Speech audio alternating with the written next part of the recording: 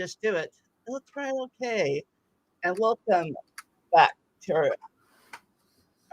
Talking Time with Caffeine. This time we are reviewing the Pixar series of films. And my friend Stick here has most recently binged them all. Yep.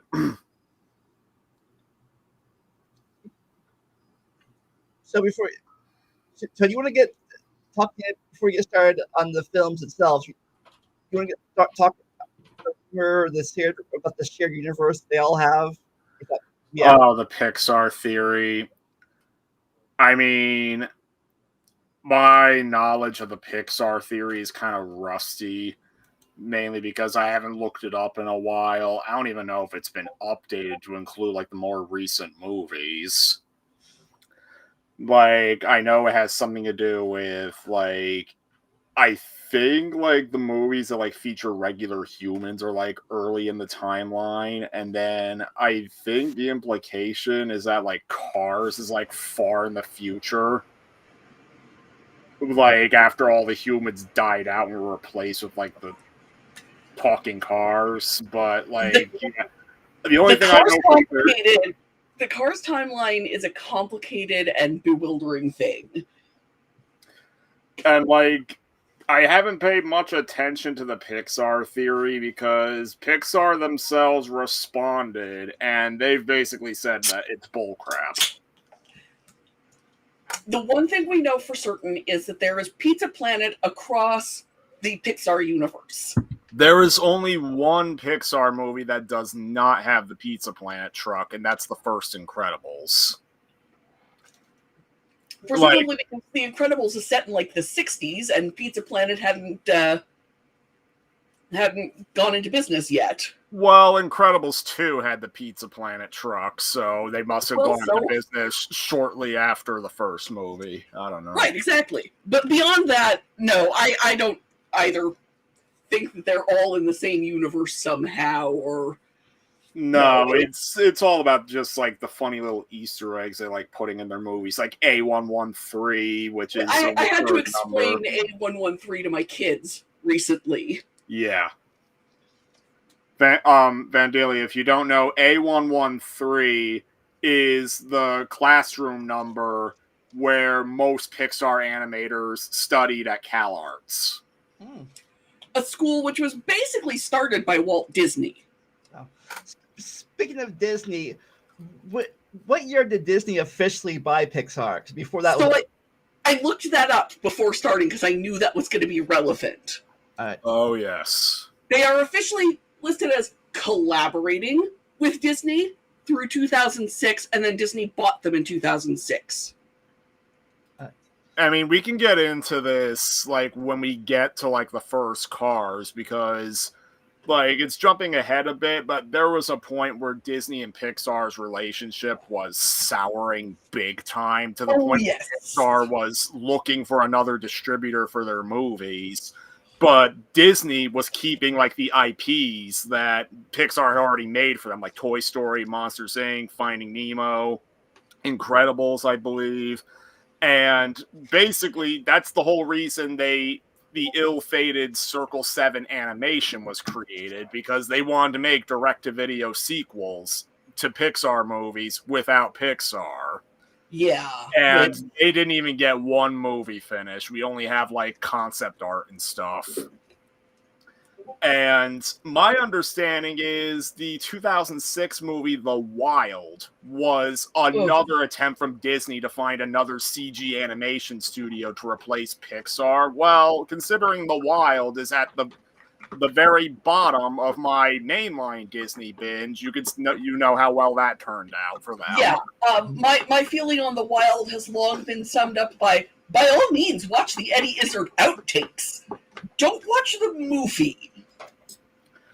And I mean, on that subject, people will ask, well, why do you consider The Wild part of the mainline Disney binge? Well, it's not part of the official Disney canon in North America, but it is in Europe, where it takes the place of Dinosaur. Which is also not a great movie. Dinosaurs So- number 2 on the bottom of the list for me. I have not watched Dinosaur in years. Now, as we established, there are a couple of Disney movies that I flat out have not seen, not just like Wish because I just haven't gotten to it yet, but by choice. And I have actually seen Dinosaur, but not in a long time. I watched all of them except for Wish, and the only reason I skipped Wish is because it wasn't on Disney Plus at the time, and I just haven't gone back to see it. I've been very firm for several years that if people want me to watch Pocahontas, Hercules, or Home on the Range, they can pay me. But unless I'm getting paid, I'm not watching them. Speaking of getting paid,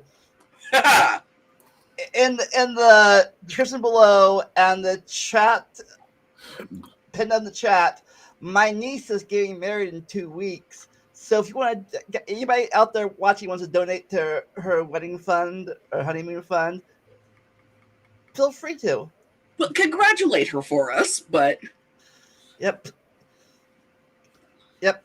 Mm-hmm. But yeah, she's Courtney, my niece, is marrying Veronica. Happy they're going honeymoon in Hawaii. Pretty much is all paid for already, but anybody wants to donate? weddings are expensive, and so is starting a new life. So I get it. Yeah, so I said it's a Venmo/Bilotti in the chat there. Link both there. So feel free. Now, before we get to the main movies, I can't remember right, but were there like Pixar shorts before they came out for? Yes. Yes. Tin Toy, I believe.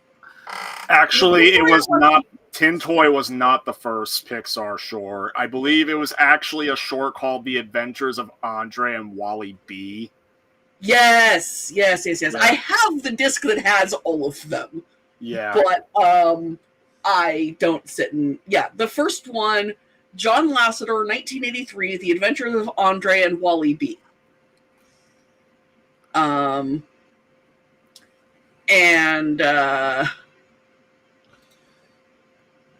Let's start with the list of Pixar shorts real quick. Yes, I'm on Wikipedia on my other tab. Don't judge. Yeah, then we get Luxo Jr., Red's Dream, Tin Toy, Knick Knack, and then we're starting to get into the ones that were before the movies. Before the movies, yeah. Like, it's weird because, like, Toy Story 1, I don't even know if it had a short before it. I do not believe it did. And then Toy Story 2, at least on the VHS, they reused Luxo Jr., but then Finding Nemo did the same thing by reusing Knick Knack. Okay, apparently they put The Adventures of Andre and Wally B before both Toy Story and Toy Story 2. In theaters. I swear as a kid, I don't know if it's because they had the Tin Toy Stories VHS tape, but I remember Tin Toy being put like on the TV at my babysitter's house, like when I was really young. But yeah, like the thing is, like with these early like Pixar shorts, I mean, the ones where they had to make like actual humanoid models. Yeah. There's a reason that it took until The Incredibles for the features to be about actual humans. Yeah, and because even The Incredibles, some of the animation is still really rough. Yeah, like Pixar, it wasn't until like maybe the late 2000s at the earliest, like maybe with Toy Story 3, where they kind of perfected like human character models. Yeah. Like, we'll get into it a bit more with Toy Story 1, because Toy Story 1 had to use a variety of tricks in order to get around like the rendering at the time, but Tin Toy, the baby in Tin Toy is straight out of a horror movie. The thing is humans are hard as far as animation. It's the whole uncanny valley, we know what humans are supposed to look like. Basically, the two hardest things to animate. And with all the love in my heart for The Incredibles, which may well be my favorite Pixar, it shows both of these weaknesses very, very clearly. The two hardest things to animate are water and humans. Mm-hmm. Because we know those really intimately as humans, and you get those a little bit wrong, and everybody's like, wow, that's really fake. Whereas a stuffed animal moving, no, that's fine. Whatever. So, why don't we start by talking a little bit about the origins of the studio here? Mm-hmm. Because... And it actually has to do with Apple, I believe. Yes. Actually, the last time I was at Disneyland was 13 years ago next month. Was October 2011. My last I was there with my partner. Was 2017. And the flags were flying at half-mast at Disneyland.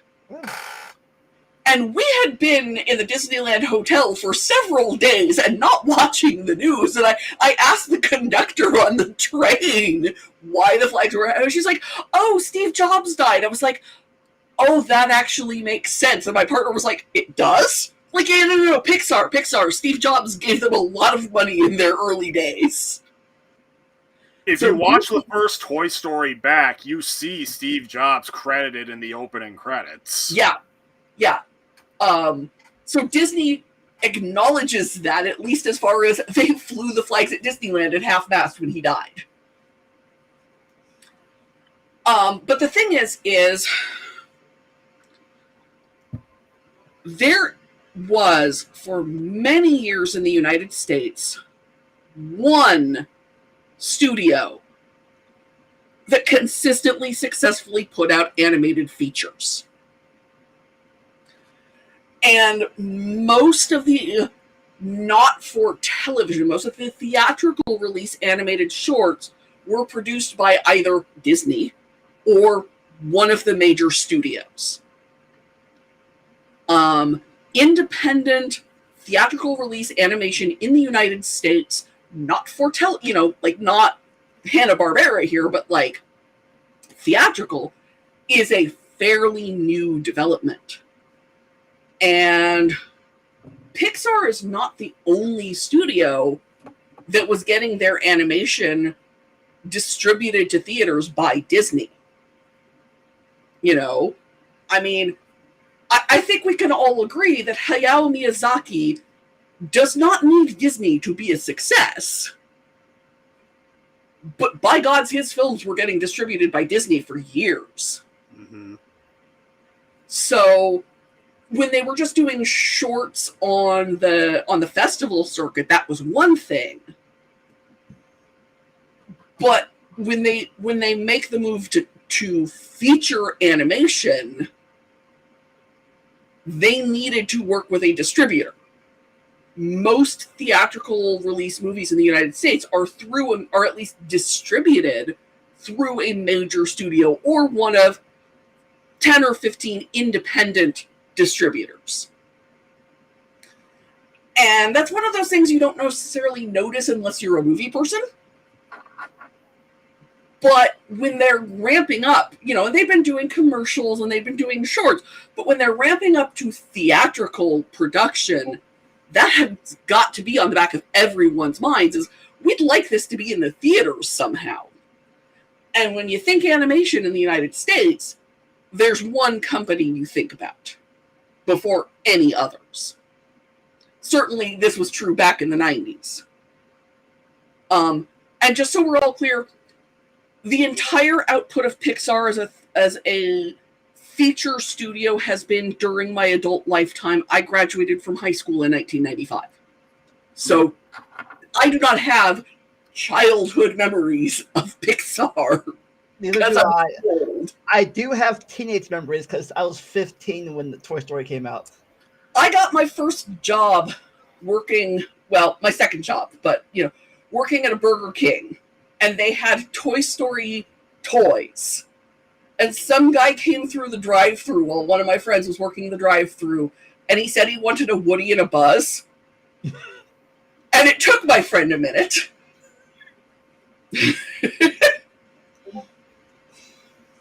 But that's how old I am. Is that I was working to pay my rent. I was working at Burger King. Well, I'm not much older. I'm not that much younger than you, but I think the last time I used an Apple computer, the floppies were still floppies. Yeah, I learned computers on an Apple II. Meanwhile, I'm the baby here because Toy Story 1, I wasn't even around for. I wasn't around for like another couple of months after Toy Story 1 came out. And then Pixar's next movie after that, Bug's Life, I was 2 years old. Right, Yeah. Speaking of Toy Story 1, let's start at the beginning. A very good place to start. So, the best way I can sum up Toy Story 1, the letterbox review I wrote was pretty short.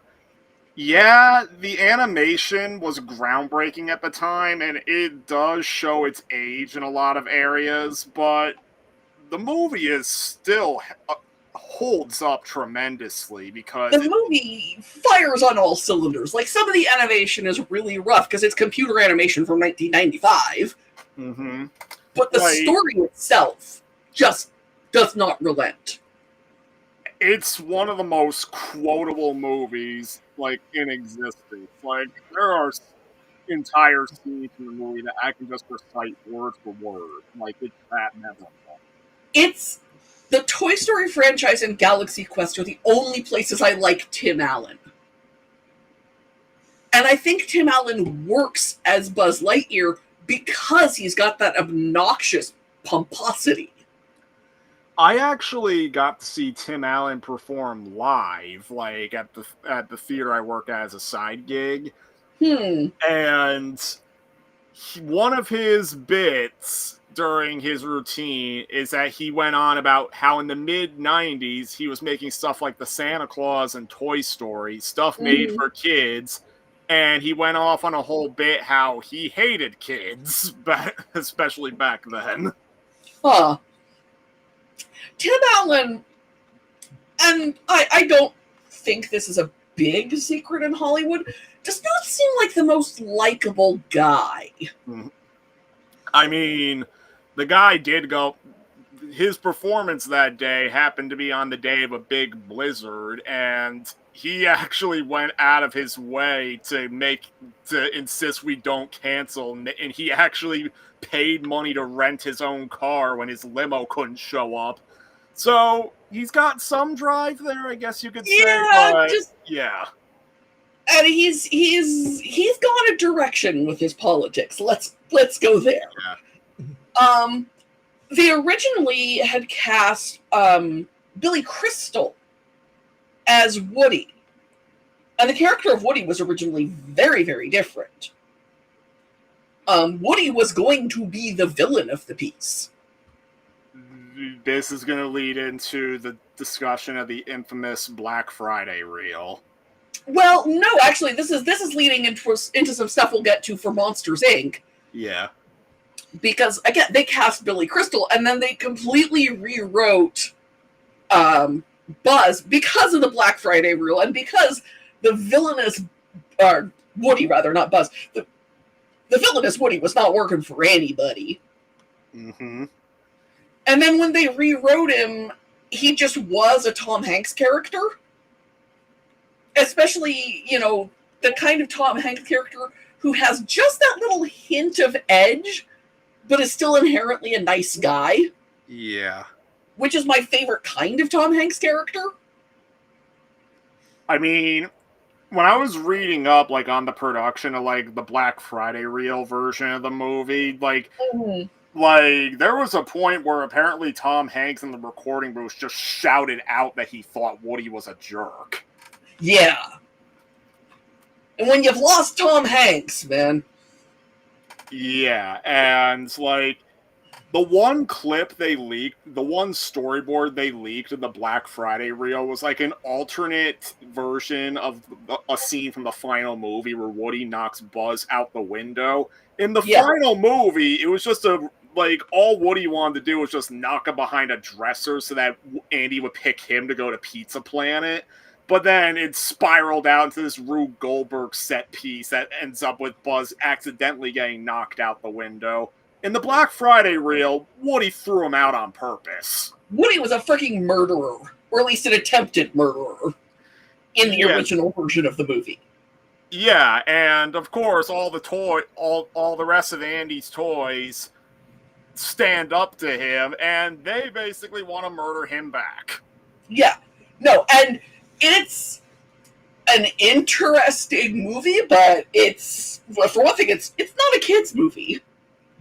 The original version of Toy Story is not for kids. Now, you mentioned earlier that he went from so good looking in the early days, like the Sids and the sister and the Andy and his mom, and yeah. And here's the thing to keep in mind. Pretty much all the kids in the movie, well, with the exception of Andy's mom and his baby sister, pretty much all the kids in the movie are just Andy's model. Just dolled up to look different. Yeah. Because it took a huge amount of computing power.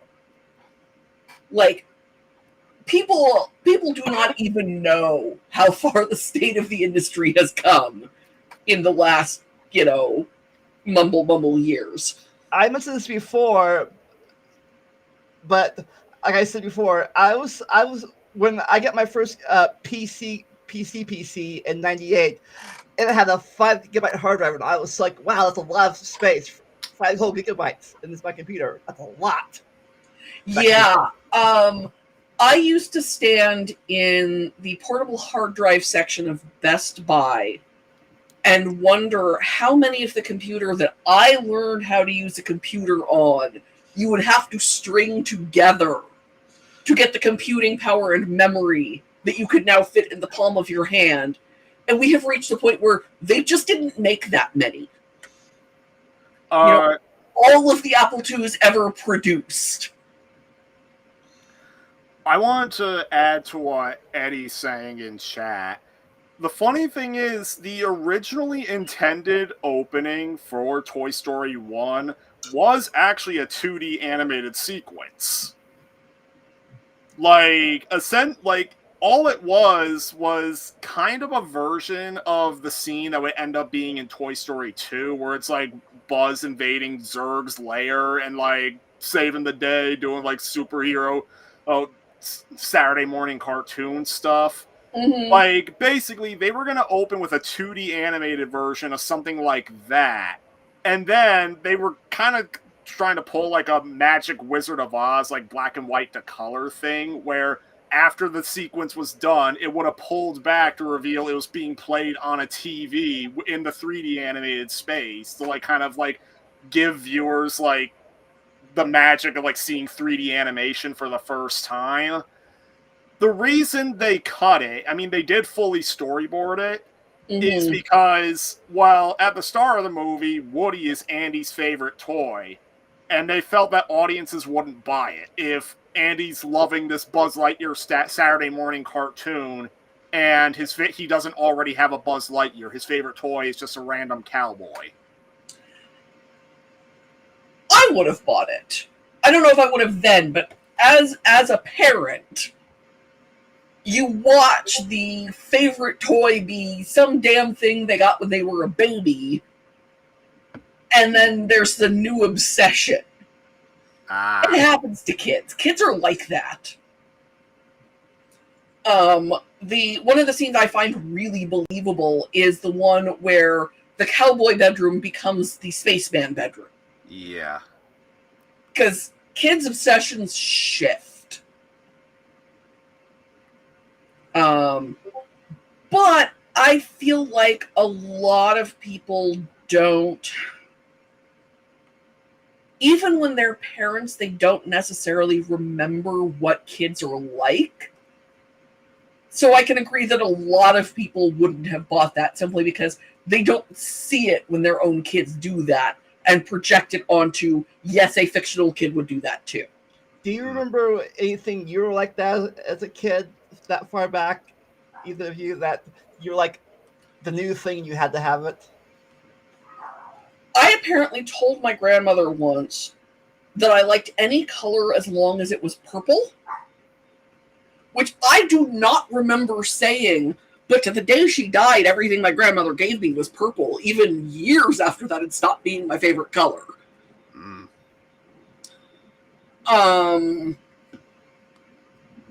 I remember a lot of fads, because the 80s were in many ways a golden era for kids fads. I'll be right back. Mm. You know, and I can quote you guys things that you have never freaking heard of that were just essential when I was 9.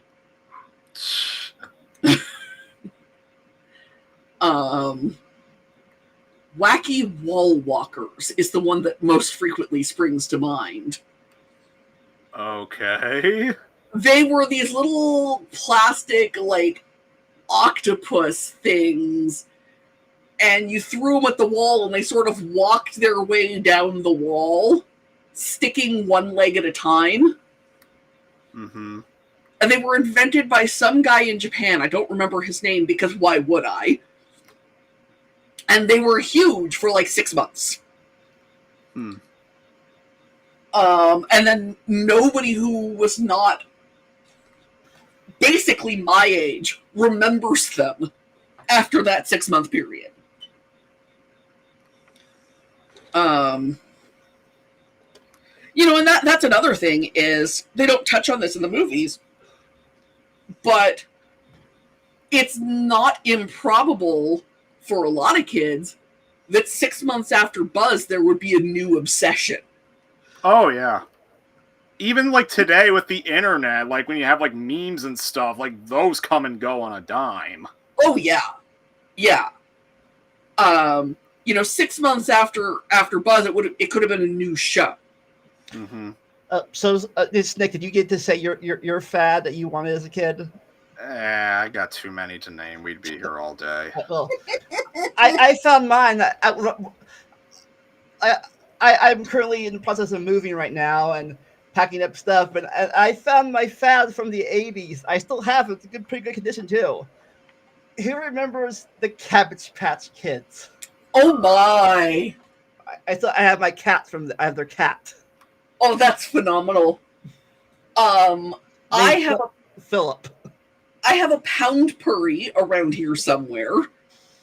A black and white kitten pound purry. I have the stuffed baby piggy doll that my grandmother made me back when Muppet Babies was new.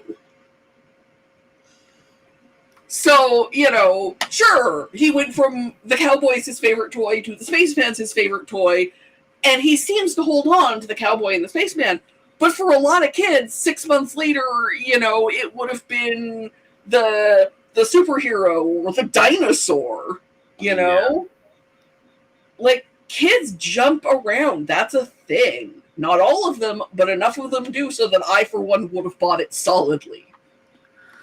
And this is going to become a bit of a thing I talk about with Toy Story 4 in regards to how Bonnie treats Woody in that movie. And my problem with that is not necessarily the problem that lots of like the 6-hour video essayists, in air quotes, go on and on about. Yeah. My problem is that it's a little too convenient. And well, that movie is generally very mean-spirited, but that's jumping ahead. Toy Story 1. We'll get to that eventually. So, what was your favorite part about this movie? I'm sorry, I didn't hear you. Your favorite part about the movie? Pretty much everything. I mean, like, there are, as I said, there's way too many quotable things in the movie. Like, the hidden adult humor is, like, one of the best parts, I think. Like, one of the best examples of it in Pixar's filmography. I could be wrong, but I think at least my meme, at least I think the most memeable thing of the movie might have been the claw. Nah, I think probably I think the scene of the movie that I thought was the most memeable was the whole Mrs. Nesbit part. God, I love the Mrs. Nesbit part. Honestly, Sid's sister is probably my favorite character in the movie. Because she is, you wonder about that household. The fact that Sid is the way he is, and I don't mean the cutting up and reconstructing toys and all of that. I mean, like, he's got a giant firework in the backyard, and there seems to be no parental interest. No, I was wrong. It's not the claw.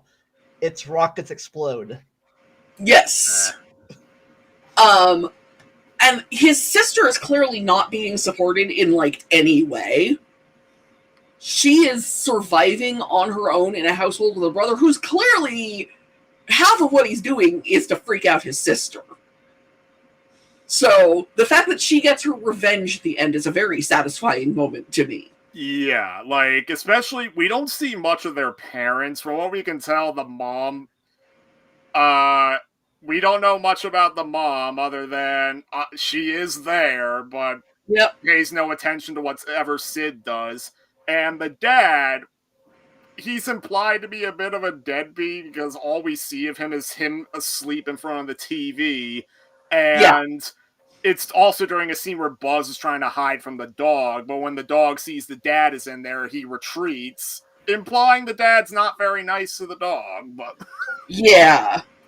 There's a whole paper to be had about the family dynamic of Sid from Toy Story. Mm-hmm. All right. So next we go from toys to insects. So I'll say from, like, the original Toy Story all the way to, like, Toy Story 3, nearly every movie Pixar made was, like, a bona fide masterpiece. Like, that's how much of a winning streak they had. Yeah. I would argue A Bug's Life, I enjoy the movie, but it is one of the points where they maybe stumbled a bit. It's an interesting take on Seven Samurai, I will say that. Like, I will say, it has a pretty powerful message behind it. How, like, even in the face of, like, oppression, like, all it takes is one person to... All it can take is just one person to stand up against the oppression for everybody to get behind them. Speaking of that, I've got a time frame of this, but did this movie come around at the same time or a different time than the Ants movie? It came out around the same time. Ants, yeah. Which is interesting because it means that both movies have someone in a major voice role with some unpleasant allegations behind them, because the villain in this movie is Kevin Spacey. Yep, it's Kevin Spacey. So yeah, that's a commonality that I don't think anybody in charge. Not that Lasseter is a great guy himself, you understand, but that was probably not a deliberate similarity between the two movies. There is a thing in Hollywood, and sometimes it's deliberate, and sometimes it's not, and what have you. It's just apparently time for this story. So you get Ants in A Bug's Life, you get Volcano and Dante's Peak, you get Armageddon and Deep Impact, where there are just these two movies that the rough outline of them is very, very similar. And sometimes that's because somebody was shopping a script around and somebody said no and then churned out their own version of it in 3 weeks. Mm-hmm. And sometimes it's just because that's the story that we have this week. And I think A Bug's Life is clearly the latter example. Like I've said, if it's ripping off anything, it's the Seven Samurai. So, except in this case, all of the samurai are fakes instead of just one.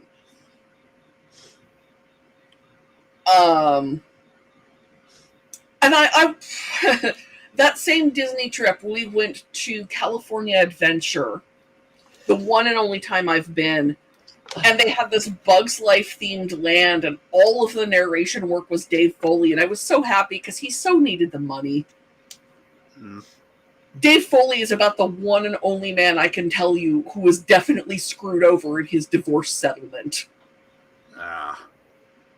When he got divorced, it was during news radio, and his alimony was set based on what he was getting paid on news radio. And when the show went off the air, he couldn't get his alimony reduced. So for many, many years, he couldn't go to Canada because he was literally unable to pay the alimony he owed his ex-wife. So anytime he got work, I was very happy for him.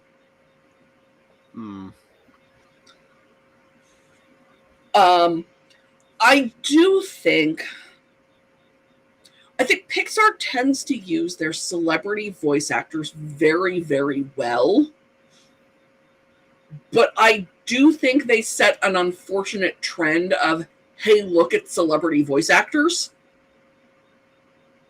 And yeah, Disney was doing some of that as early as, The Fox and the Hound. Even Jungle Book has some, at the time, celebrity, and Louis Prima. But Pixar, that just became their thing, is who's doing the voices in the new Pixar movie. Yeah. And Dave Foley is good in this movie, and give him credit, Kevin Spacey's doing good in this movie, and Dennis Leary's doing good in it, But it gives way to things like Chris Rock saying of the Madagascar franchise that voice acting is easy. It's like, well, yeah, I guess if all you have to do is just be yourself. But there are a lot of voice actors who are able to be 15 people in a scene in a single take. Mm-hmm. And that is not what Chris Rock is doing. Now they didn't do it in the first movie, but in this movie, they. You said at Disney at this point. They're collaborating with Disney, but not owned by him, right? Yeah. Now, they did, like I said, did the first movie with the bad guy hit, but in this movie, the bad guy definitely got killed off at the end. Oh yeah. Via bird. Oh yeah. Eaten by a bird.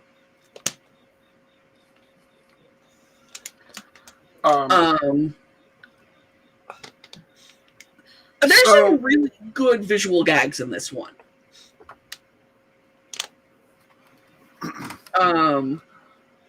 That they are drinking from water droplets that are held together by surface tension is a thing that I quite liked. And the fact that the ladybug is voiced by Dennis Leary, who is surly because ladybug is the name of his species. That doesn't mean they're all female. Now, this movie is also based upon a short story, right, from a long time ago.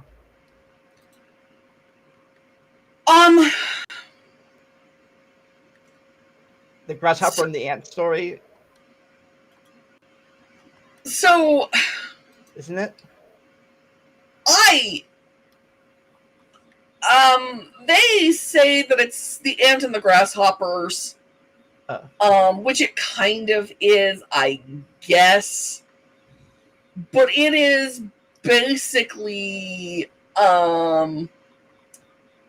it's basically the grasshopper and the ants by way of Akira Kurosawa's Seven Samurai. Okay. Which has been adapted many times. It's the basis of the Magnificent Seven. All kinds of things along those lines. And it's basically, it's a classic Western trope, which makes it funny that its most iconic version is Japanese. But it's small town needs help fighting against the bad guys and brings in outsiders, even though they're not sure how much they can trust the outsiders.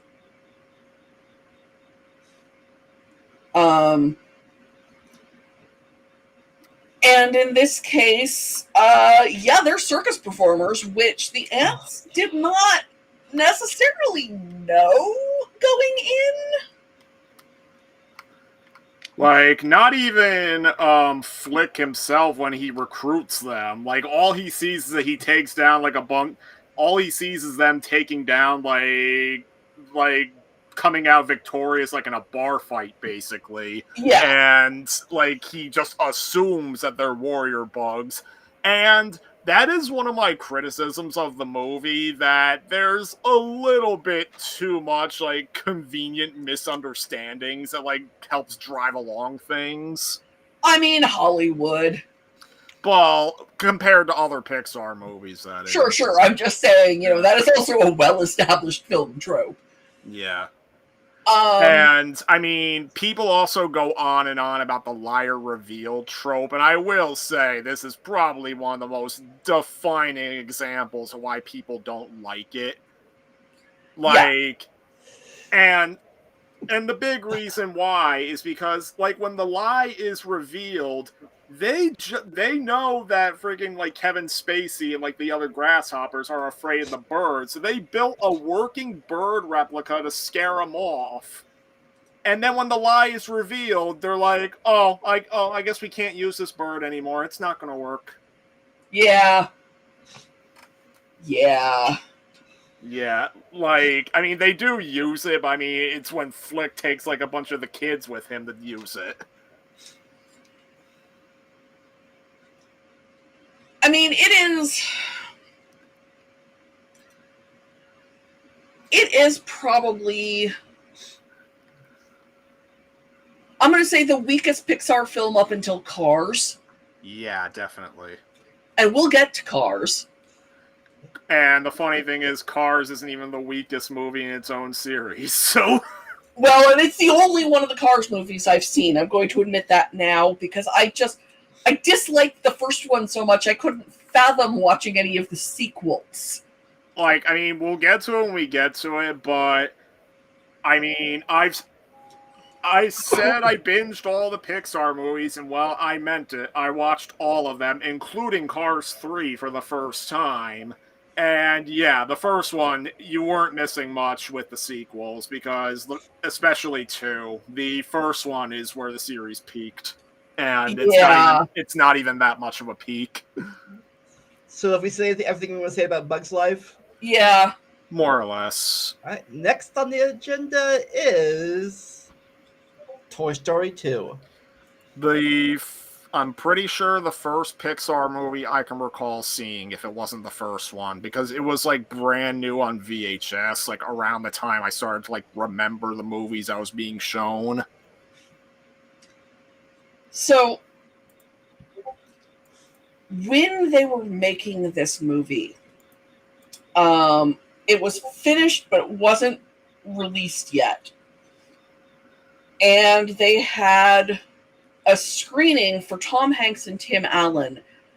And they were sitting on opposite sides of the theater, which I think tells you a fair amount about their relationship. Because they weren't even doing the, we'll sit with a space between us, sitting literally opposite sides of the theater. And it gets to When She Loved Me. And I loved Sarah McLachlan well before this movie came out, because I am a woman of my demographic. And that woman has a voice that can make angels weep. And it gets to the song, and they're watching this happening to these characters, and each one of them looked across the theater to see if the other one noticed that he was crying. Because both Tim Allen and Tom Hanks were just weeping over the When She Loved Me sequence. Which I think is the real start of the Pixar tradition of any sucker can make you cry at the end of a movie. Which we will discover its finest point when we get to Up. Mm-hmm. But it is the start of, there's going to be a tearjerker moment in this movie, and then the movie will keep going somehow. Like, the thing with Toy Story 2 is that it had everything stacked against it. Yeah. Like, originally, it began life as one of the direct-to-video sequels that Disney was, like, starting to really churn out in the late 90s. Yeah. And funny story, so the movie as a direct-to-video movie was complete. I mean, it had like a similar outline to the final movie we got. It's just that when they decided to move it up to theaters, they actually redid the movie, well, made it better for theaters instead of just a cheap direct-to-video flick. Mm-hmm. But when it originally began life as a direct-to-video movie, there was a point where the movie was accidentally deleted. Yeah, and was only saved because somebody was on maternity leave. And they happened to have the files backed up. Yeah. I mean, they ended up scrapping that version of the movie anyway, but still, that could have ended really badly. Well, especially because one of the things they lost was the character models. Uh-huh. And that's kind of important. Especially back then, with how CG animation worked. But the thing is, even when they moved it up from direct-to-video to theatrical, Disney apparently wouldn't budge on the deadline they wanted for the movie, so Pixar had to work massive crunch, I believe, to get the movie done. Yeah, one of the animators was so overworked that they forgot their kid in the backseat of their car. Mm-hmm. Because they were just in such a daze the whole time. And animators are starting to seriously unionize, and good for them. Especially because history has confirmed repeated itself, and it's been revealed that Inside Out 2 did not have the best working conditions. It really did not, and they fired a bunch of people in such a way that meant that they didn't qualify for the bonus they were going to get for working on the movie. And yeah, it's messy. I have strong feelings. I love Disney for their product, but as a studio, they have got some toxic history. And that's true of the industry as a whole, but man, it's weird. They don't but I don't know if it's recently since like that they were fighting the Florida governor about their thing. Oh yeah, no, I mean DeSantis. The joke in my film group at the time was that when somebody makes you take the side of the multi-billion-dollar corporation over you've made choices in your life. And I looked it up, by the way, and technically, yes, they legally did have the right to build a nuclear reactor on the Disney property in Florida if they'd wanted to. Because Walt was weird. Actually, I think Walt really would have liked the whole computer animation thing, because Walt was such a diehard futurist. But, I don't know what he would have thought of the stories, necessarily. Toy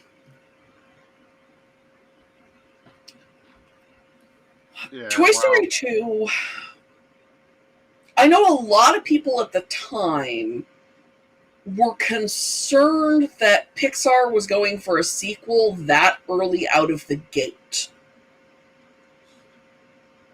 Well, their fears were alleviated because Toy Story 2 is one of the best sequels ever made. Oh, absolutely. Yeah. But, you know, it's every time a new, with the exception of the Cars sequels, which again, we'll get there, but they're their own thing. But every time a new Pixar sequel is announced and people start going, well, how can that possibly be any good? I remember when Toy Story 2 came out, you know? Like, I remember saying it myself about Toy Story 3. So here we all are. speaking of two, now this movie, unlike the first movie, this movie had two villains, right? Yes. Well, yeah, like Well, I mean, you had a human villain with Al, and then the toy villain was the Prospector, who was like a bit of a twist. Yeah. Kelsey Grammer and Wayne Knight, I think, is the Wayne voice Knight. of Yes. Al. Yeah. Yes. By the way, Al is like has become like one of my new meme characters. Like I freaking have the entire Al's Toy Barn commercial like memorized. My movie friends are much the same way with Wayne Knight himself. Mm-hmm. The easiest way to make some of my film friends start screaming is to ask if it's possible that Dennis Nedry survived Jurassic Park. The answer is no. No, he could not have. But I have friends who are determined to make an argument for it. Like, I just think Al is incredibly quotable in Toy Story 2. Like, oh, sure. It's weird because, like, when I was rewatching the movie in high school, like, I just noticed, like, all the adult speak he has, like, especially regarding his business deal with the toy museum. And, like, some quotes of his that come to mind include, like, I can't believe I have to drive all the way to work on Saturday. All the way to work! Drives right across the street. Then the face he makes, the friggin' face, like, especially, like, so it's funny because one of the big reasons for the Pixar theory is that when he accidentally, like, gets Woody's arm to completely rip off, he gets, like, a cleaner to, like, completely restore Woody. Said cleaner is the chess player from the short that played in front of A Bug's Life. Jerry's Game. Yeah. Yeah. I have to say, I really like that they show the effort that it takes to restore something like Woody. Yeah. I watch, there's a doll customizer that I watch on YouTube. And she's actually inspired me to think that I could clean and restore one of my own childhood dolls. It's going to be a process because this doll has much more hair than a Barbie does, so rerouting her hair is going to take days. But it can be done. And that makes me happy. Wow. But yeah, like the whole scene, like I noticed that like on YouTube uploads of the scene before like the whole made for kids thing disabled comments on most uploads. People like the scene as like sort of an ASMR kind of thing. Oh yeah.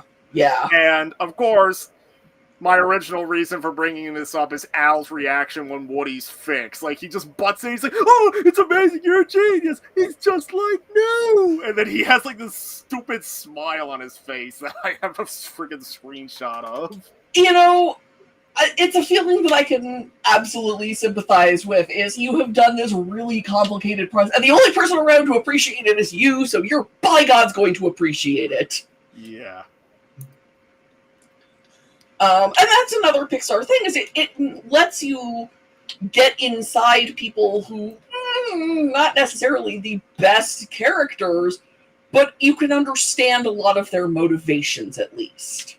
Yeah, like, especially, like, with both Al and the Prospector, because, yeah, Al's a greedy son of a bitch, but, like, judging from the ending, I guess you could say all the deals he's doing where he's giving away everything for $1.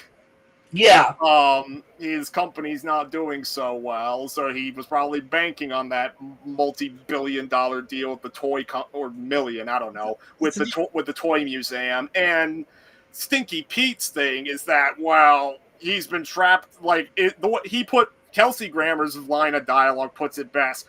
Fair! I'll tell you what isn't fair. Spending a lifetime on a dime store shelf watching every other toy be sold.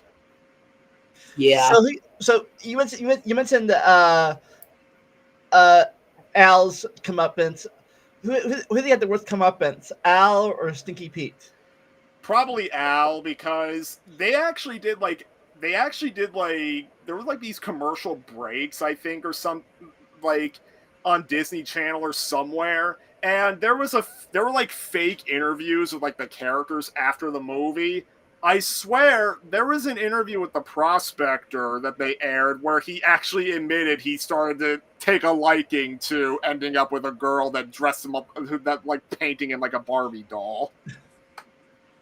I mean, he gets played with, and that is the recurring theme of the Toy Story movies, is that toys get played with. Oh, and Toy Story 4 is going to forget about that, but we'll get to Well, yeah, no, that's its own thing. And there are things to love in Toy Story 4, but it is definitely the weakest of the 4 movies. Mm-hmm. Even if it does have Keanu Reeves. See, we also got introduced a few new characters, like then there's the theme. Jesse. Jesse, and then the horse. Yeah. Oh gosh, I forgot what was his name. Bullseye. Thank you. Can I say, by the way, what my favorite of Woody's sayings when you pull his string is? Someone's poisoned the water supply. It's actually somebody's poisoned the water hole. There you go. That's that's a children's toy. I am really sorry, but anytime I hear that pull string saying on Woody, I just think of when he says it in Toy Story 1, because it follows. So he's like doing like random sayings, like when to like get Sid's attention. The last one he does is somebody's poisoned the water hole. It's busted. Who you calling busted, Buster? That were Toy Story 2. I gotta mention this. They did a little thing here. Last Saturday, me and Eric did a tribute to James Earl Jones, and here they did a little thing here where Buzz's father appears. Emperor Zurg. Uh-huh.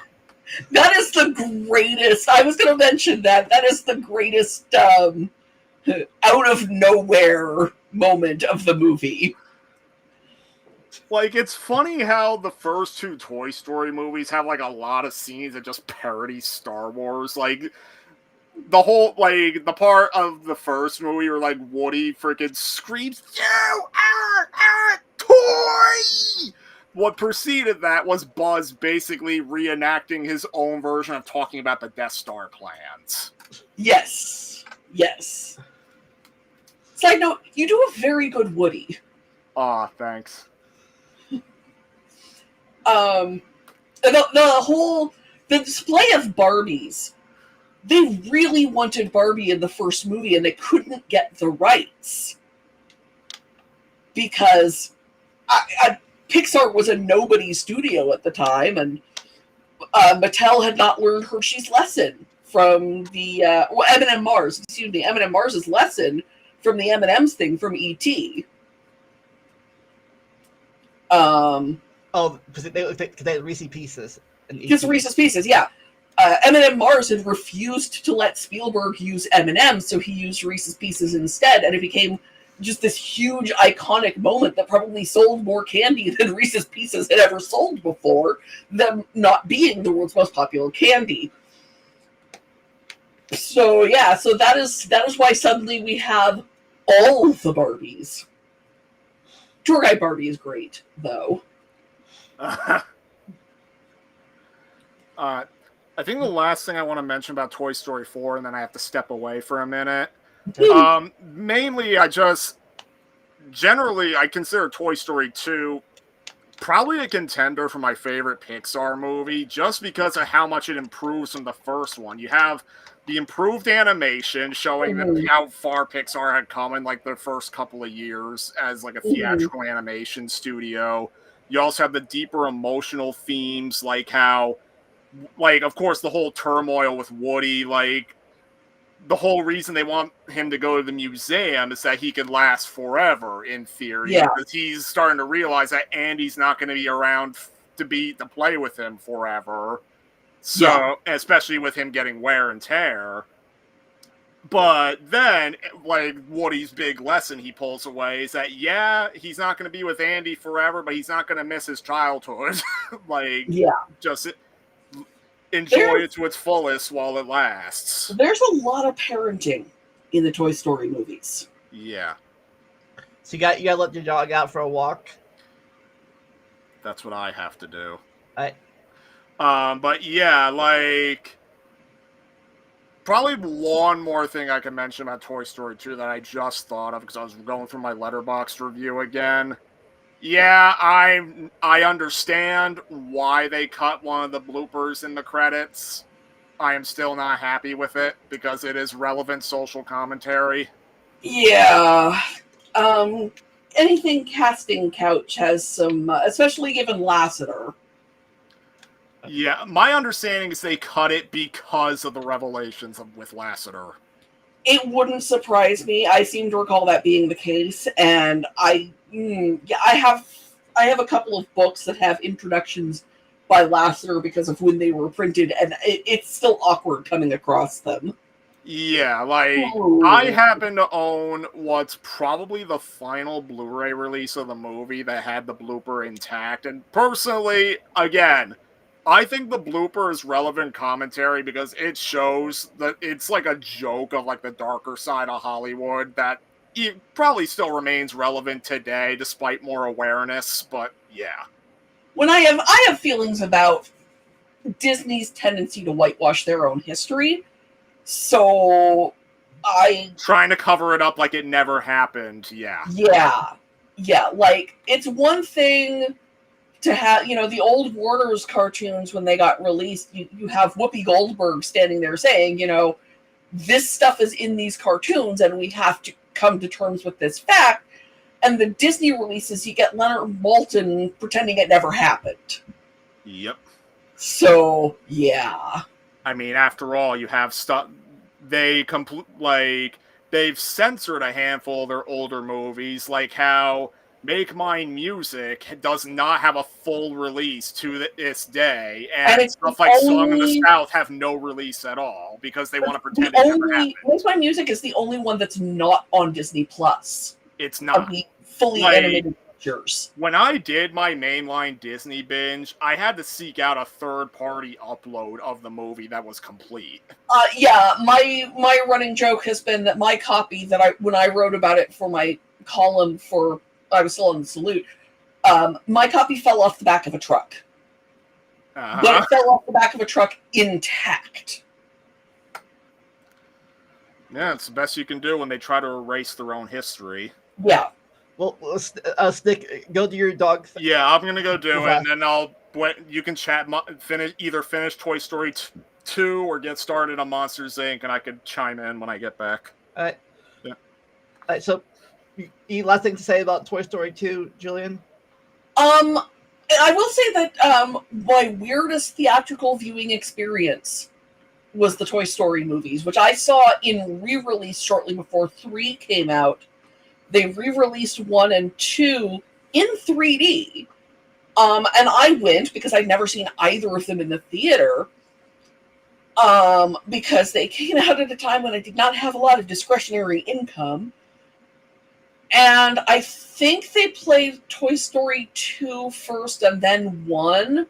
But either way, one of them, it was just me and this father and his probably 4 or 5-year-old daughter in the theater. And then they left, and I saw the other one completely alone. And I've got a lot of friends who like the idea of being alone in the theater, but that's not a great movie to be alone in the theater for. Because you start imagining things coming to life behind you. Oh, I just remember something. I missed the meme last time, but the aliens were introduced in the first movie, but they didn't become a part of the family in the second movie. Yeah. Some of them came home with Andy, clearly, and there's 3 or 4 of them kind of living around the house. And I play Disney Dreamlight Valley, which is an extremely silly game. But Buzz and Woody are 2 of the characters in it, and one of the quests you have to do involves finding 10 of the aliens around your island. I like that they are the only explicitly religious characters in a Disney movie or Pixar movie who have invented their own religion. The Claw is a god to the characters in the first movie. And that amuses me, and I think it's one of those things that most people do not think about. Oh, you're right. I forgot about that. Just listen to the way they say, the Claw. The Claw is taking them to a better place? No, because they're going to Sid's. But a different place, certainly. All right. Yeah, I think that's pretty much what I have to say about Toy Story 2. All right. Next is Monsters, Inc. So when they... November 2nd. Yeah. Well, when they recast Woody, they told Billy Crystal that they would write a character just for him. And Mike is their character just for him, and he's so perfect as Mike. The short where he gets a new car is almost completely silent, and it's the funniest thing. This is another one where it's another one about being a parent in a lot of ways. Because kids are scared of weird things. Mm-hmm. And you can't always predict what that thing is going to be. And I've known there's a children's book, I think it's called like How I Found My Monster or something, where this kid is auditioning monsters to live under his bed. And so the idea that for some kids, it's silly who would be scary. And for other kids, it's a different kind of monster. And how you scare a kid is going to vary from kid to kid. It's another one of those movies that really understands children. So, in this universe that came out of the closet, but you remember you're old like me, so you remember the Fred Savage Under the Bed movie? You mentioned it. Oh, I never watched it, but I know which one you're talking. It's called like Little Monsters.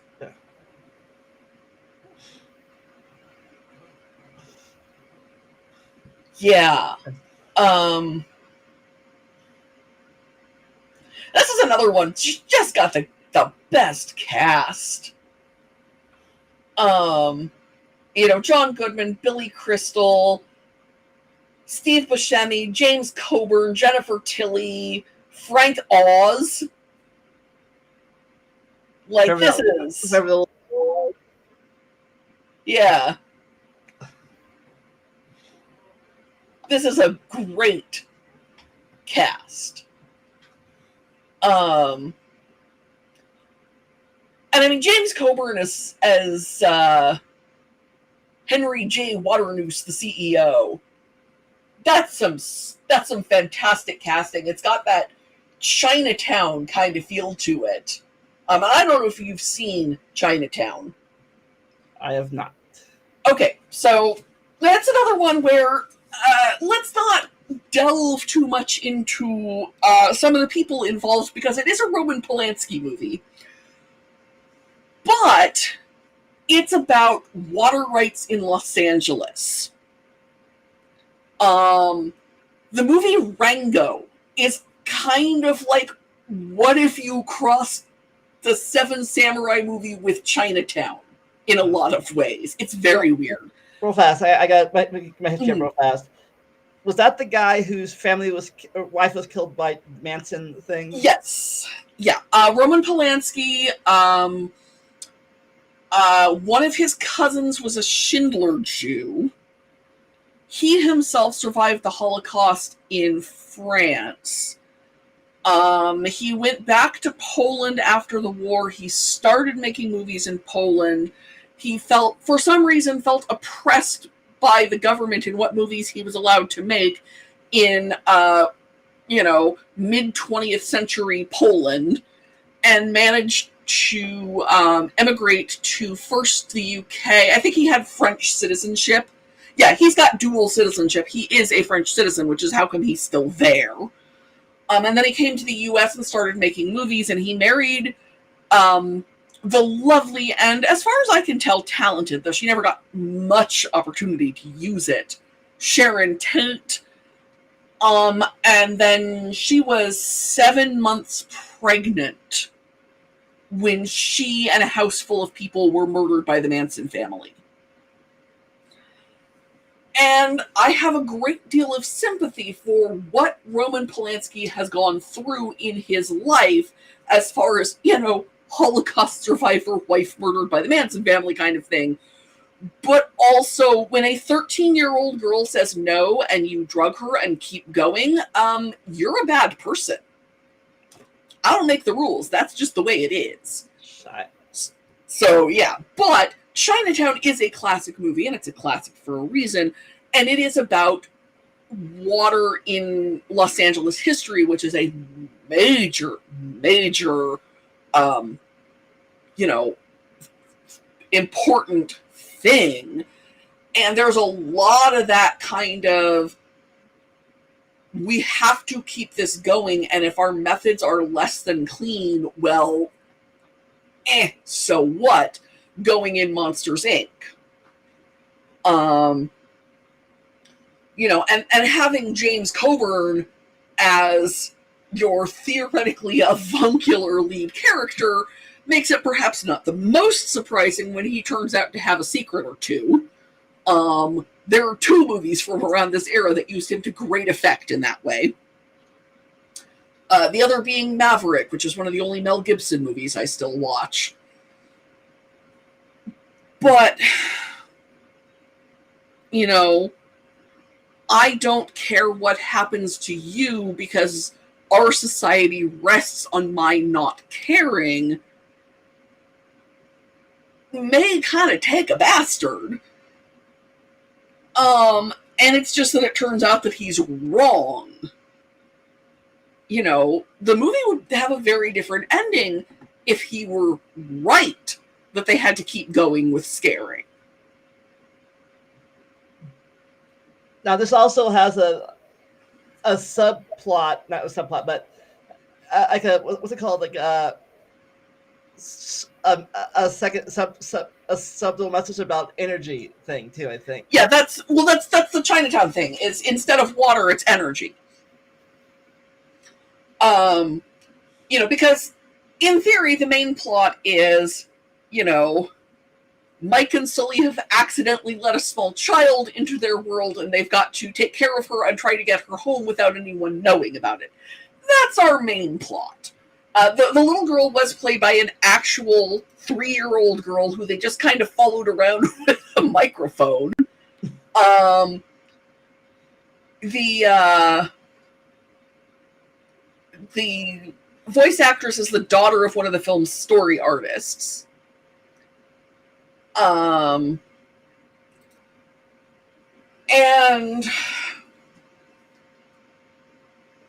so there's a lot of shenanigans and goings on dealing with this girl, and there's a scene that is just the most perfect play on a Chuck Jones cartoon. When, there's that machine that shreds the doors, and Sully thinks that Boo is in the machine. All of his reactions are modeled on a dog in a Chuck Jones cartoon. It's a great awareness of animation history. It's a really spectacular moment. And obviously it's on purpose, because you don't get that cell-to-cell similarity by accident. But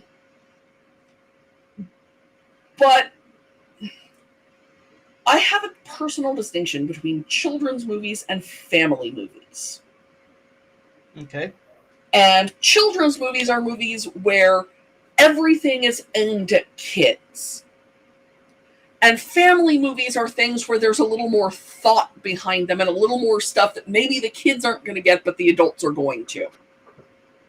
And most Pixar movies are family movies.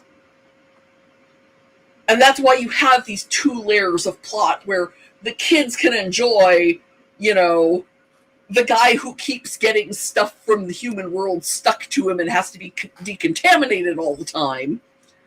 And the adults are going to laugh at the fact that the restaurant that Mike is taking his girlfriend to is called Harryhausen's. Which, for those who are unaware, is a reference to the great stop-motion animation science fiction marvel Ray Harryhausen. It's also the name brand of the piano in Corpse Bride. It's a Harryhausen. So there's these two different layers to the movie. And it's another one of those places where the state of animation has clearly come so far based on Sully's fur. They individually modeled every single strand of fur. And had the computer power to do it. And this is just, you know, what are we talking here? This is 2001, so this is 6 years after Toy Story. This is how far the animation has come. And Boo still doesn't really look fully human, but she looks a whole heck of a lot better than Sid.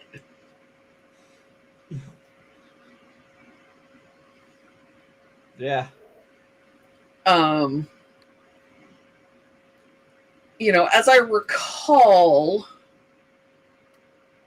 Roz is, Bob Peterson, who is one of the behind-the-scenes guys, and Roz is one of those, well, we initially were going to hire someone else for the role, but he was just so good in it that we left him.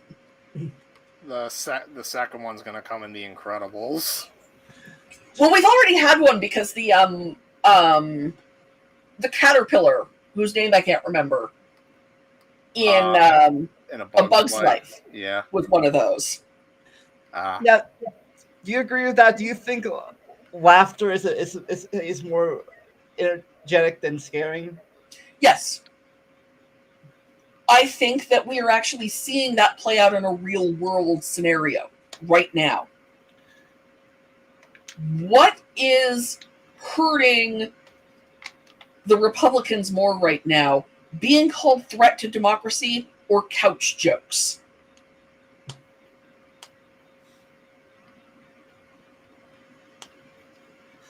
Probably the couch. The couch jokes. And they don't know what to do about it, which is even funnier. Fear will only take you so far. Laughter is more powerful. Can I recite a joke on that front, actually? Sure. Okay, because I was rewatching classic Family Guy, and I came across this one quote that reminded me, yeah, classic Family Guy knew what the hell it was doing. So, like, the context is that it was an episode where Peter screwed up Stewie's birthday party, but then he salvages it by literally bringing, like, a whole freaking circus to, like, the Griffin household. Then, when Peter shows up, he's like, hey, Lois, look, it's the two symbols of the Republican Party, an elephant and a big fat white guy who's threatened by change. Now, fast. Was that the one where Meg was in a cult? It might have been, yeah. I think that was one of the subplots there, yeah. So now, have you seen Chinatown? I have not, but I know of it. Okay, you missed my entire, like, this is how Monsters, Inc. relates to Chinatown discussion.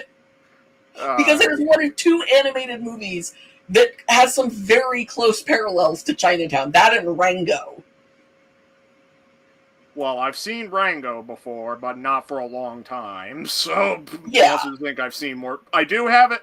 It is on my to-do list for Letterboxd rewatches, so I'll get to it soon. But yeah, No, because the whole thing about we have to do whatever we're going to do to keep the power going. Mm-hmm. Ties very into the water rights situation in Chinatown. So again, this movie we had two villains. Mm-hmm. Yeah, twist villain at the end. Mm-hmm. Though, if your twist villain, as I said, if your twist villain is voiced by James Coburn, how much of a twist is it really? With all the love in my heart for James Coburn, who is a hell of an actor, no. Now, let's see. I'm just trying to see what I said about the movie. So, oh yeah, the thing. There's only. I mean, I'm pretty sure you've said all there is to say about Monsters Inc. I mean, I do like how it's social commentary on how corporations often stoop to unethical practices, to put it lightly, to meet their demand. And also, it should be noted, Monsters Inc. was the first Pixar movie I ever saw in theaters. It was not the first movie I saw in theaters, but it was one of the first. Oddly enough, the first movie I did see in theaters was the movie that ultimately beat Monsters Inc. at the first animation award at the Oscars, I think. Animated feature, yeah. Best animated feature. Everybody thought Monsters Inc. was gonna win because the only other competitors were Jimmy Neutron and another little movie called Shrek, which I still actually have not seen, if you can believe it. Well, Shrek took home the award, and well, did it that? Mm-hmm. I mean, it could be nostalgia buys. I might prefer Shrek a little bit more than Monsters Inc., but yeah, Shrek is the first movie I ever saw in theaters. Yeah. And the animated feature category realistically exists because of Pixar. Yeah. Because for many, many years, it's like, oh, so it's just going to go to Disney or no one. And as foreign language animated films started getting better released in the US, and as Pixar started building as a competitive animation studio to Disney, which it still was in those years, there was actually a reason to have an animated feature category.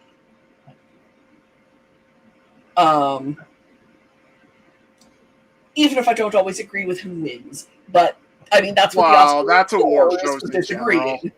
That's award shows in general, really. Oh yeah, no, I love the Oscars even when they are wrong. Yeah. Okay, we'll get to the prequel eventually, but before we go on the next movie, I am a foreshadowing a little bit. I am not going to be effing nice to that prequel. Okay. I am going to be the outlier on that movie, genuinely. Okay. Okay, but we got me and I don't know. I don't think Jillian knows about this, but me and Snick, we got to talk about the unofficial sequel, quote, in a certain game. You mean KH3? Yeah. Yeah, I didn't like how it was handled there.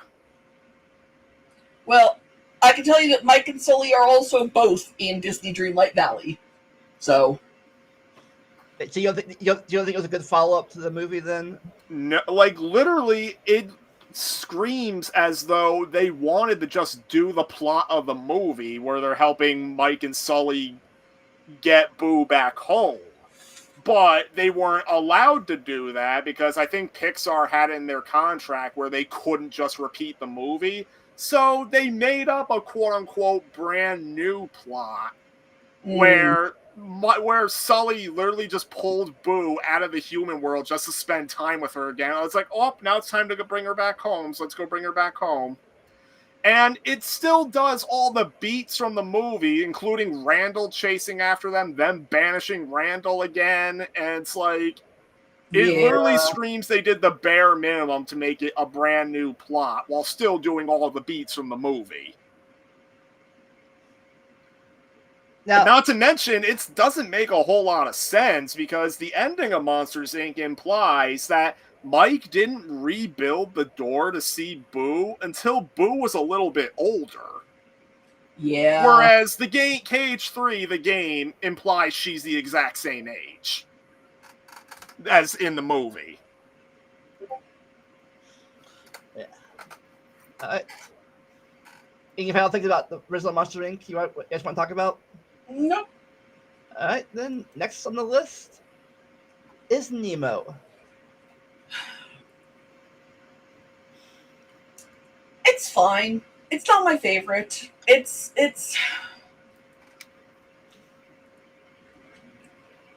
I mean, again, it's about parenting. A lot of these early Pixar movies are. And when we get to Turning Red, I will have a lot to say on the subject of movies about the need to let go, which this one very much is. Were you a parent at this point? This movie came out. Okay, so my firstborn was born in 1997, but I gave him up for adoption. And the first Pixar movie that came out after Zane was born was Inside Out. So we've got a ways to go before we will get to... Monsters University came out so close to when he was born that I did not see it in the theater because I could go at any minute. So none of these parents are you yet? None of these are me yet. Okay.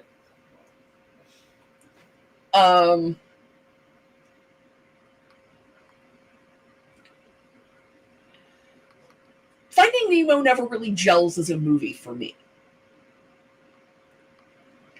It's a whole bunch of shorts kind of strung together with an overarching plot. I did like how a lot of the things was biology accurate, like the clownfish, the sea anemones, and the jellyfish. Yeah. Oh, yeah. Pretty much the only things that aren't accurate were just for the liberty of making the movie work, like letting them talk. Yeah.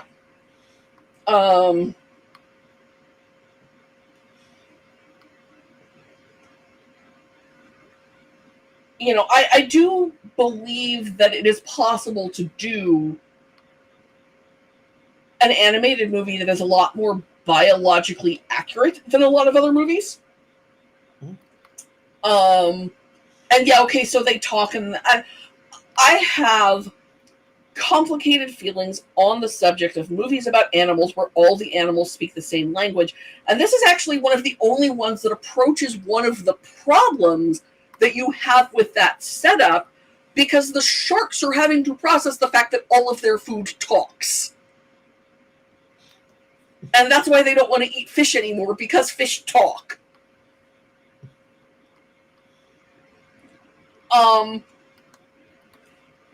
But you can get, this is what, you know, the depths of the ocean can be like, and, you know, this is migration, and this is where this species lives, and this is what a reef community is like, and things like that. And I appreciate that. It's just that the movie itself never really works for me. I don't think it's bad, it's just not my thing. I have nostalgia bias for the movie. Like, I just like the set pieces, and, like, the themes, they're basic, but, I mean, they're executed well. Sure. Like, I'll say, like, it's one of the Pixar movies I gave a full 5 out of 5 on Letterboxd, but I fully admit it's on the lower end of that range.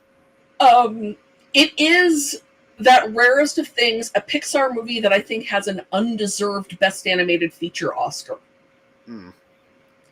Its competition that year was Brother Bear, which is even more fine. Yeah, Brother Bear. Brother Bear made some interesting choices. Yes, it did. I think I discussed it in the Disney episode. Yeah, we did. We spent a lot of time talking about how it's fine. It's fine.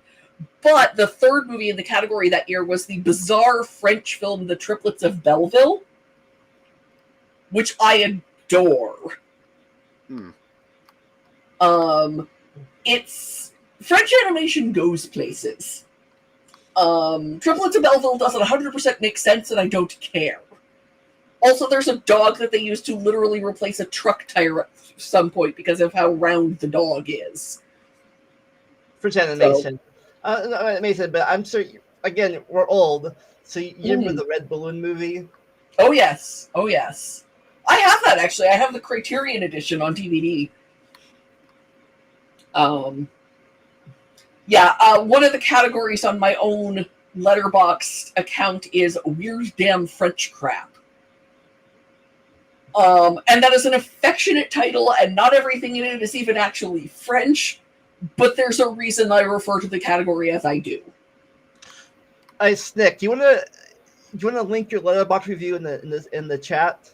I mean, Finding Nemo. I mean, I could do that. I think you did one of all the Pixar. I think you did one of all the Pixar films together. You read them separately. I mean, I could just straight up link my list, my rankings of the movies.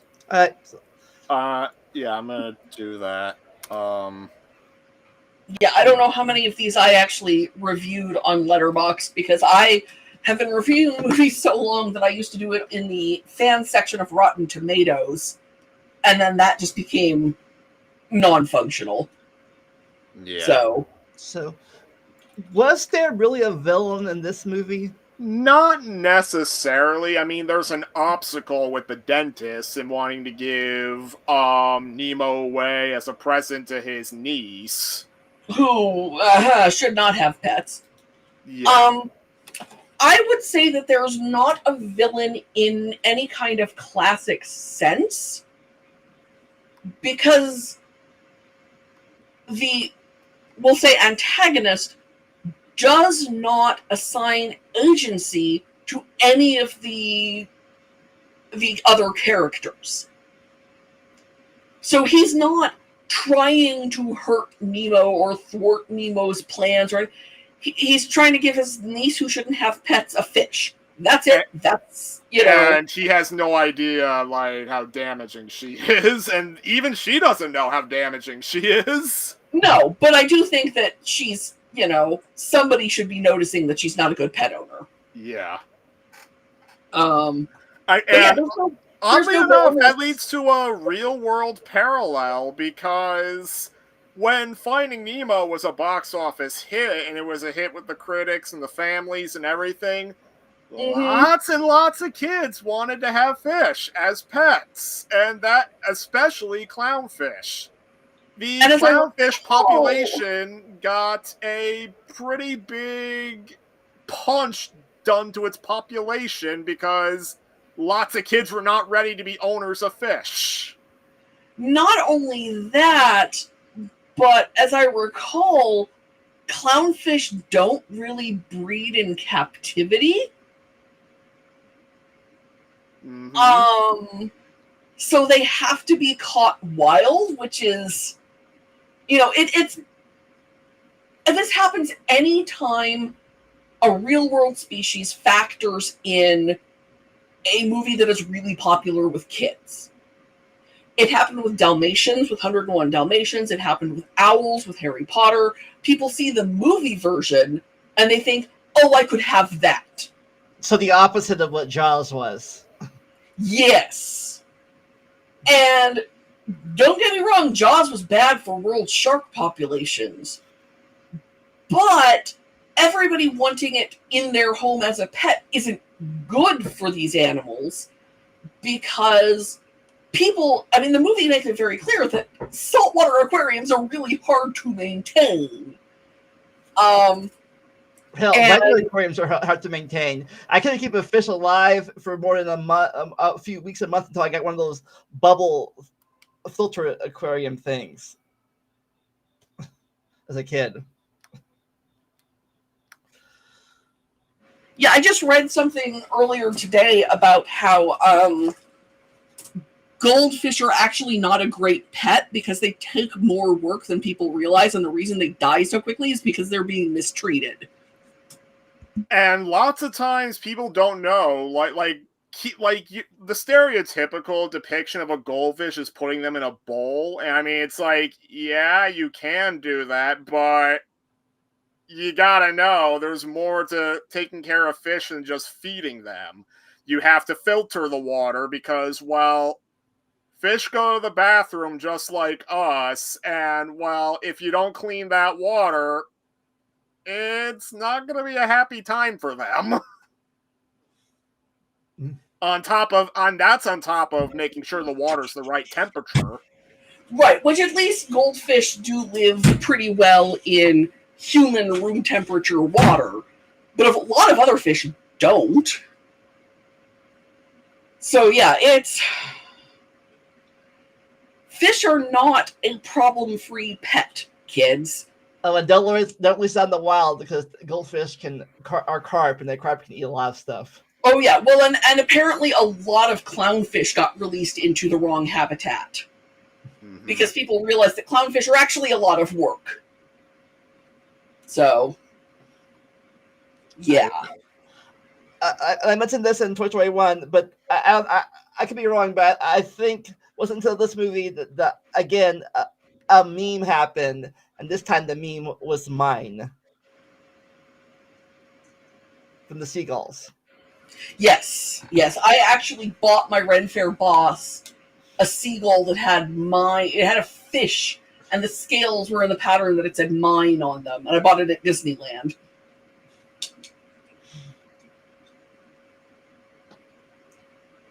Right. So I think the only other main character, at least memorable character, was the turtle. Yeah, I don't care for the turtles. But again, it's just not my favorite movie. Right.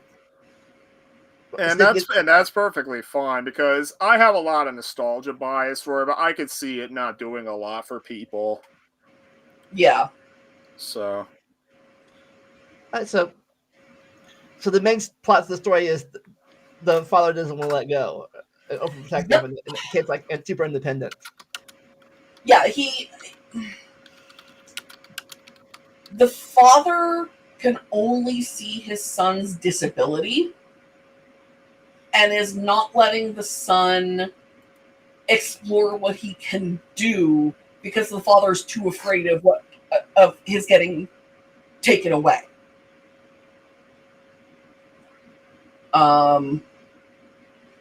Which weirdly, there are a lot of Disney works from 2022 that had basically the theme of you can't control your children forever.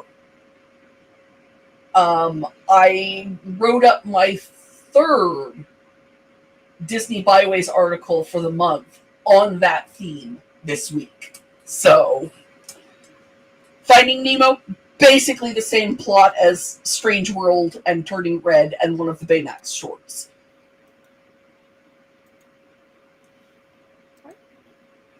Any last things to say about this movie before we move on?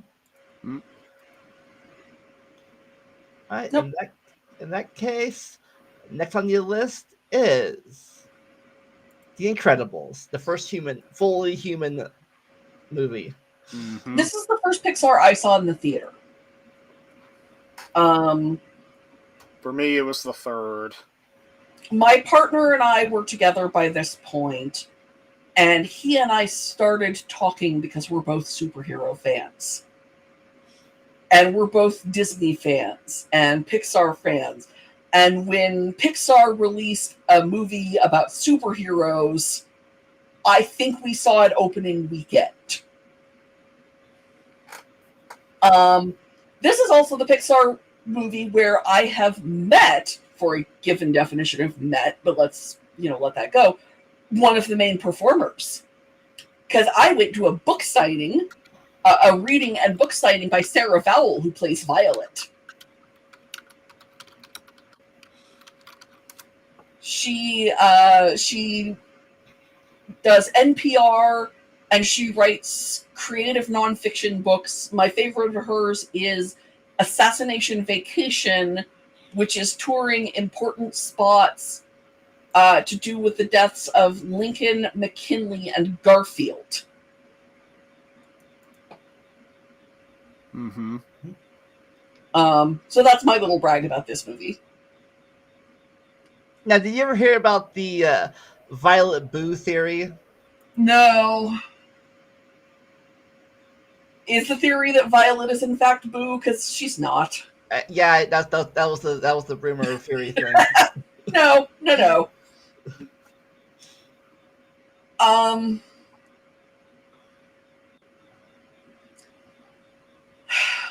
What I hear a lot is the I can't remember the name of the philosophy all of a sudden, but basically the idea that the themes in this movie basically are from Ayn Rand, and that everyone should be super, and therefore no one will be.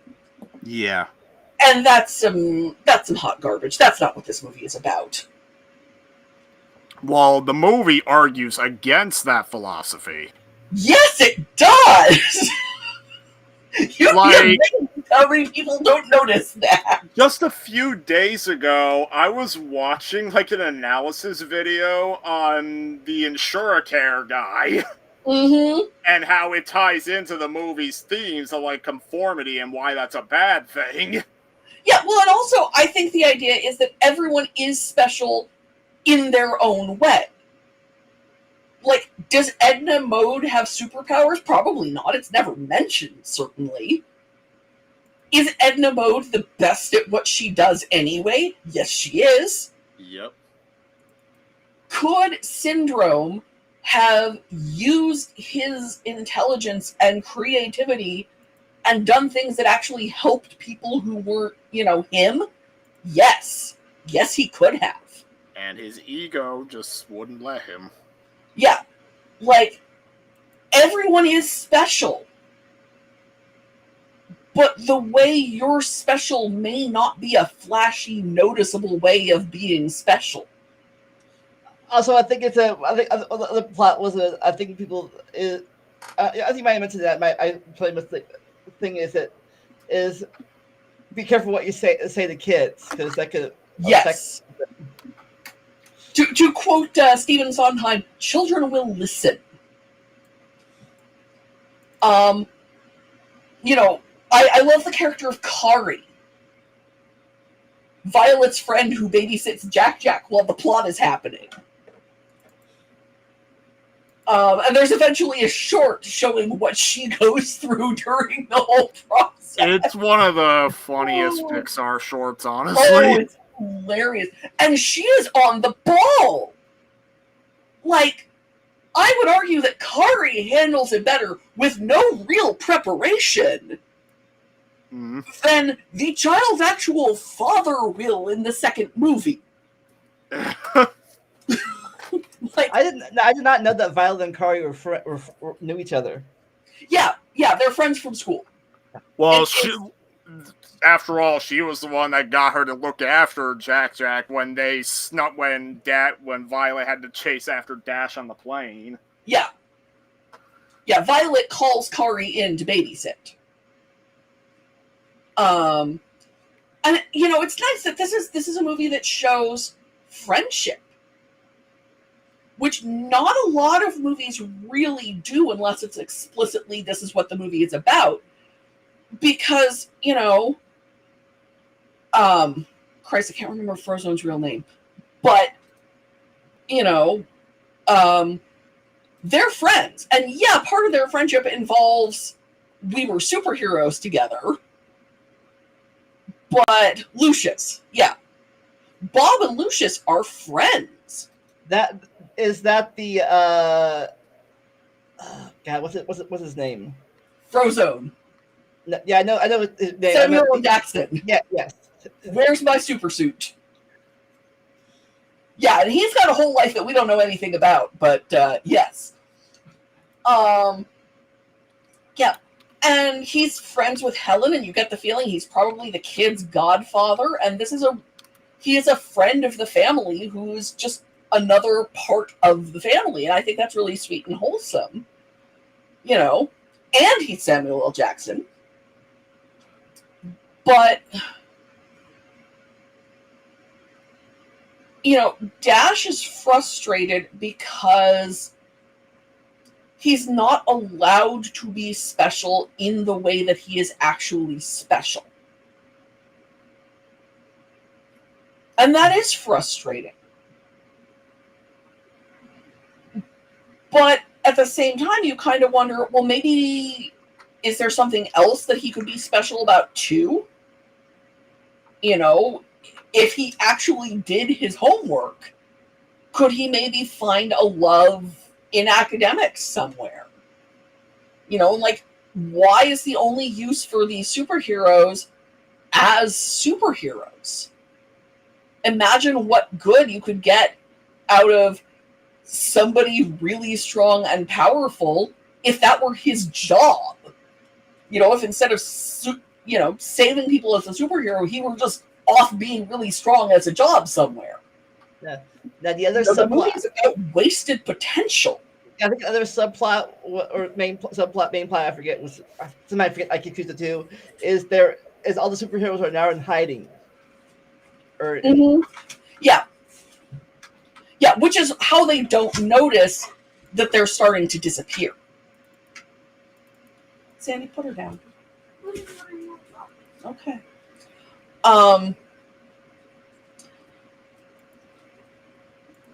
Because as long as they're leading quiet, happy, normal lives, nobody notices that they aren't around anymore.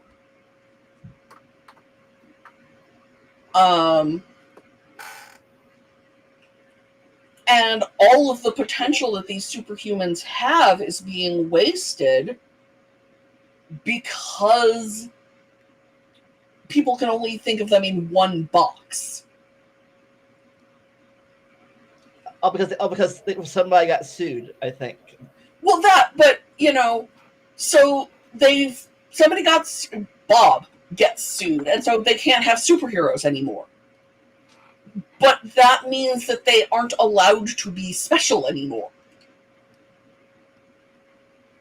Bob has to go work at an insurance agency. And I would argue that what he does for that little old lady is at least as heroic as what he does in the opening set piece. Mm-hmm. He gets that woman the help that she's not going to get in the system. And that is heroism. And it gets him fired for it. Yeah. Because he's not allowed to be special, and his secret superpower is fighting the system. Snick, you've been quiet. Anything you want to mention about this movie? I mean, we've kind of gone over this is one of those movies where I just don't have much to add to the conversation other than just how legendary it is. Oh yeah. No, and Edna Mode is fantastic. She's another one of the voiced by one of the animators. Yeah, I what I heard, the story goes that Brad Bird was trying to get Lily Tomlin to do the voice. I could see that. And so he got as far as getting her into the studio, and he started doing his own imitation of what he wanted the voice to sound like. And Tomlin's response was, "What do you need me for? You got it already." Yeah. Yes. Edna brings up a point about Edna is you don't have to be a superhero because all superheroes, a lot of superheroes have their support characters. He's a major support. That superheroes can't do their stuff without backup. Yeah.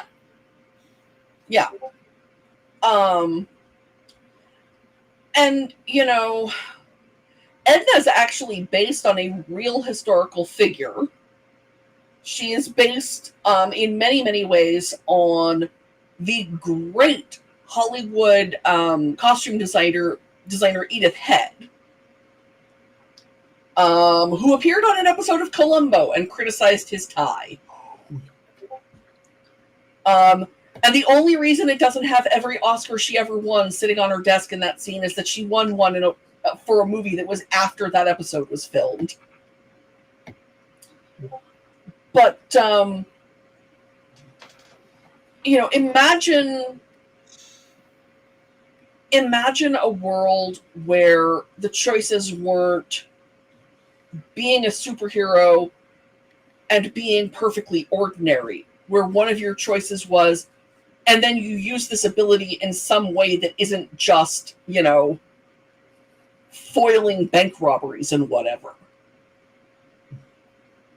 And that's the world where everyone is special. Because everyone is just special in a different way. Like, did Disney own Pixar at this point? Let's see. This is 2004. So Not yet. not yet. The first Pixar movie for which they would actually own the company is yeah.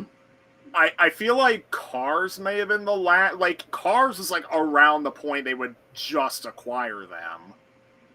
Yeah. So like Cars is like sort of like that weird period where like they weren't owned by them yet, but then they were. Yeah. Okay.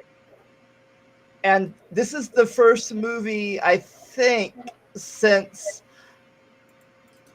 Bug's Life that the villain was murdered, killed right off. Yeah. Okay. I mean, it's the first one since A Bug's Life that really has a traditional movie villain in that sense. Like, it doesn't make sense to kill off Al. And you can't kill off Stinky Pete because he's a toy. I mean, well, toys can be killed off, but not like a human could. Yeah. And killing the little girl in Finding Nemo would be horrible. I mean, Monsters Inc., you had Water News and Randall, but... Yeah, but exiling Randall was more satisfying than killing him would be. Yeah. Unless they ate him as an alligator. Yeah, well. Off screen. But this is the first one we've had since then where it made sense to have a villain be killed. It fits the story they're telling. As Nick mentioned, they called back the cape thing. Yeah.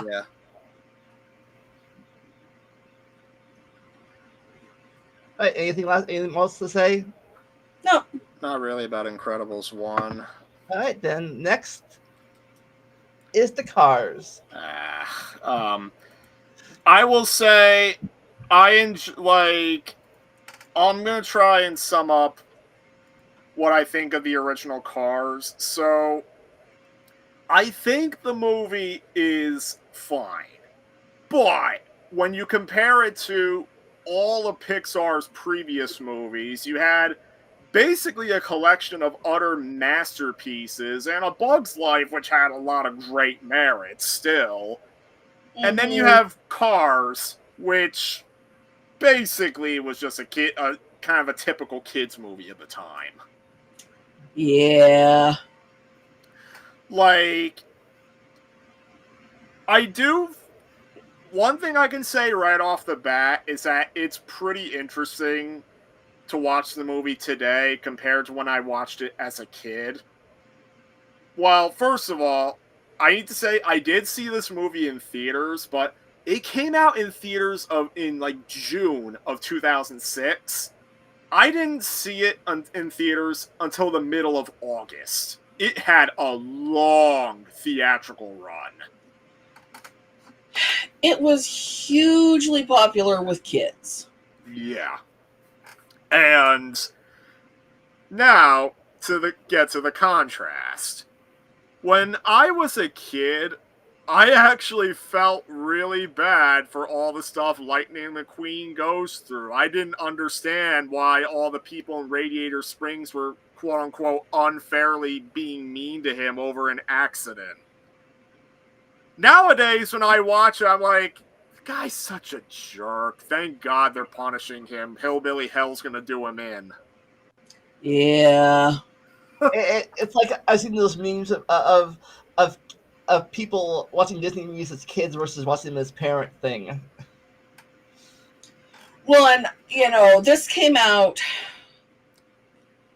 My partner was actually serving a tour of duty in Iraq when I saw this movie.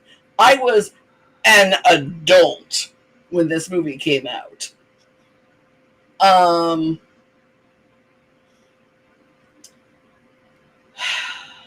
It's a heck of a last role for Paul Newman. That's all I'm going to say. But there is a fairly obscure Michael J. Fox movie called Doc Hollywood that is in many ways the same plot and is a better movie. Yeah, I know of Doc Hollywood. I have not seen it yet. I have seen it, but not in a really long time. So, yeah, I would rather just go rewatch Doc Hollywood than rewatch I am Cars. curious to watch it. I'm just not sure how, because I've never seen Blu-rays or anything around. Now, is the plot of this movie really like?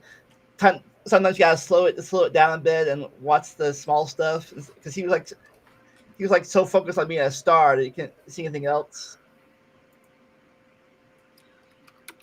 It's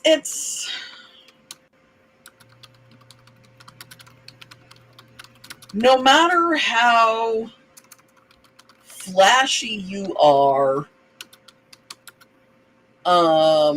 it doesn't make you a better person, and you need to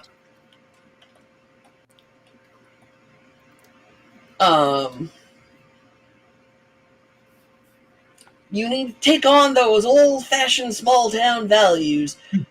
It's available to rent. Doc Hollywood is available to rent on a bunch of places, but the only place it's actually streaming is Fubo, which, if I remember correctly, is the one that's prohibitively expensive. So, again, I haven't seen it in a really long time. I remember it not being a bad movie, but so far, Cars is your guys' least favorite movie of all the Pixar movies. Of the Pixar movies I have seen, Cars is my least favorite. If I'm gonna say a movie quote here. It's not a Pixar movie. It's from the Breakfast Club. But in regards to Pixar, Cars 1 being my least favorite of the Pixar movies, not even close, bud. Like, there are, like, I have, if I count them here, I have 9 Pixar movies I ranked beneath Cars 1, including the sequels. I mean, like I said, I haven't seen the sequels, but there are a couple of Pixar movies coming up that I did not care for. And a total of 3 that I have not yet seen because I haven't seen Inside Out 2 yet. That too. We were hoping to see it with my son's best friend and his family over the summer, and that just didn't end up happening. But the ones that I didn't like terribly well, I still liked better than I liked Cars. All right. So negative. All right. So we got that plot of that movie out. Next on the agenda is Ratatouille. That's a charming movie. Yeah, I don't have much to say with Ratatouille. I mean, it's another bona fide classic of Pixar's library. It is.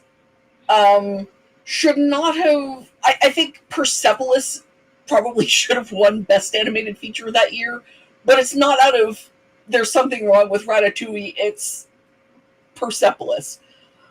I like the idea that...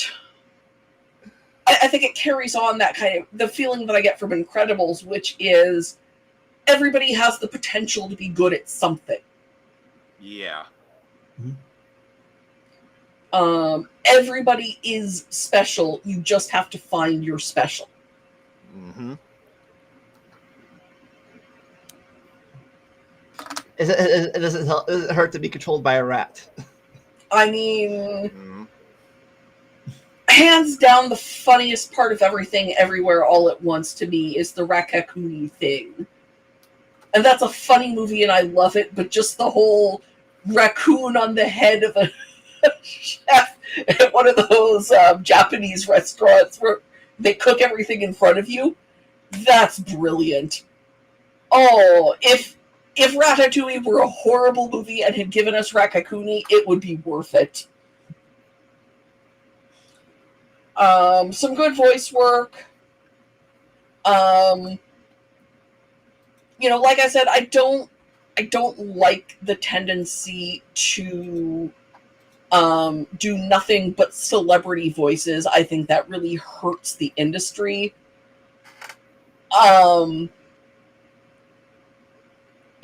That said, Peter O'Toole as Anton Ego is so fantastic. Yeah, like his end, like the review he puts up of Gusteau's at the end is one of the most mature things Pixar's, like one of the most mature things that Pixar's ever put into one of their movies. Yeah.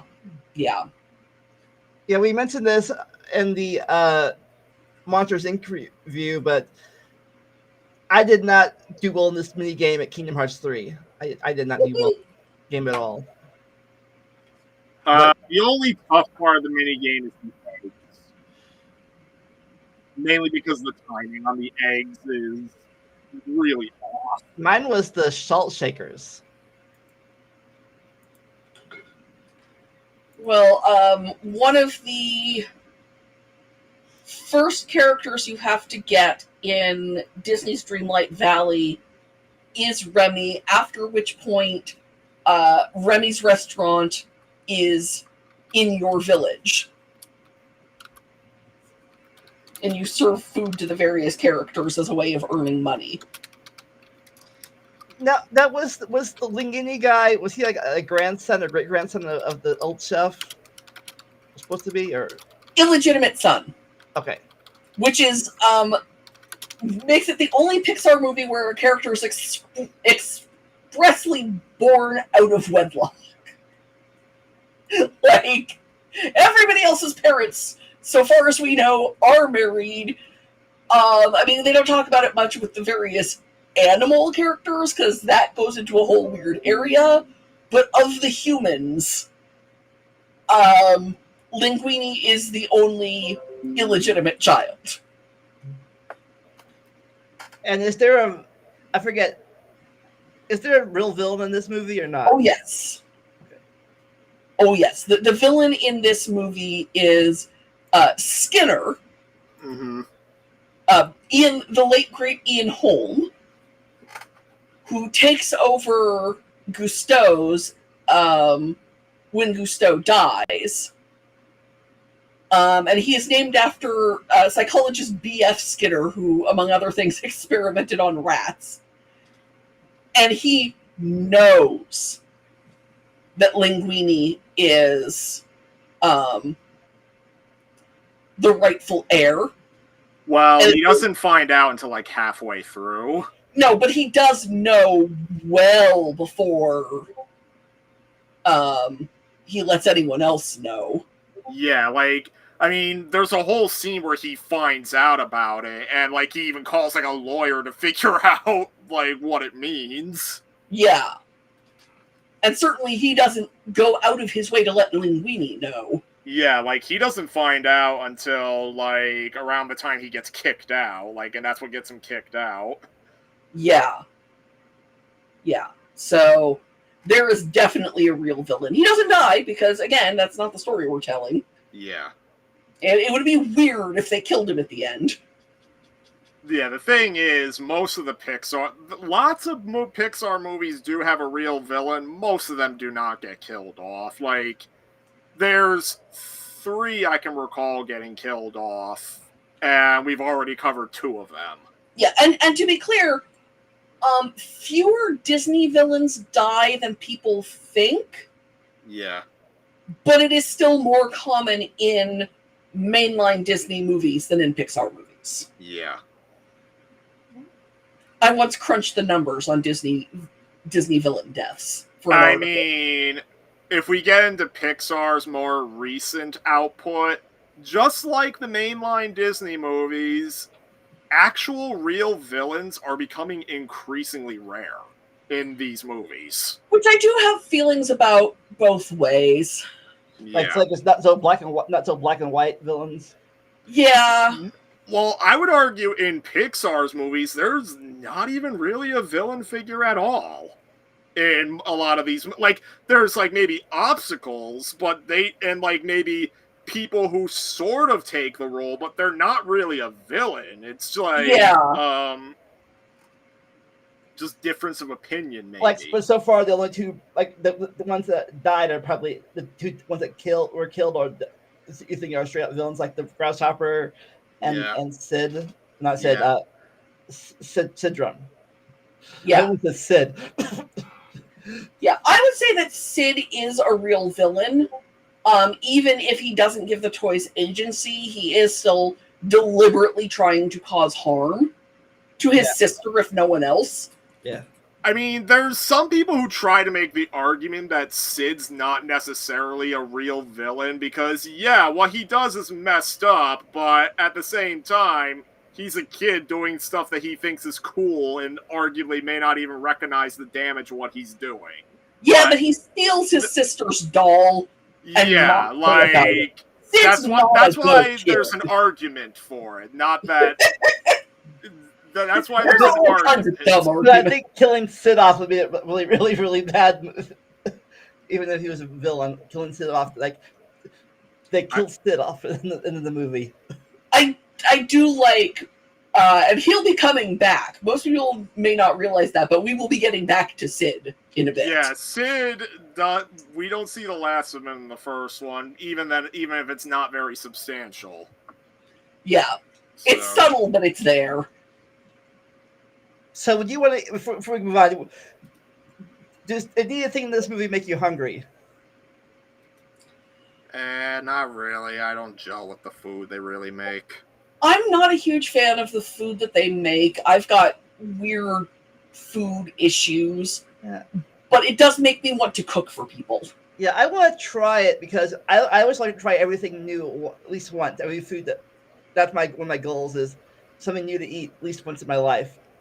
I could be wrong, but I'm pretty sure there's a recipe for the ratatouille from the movie in the Binging with Babish cookbook. All right, so, well, it's 2 hours. We've only gone over 8 movies so far. And we got 20 more to go, going by my list. I don't know if we need to split this up in 2 episodes later on, or we can make it through, but we'll find out. Yeah. So, WALL-E is very much considered, like, by a lot of people to be Pixar's magnum opus. And, like, it's definitely, like, one of their biggest works of art. I mean, after all, the friggin' thing made it into the Criterion Collection. It is the only Pixar in the Criterion Collection. The only Disney in the Criterion Collection. Mm-hmm. Though they did play The Cat from Outer Space on the channel this summer, which is never going to stop being funny to me. I mean, WALL-E is not one of my absolute favorite Pixar movies, but I do have to recognize, like, its artistic merit, like, its commentary on commercialism, and just how it's...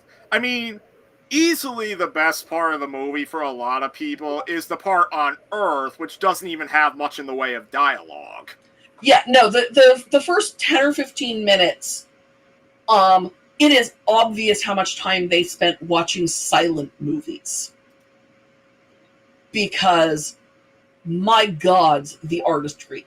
This won Best Animated Feature and deserved to, but I have to say it was a weak slate, and if it hadn't been able to beat Bolt and Kung Fu Panda, there would have been something wrong with the voters. Like, whatever you make Especially if Bolt won out, because Yeah. I know lots of people really like Bolt, and I may have said this in the mainline Disney episode, but I was not crazy for Bolt. Bolt is fine.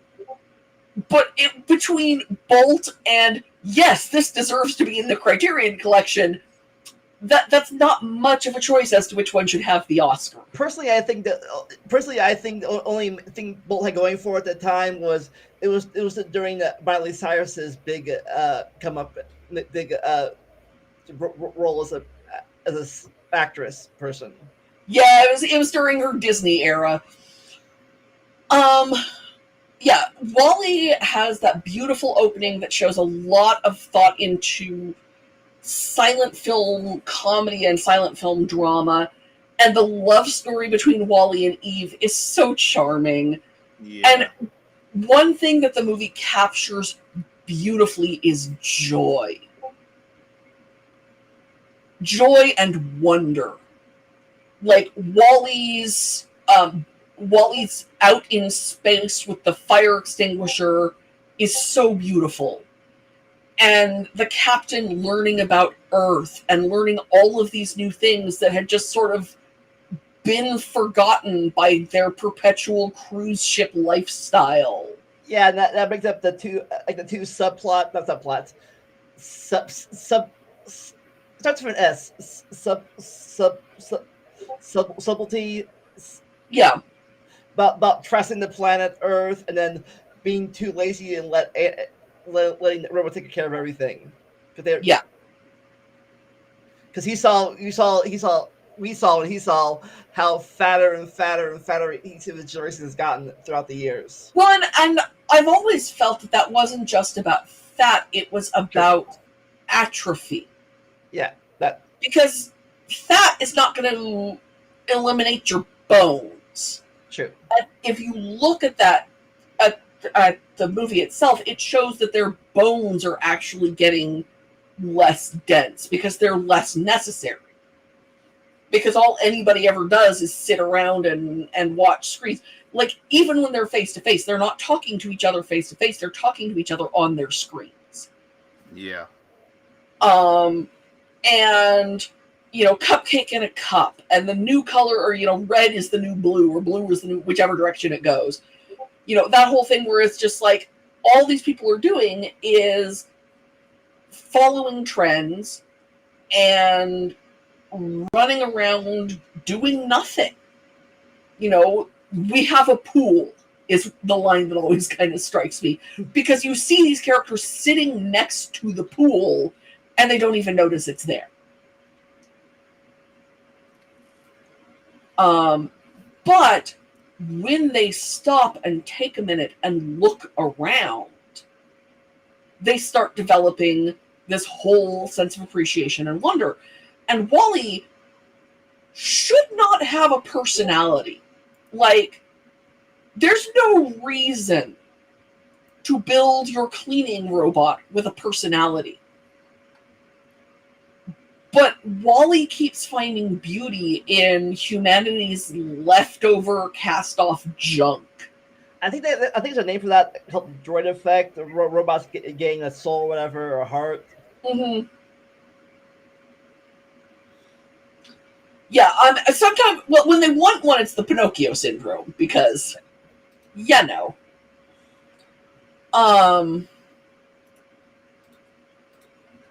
do you think? Was WALL-E the only robot doing stuff down there, or were there other ones like him? I believe the implication is that there were other ones like him, but then gradually, as the years went on, most of them stopped functioning, and like he was the only one left, heavily implied to be the only one left still doing his job. Yeah, we actually see him salvaging bits of old robots. So we know that there were other robots. And WALL-E is the only one who's left.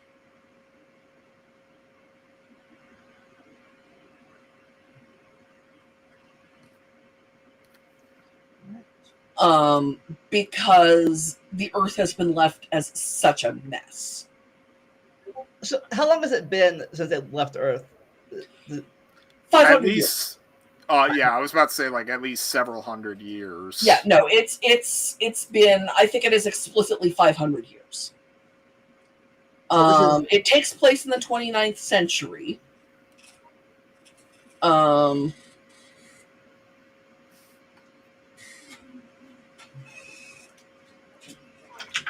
So this is all one timeline, and Wally be the far, far future for this Yeah. timeline. Yeah. Wally takes place. Okay. Wally takes place centuries in the future, and I mean, it would have to, given the state of technology that we see.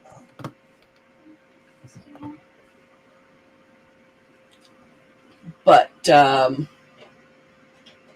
it's a beautiful movie, but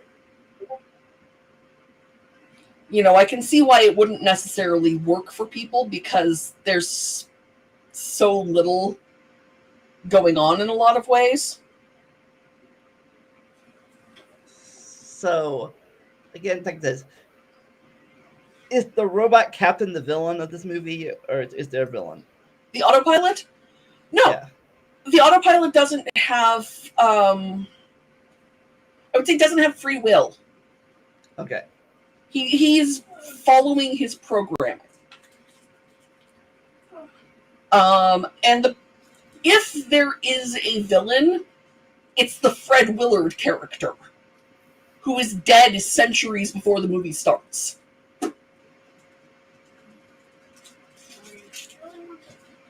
Go.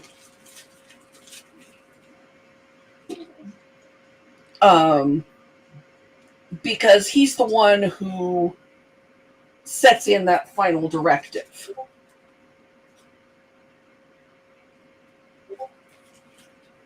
Mm-hmm. What was that again? The Fred Willard character is the villain if there is one, and he's been dead for centuries. No, I meant what's the final, what was the final directive? Oh, the do not return to Earth. He's the one who programs the autopilot with instructions to never return to Earth. Or has it programmed, because I doubt he could do it himself. Yeah. And we learned that life without humans, Earth survived. Yeah. Well, you know, it's not inaccurate. When we talk about destroying the planet, we don't mean the planet. The planet will still be there. What is more likely is that we will not be able to survive on it. And neither will a lot of the extant species, but new life will evolve.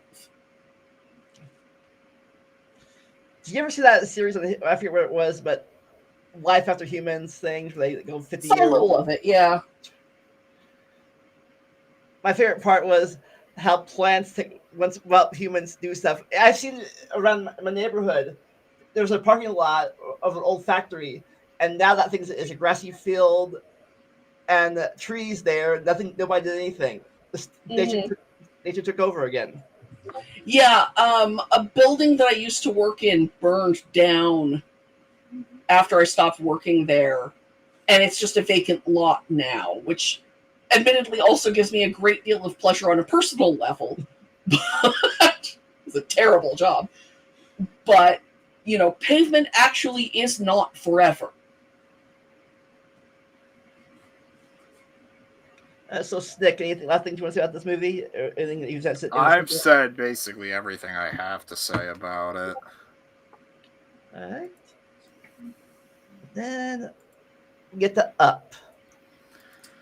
Now, yeah, like, I watched Up after I finished my mainline Disney binge, and, like, I noted how Strange World in the mainline Disney canon was meant to be, like, a tribute to classic adventure movies, and I thought that movie was just painfully mediocre.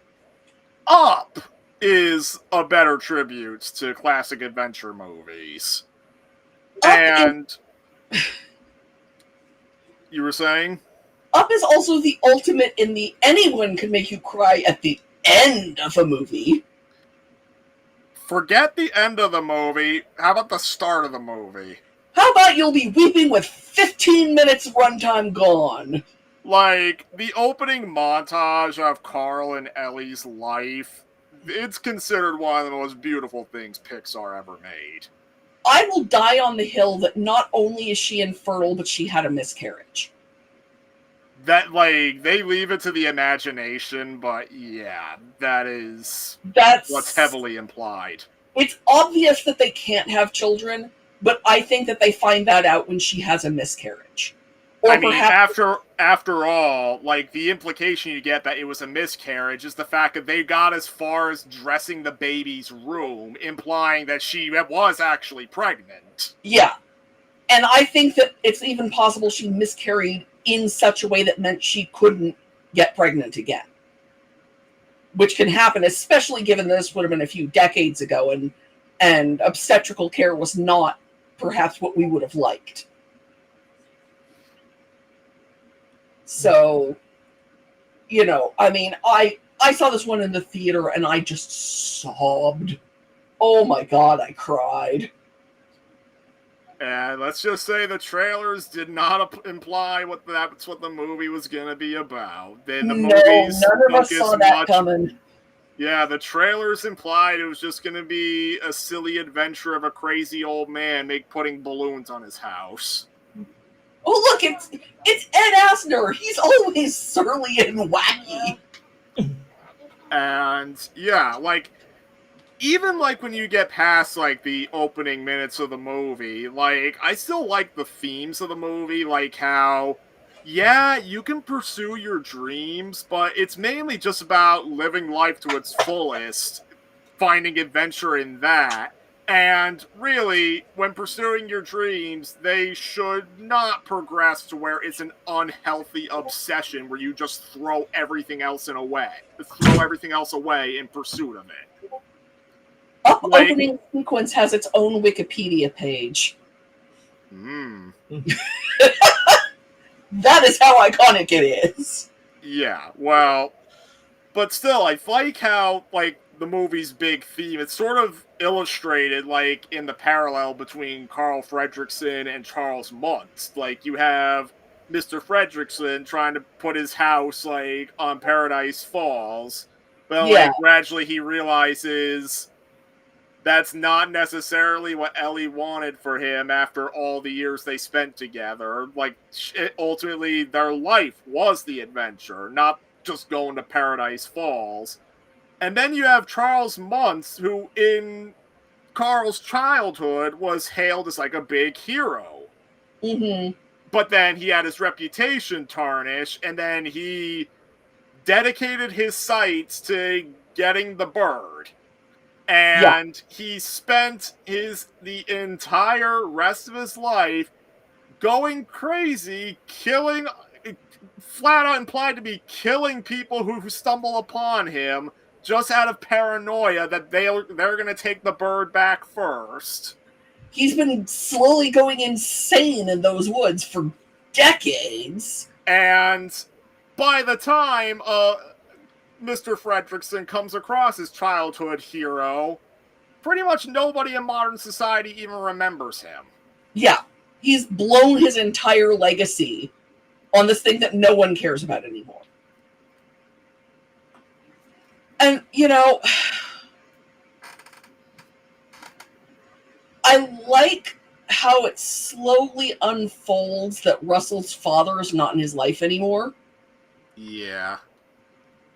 Like, the idea of that starting out, he's not saying, and then it develops more and more as we go. That's, you know...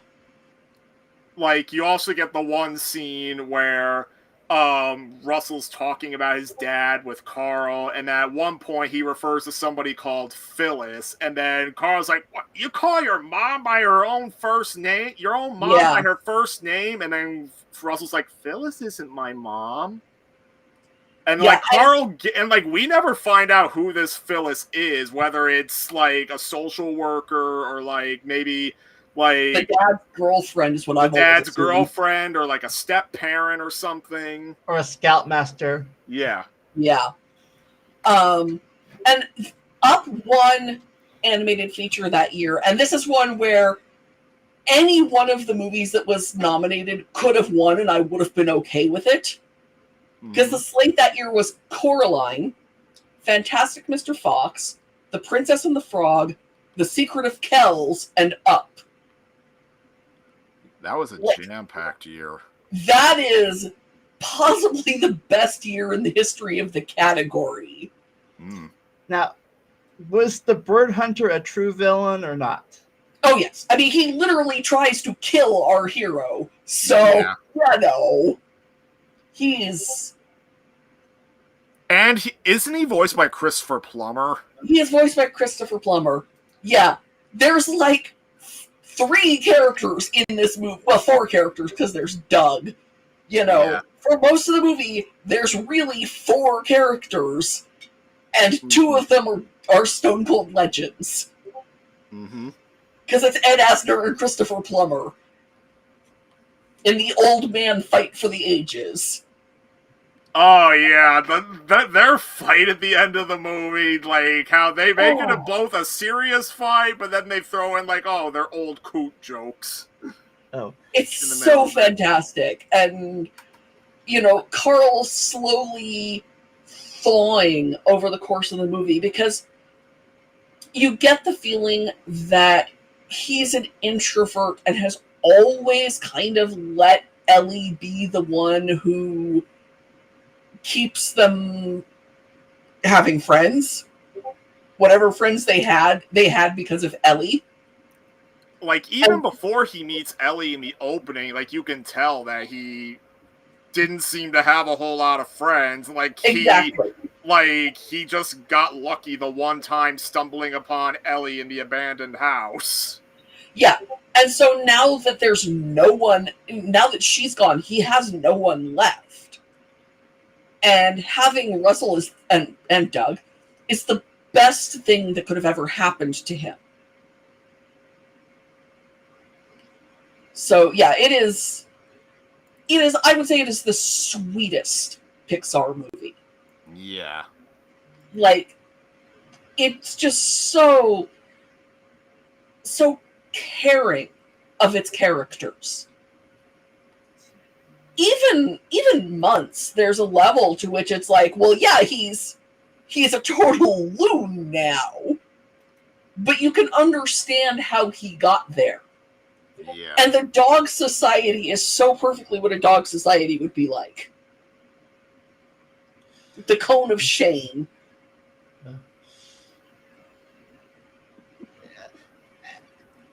And I think I enjoyed the dog, at least all dogs, but at least this dog, because I'm a little ADD myself. I get easily distracted, like he did. Squirrel has become just a shorthand, at least among my friends.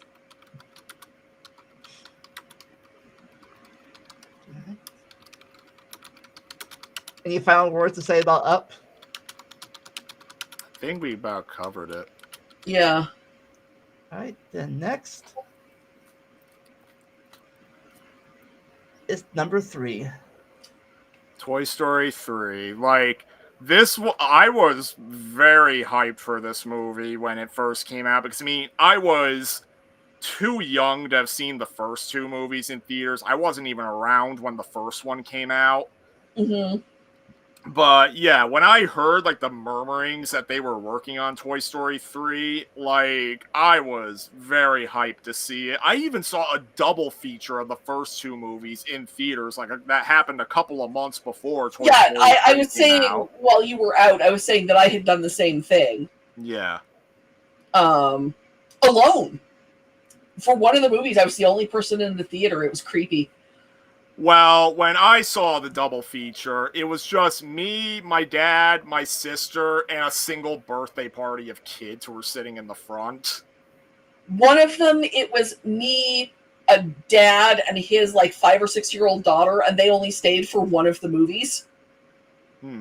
So, yeah. No, we stayed for both of them. And I remember, like, in between movies, they had, like, an intermission so that you had a chance to get up, use the bathroom or whatever. And then they were also, like, doing, like, little trivia facts. And they even, like, did some, like, original animated stuff, like, make it, like, the toys just watching the movies back. Yeah, before I get to the fourth movie, but at the time I thought this was a perfect ending to this trilogy. Many people will agree with you. I agree with you. I'm not saying you're wrong.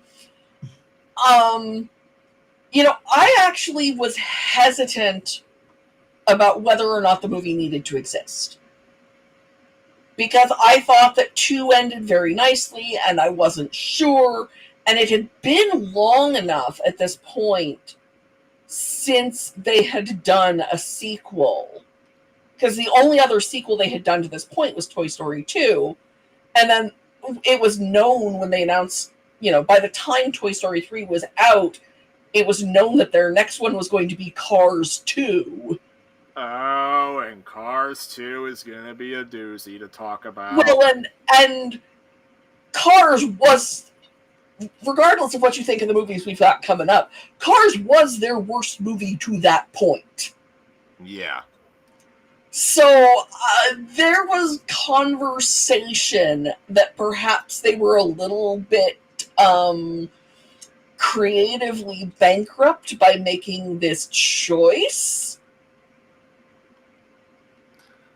At the same time, I would argue that because of all the time that had passed, like, the whole idea behind 3, so 2 ends with, like, Woody and, like, the other toys knowing that Andy's gonna grow up one day, but they're gonna be there for him until the end.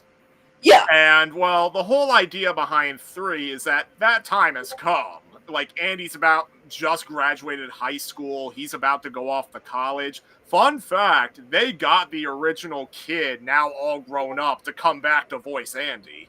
Like, they had to track him down, but they got him. Equally fun fact, do you know who voices Barbie?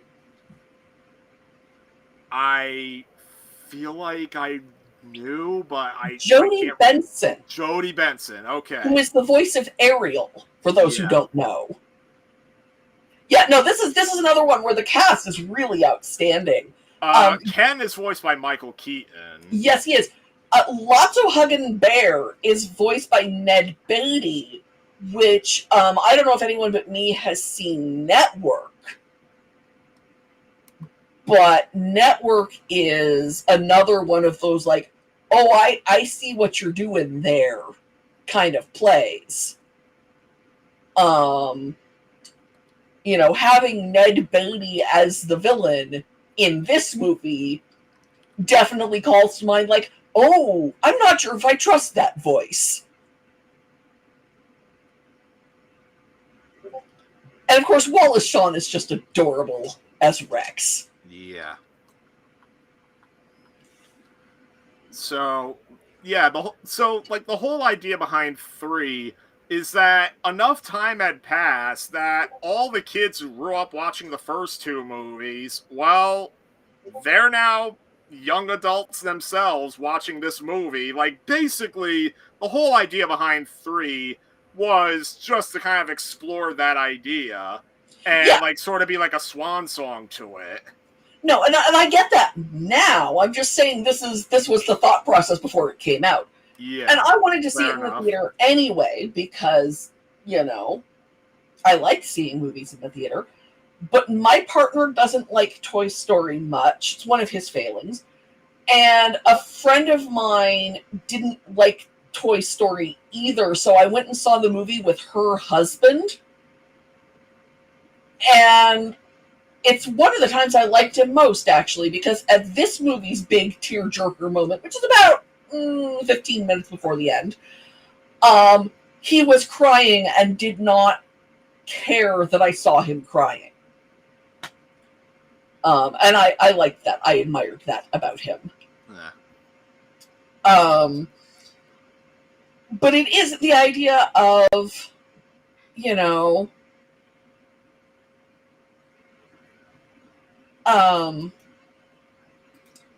what happens to the toys. Yeah. Like, the way the movie opens, it makes it blatantly obvious that, I mean, they open with a montage of, like, Andy, like, playing with all the toys involving them and all his activities and everything. But by the time, like, you get to, like, the present day, where Andy's about to go off to college, it's pretty obvious that he has not touched them in some time. Yeah. So, And they feel neglect. They feel like they feel that Andy and his family don't care, like, especially with Andy's mom and well, Molly, his little sister, they openly want to get rid of them. yeah. And I mean, Andy himself is like, nobody's gonna, like, when his mom keeps proposing to donate them, like, Andy's like, nah, they're just junk. But he's sort of like hiding his feelings, because especially when it's shown that he still cares for Woody, because he puts him in the box to take him to college. Yeah. No, and when I went to college, I took some of my toys with me. I still have probably 4 or 5 of the toys that I've had since I was little. And, like, yeah, one of them my grandmother literally handmade for me. But I have one of the dolls that I had when I was little. I have my first teddy bear still. Because some people do that. But some don't, and that's the kind of thing that you have to think about, I suppose, if you're a toy. I would also like to note that they didn't just track down John Morris, the original Andy. The garbage truck driver is voiced by Eric Von Detten. And he's heavily implied to be Sid. Well, he is the original voice of Sid. Yeah. So he's listed as being Sid in all of the official. He's wearing the same shirt, as I recall. Yeah, he's wearing a similar skull shirt to what he wears in Toy Story 1. He doesn't get a line of dialogue, but it's all but implied that it's him. Well, I mean, they brought back a voice actor. He gets something, Yeah. Now, is the bear supposed to be the villain of this movie?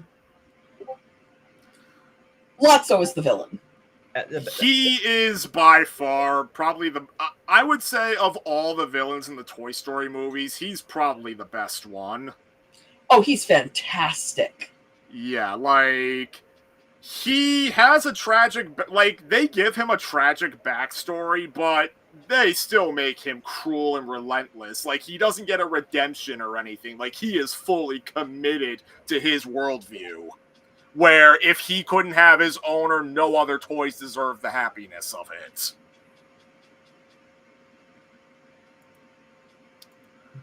Like, even in the finale, when they save him from certain death, he leaves Andy's toys to die in the incinerator. Yeah. That's the moment where I just... Oh, yeah, no,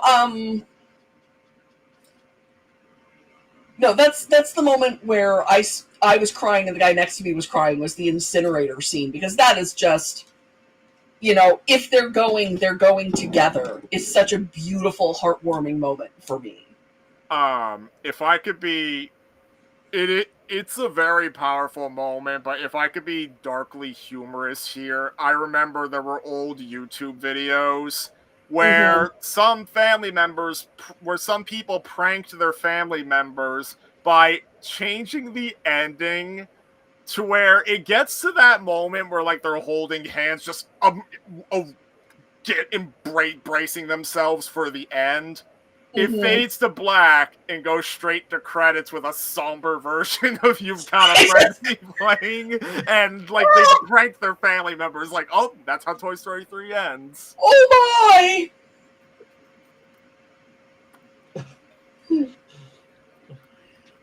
Yeah, no, it's a beautiful ending. Where Andy's like, I don't need them anymore, they don't need me anymore, and passes the torch to Bonnie, yeah. And I can see making that, because I don't play with my toys, though when my children were little, they played with my teddy bear. Because my teddy bear was made in the 70s, it's indestructible. You can't get through that sucker with nuclear weapons.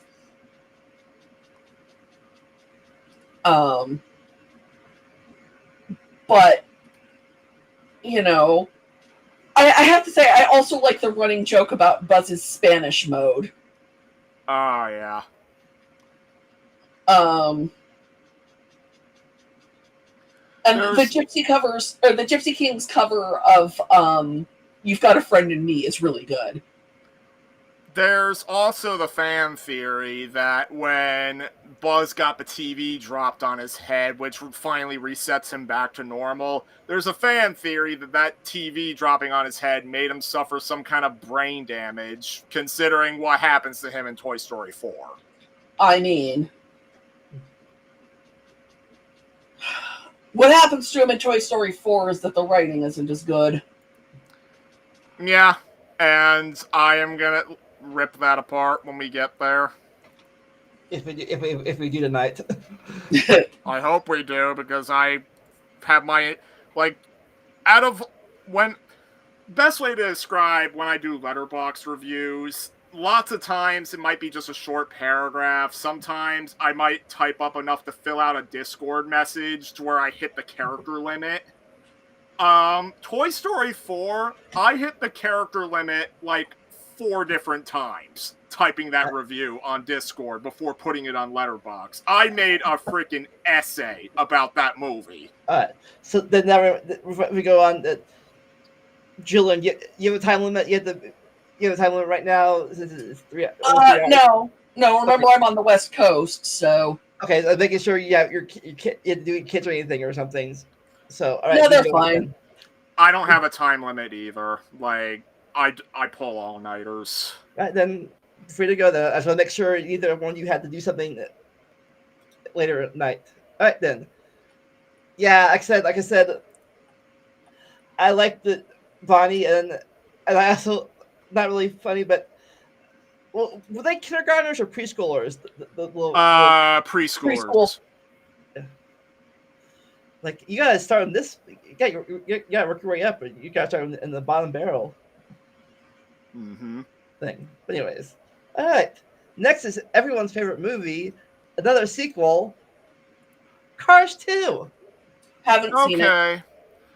So Cars 2, yeah, let's just say it sank quite a few reputations.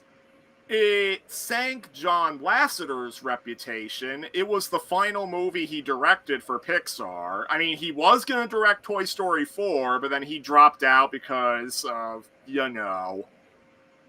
And also, he infamously went on record defending Cars 2 after its reception.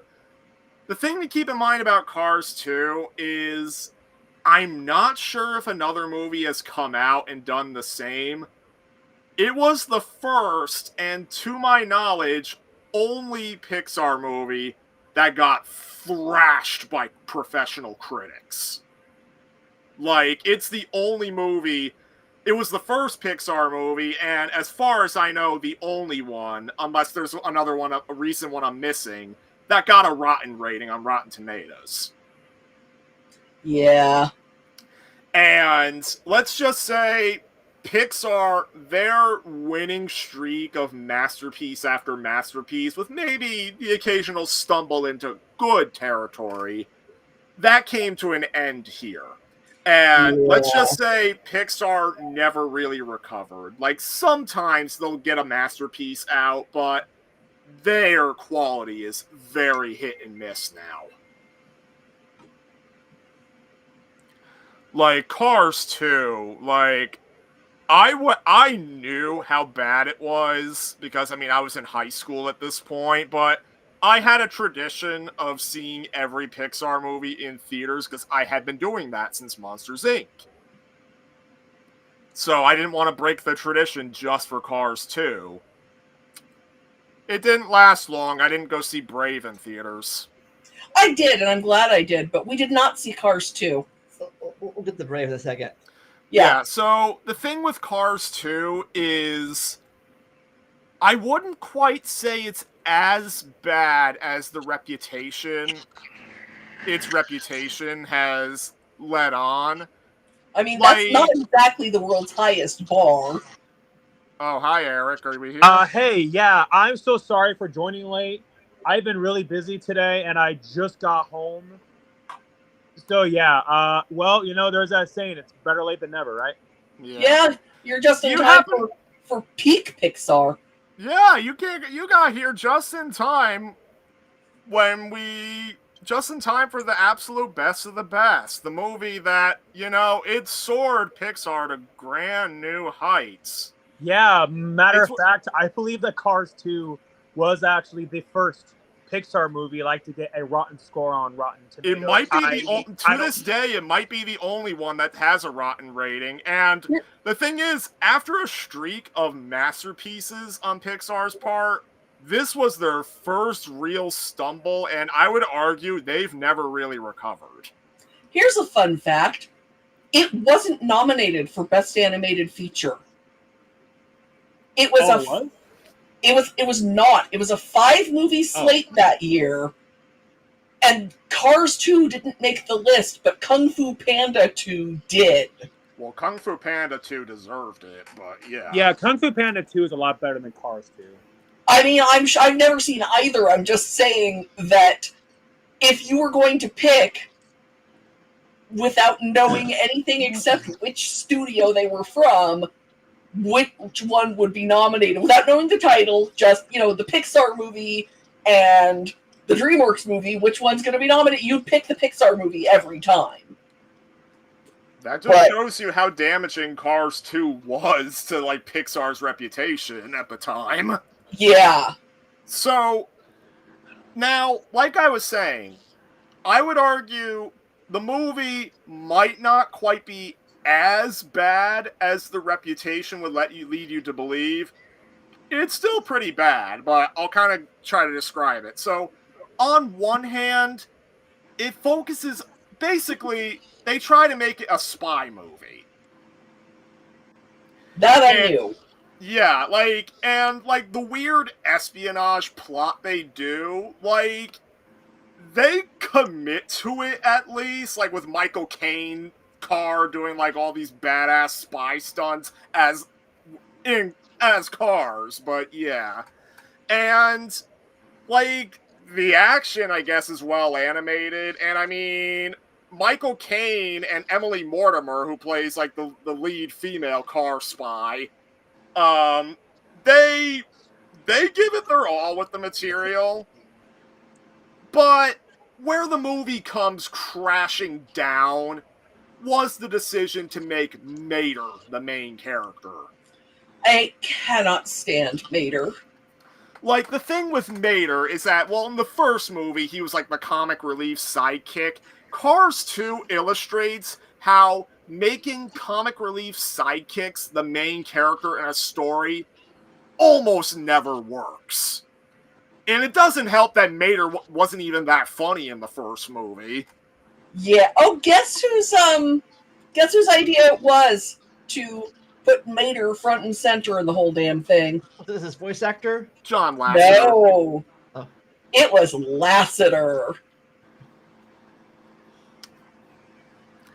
Yeah. So that's another thing we have to blame him for, I guess. And again, when the movie was ripped apart by critics, Lasseter was still defending it. Yeah. Well, I mean, in his defense, I can understand why. I mean, considering that he invested so much time and energy into it, so I can understand why that he would. Mm-hmm. Wow. It was nominated for a whole bunch of awards and did not win a single one of them. Yeah. Well, like I said, wasn't nominated for the Oscar. At least it got nominated. Funnily enough, one of the ones that it didn't win was the Alliance of Women Film Journalists Award for sequel or remake that shouldn't have been made. Now I have to look up what won that year. Because so like the movie does have a couple of other bright spots, I guess you can say. Like, one of the more painful parts of it is, well, first movie main character Lightning McQueen is barely in the movie. They only shoehorn him in as like a forced like third act friendship breakup with Mater, only so they can suddenly make him integral to the climax. Oh. And the sad thing is, they do drop hints of how McQueen has matured as a character since the first movie, especially when he briefly mentions Doc Hudson, Paul Newman's character from the first movie, passing away. Which Cars 3 does elaborate on in further detail, but like 2 at least drops the hint. Also, the movie has weird tonal whiplash. So again, Mater's the main character, so of course they try to have all these silly hijinks with him. So you go from that 1 minute to the next minute where the villains of the movie are torturing a secret agent car for information to the point where he violently explodes. Dear gods! Like, you don't see it fully on screen, but it happens. Now, a positive thing about this movie in general, but a few weeks ago, I was in Pittsburgh. I was at the Science Museum in Pittsburgh, Science Center, and they had a little Pixar little section there, about behind the scenes and stuff. And one of the things I saw, this little thing was about how they made like a full 3D model scenery of London for this movie. Out of computer animation. I think it was London. But yeah, they had a whole scene of the whole scene out of Pixar stuff. But you guys say anything last say anything about Cars 2 before we can move on? Well, Eric didn't really get to say anything if you wanted to say Well, something. I saw it once a really long time ago. I don't remember anything about it. And I guess that speaks volumes that, Eric, just to let you know, I recently concluded a binge of Pixar's entire filmography, so I will have at least something to say about the remaining movies here. So. Right. Next is, I think the only Disney princess of the Pixar series, Brave. Yes. It was to the point where Merida has a cameo and Ralph Breaks the Internet with the other Disney princesses. Voiced by the original voice actors, and she's speaking the thickest Scottish brogue. It's beautiful. I can understand her, but, I love this movie. I am a little bit more mixed on it, but you can go first. So, I don't know if any of the rest of you remember this. I would imagine that at least one of you is too young to really remember this. But around the time that this movie was announced, there was an open letter to whom it may concern at Pixar about maybe give us a Pixar movie with a female main character who's not a princess. Because there hadn't been one. Merida is Pixar's first female lead. This movie came out in 2012. The first Pixar feature came out in 1995, which means it was possible to get practically to adulthood on no girl main characters in Pixar. But so this is still before my son was born. But I really strongly connected with it as a daughter in a lot of ways. The whole your parents' expectations of you. And you want to love your mother, but you know that the person she wants to love is not the person that you are.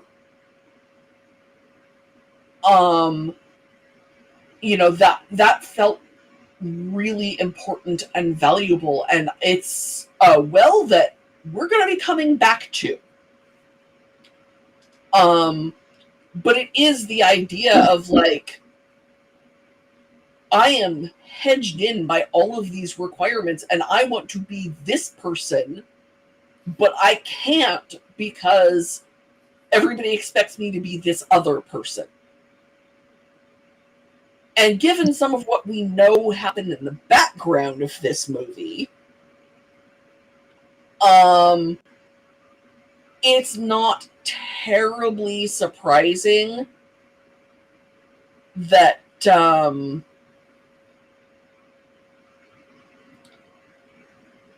that this movie hit as strongly for a lot of the women that I know as it has.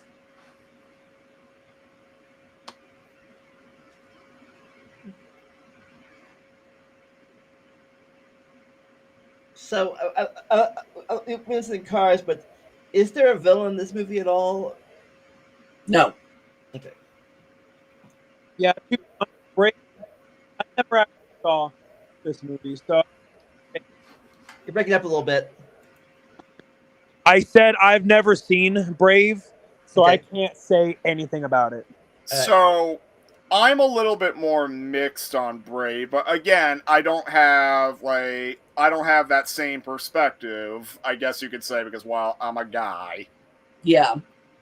But how I saw Brave is I just thought, like, especially for the first half, that it was kind of dull. Like, maybe the first third to like the first half, I didn't really see much of an actual plot. Like, it just felt like every princess, like adventurous princess cliche in the book, like how Merida wanted to have, like, Merida wanted the freedom to like do her own adventure stuff, but then the queen's like, no, you gotta be a perfect princess. You need to find a suitor. Which Like, is not really the plot of any of the Disney princess movies. Like, I don't know. Like, I feel like I've seen, it could be because I was raised on a lot of like trashy, like, say, Disney sequels and like other like kid stuff where that was the plot. Yeah, I mean, it may be the plot of non-Disney, and it may be the plot of the direct-to-video, because I've never really watched most of the direct-to-video. Oh, I've seen all the direct-to-video stuff. I thought something. Is this the only Disney princess that has both of her parents? No. No. Oh. I mean, there are at least a few who are, let's call them, fostered. Okay. Because Sleeping Beauty's parents are both alive, and Rapunzel's parents are both alive, but neither of them live with their parents for most of the movie. True. And it also doesn't help that only the kings get actual names. And, like, the queens have, like, nothing to say. Well, neither of Rapunzel's parents get any lines. Yeah, Entangled. But yeah, so, I don't know, like, with Brave's, like, first third or, like, first half, like, it was just a lot of familiar stuff, and, they have the contest where Merida has to pick a suitor, and of course, all the guys that are going up to be her suitor are doofuses in some way. I mean, I could list historical precedent for that. I think of historical. So, yeah, that's what I thought of the first half. That said, the second half is where the movie started to get my attention. Like, it's like when the queens turn to a bear, and, like, it's like when Merida, like, realizes, that's when, like, Merida, like, feels the remorse of, like, being responsible for it, like, kind of reflecting on, like, their mother-daughter relationship. Like, the reality that, like, if they don't deal with the curse, like, she's not going to have her mom, she's just going to be a bear. Yeah, well, it's also worth noting the historical reality that by shooting for herself, she's insulted the other clans. Mm-hmm. And so they've got to deal with the political fallout of that. Mm-hmm. So, Like- what year, thinking historical, what years did we take place? Yes.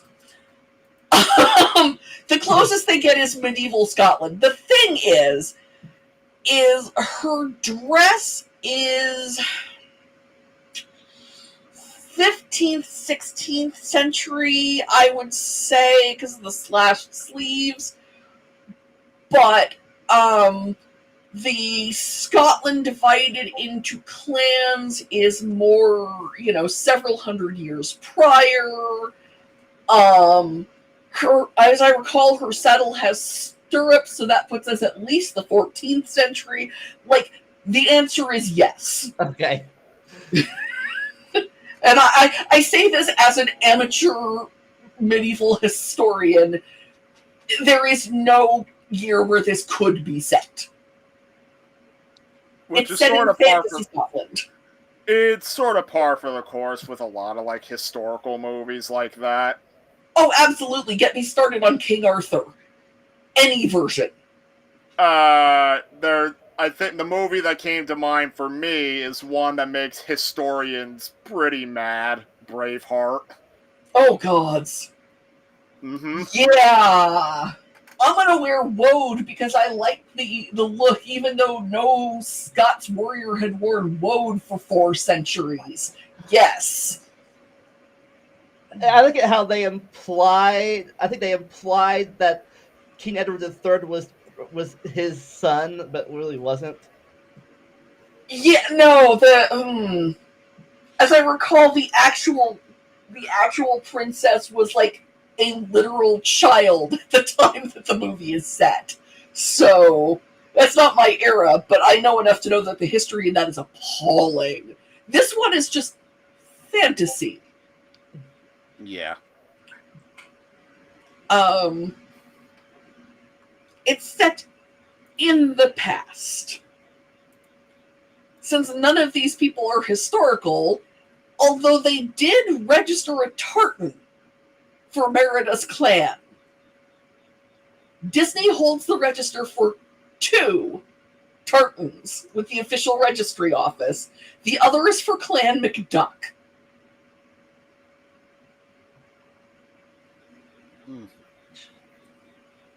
Nice. So yeah, I think this is. I think I may be wrong, but I think I think it's one of the more popular, either more popular or least popular movies of Pixar. Depending. I think this movie falls victim to a lot of the stories about boys are for everyone, stories about girls are for girls.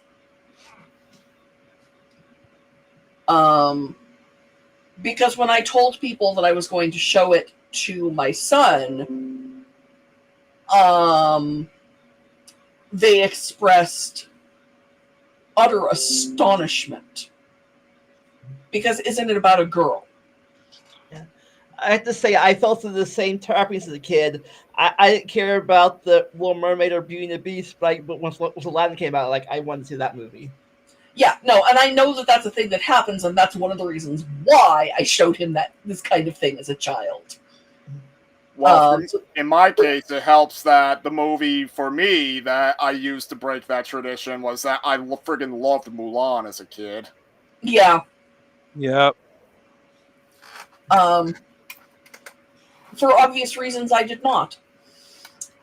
But I'm not saying it's a bad movie. I'm just saying I could not chronologically have loved it as a child. I think it came out when I was 18, so you were like 22 or something, I think, the point. Yeah. I was well an adult. Well, off topic, but I think it was, again, that Mulan was definitely better than the other Mulan. Oh, God. Haven't seen it, not going to. I've heard enough. All right. There's apparently a very long video by an actual Chinese person saying why it's bad, and yeah. Any other thing to say about Brave before we go on? Well, like I said, sorry. No, go ahead. Yeah, sorry. I totally wasn't meaning to cut you off there, but yeah, like I said, Brave. I've never seen it. Can't say anything, about it, but I do know that I do remember like that it did win Best Animated Picture like of that year in 2012. So I mean, make of that what you will, but Yeah, and it wasn't a bad slate either. Yeah. Brave, Frankenweenie, Paranorman, The Pirates Band of Misfits, and Wreck-It Ralph was the slate of nominees that year. It's not bad. Oh yeah, definitely. But yeah, I remember in 2012, I actually went as far as saying that Wreck-It Ralph. I actually thought that was one of the best movies of that year. I actually came out of Wreck-It Ralph saying that I wasn't sure about the movie, but I knew that the short was going to win Best Animated Short, and I was right. So,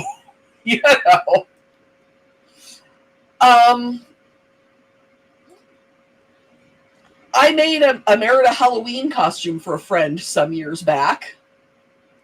That was fun. There is no official pattern for it, so I had to fake it with stuff out of my own collection. All right. Well, next is the very first prequel to Pixar universe, University. Okay, who's gonna go first here? So I have a question. The college I went to doesn't go in for competition in general, broadly. Did anybody go to a college that had this kind of inter-school competition where different groups within the school were competing with one another about things? No. Because I have seen several movies about this, and I'm not convinced it's a thing that ever really happens. Yeah. Well, most of my college experience was at a community college. Never got that far. I don't know. They might do that in they have sororities and fraternities, maybe, but I never made it that far in college. We don't have any of those at my alma mater. Well, the teams that are competing here are fraternities and sororities. Yeah, but I've seen it with like, it's just sort of random people in the school before, and I'm like, is that a thing? Does that happen? Not that I'm aware of. I like this movie more than most people do. I like the idea that it's possible to find out that you actually aren't good at something you've always wanted to do and have that be okay. I genuinely think that's a valuable lesson that more people need to learn. So, what I need to say here is I'm on the other end of the spectrum, and this might actually be my hot take. I think this is the worst Pixar movie. Like, for me, it is my personal least favorite of them all. And a lot of it has to do with the message of it. Like, I get the intent behind the message. My problem is how they execute it. I can see that. It's not like and unfortunately, I have to speak from experience. Mm-hmm. Like, when I went through some stuff in real life that made me hate this movie even more. That's fair. Like, my big problem is that, yeah, they're trying to show that Mike Wazowski's not cut out for scaring, and, like, it was healthy for him to realize that. My problem is that he goes the entire movie busting his ass to make his dream a reality. All the while, he's being relentlessly bullied by people that are like, you'll never make it here, dude. You're not going to make it. Give up while you're at it. And that is a legitimate criticism. I don't want to say it's... And the whole thing is, the movie builds up. So obviously, the Uzma Kappa fraternity is made up of people like Mike, who are cute monsters. Like, they can't, like, nobody would take them seriously as scarers. Except for Sully, of course, but he's kind of roped in because the big boys dropped him off a cliff, basically. And what the movie builds up to is, yeah, on surface level, these monsters may not be cut out for scaring, like they weren't born with the talent, but you know what? If it's their passion, if it's their dream, they've got ways to work around their disadvantages to make themselves effective scarers in their own right. And that's actually, that in itself, I thought was a pretty nice message, especially since it works during, like, the final competition. Except if your name is Mike Wazowski. Because the movie is so damn committed to showing that he doesn't belong as a scarer that even when he has a pretty successful scare for the competition, but Sully, and because he rigs the machine to where even Mike just snapping his fingers has max results. All because he was that convinced from the asshole Dean that he wasn't gonna make it. And I definitely see your point. Like, I just think the way it presents it, I think it could be freaking damaging for people who are down on their luck. Maybe they're lost in life. They don't know what they want to do. Like maybe they have a dream of theirs and like people are beating them down, and then they watch this movie and the movie tells them, yeah, your bullies are right. Give up.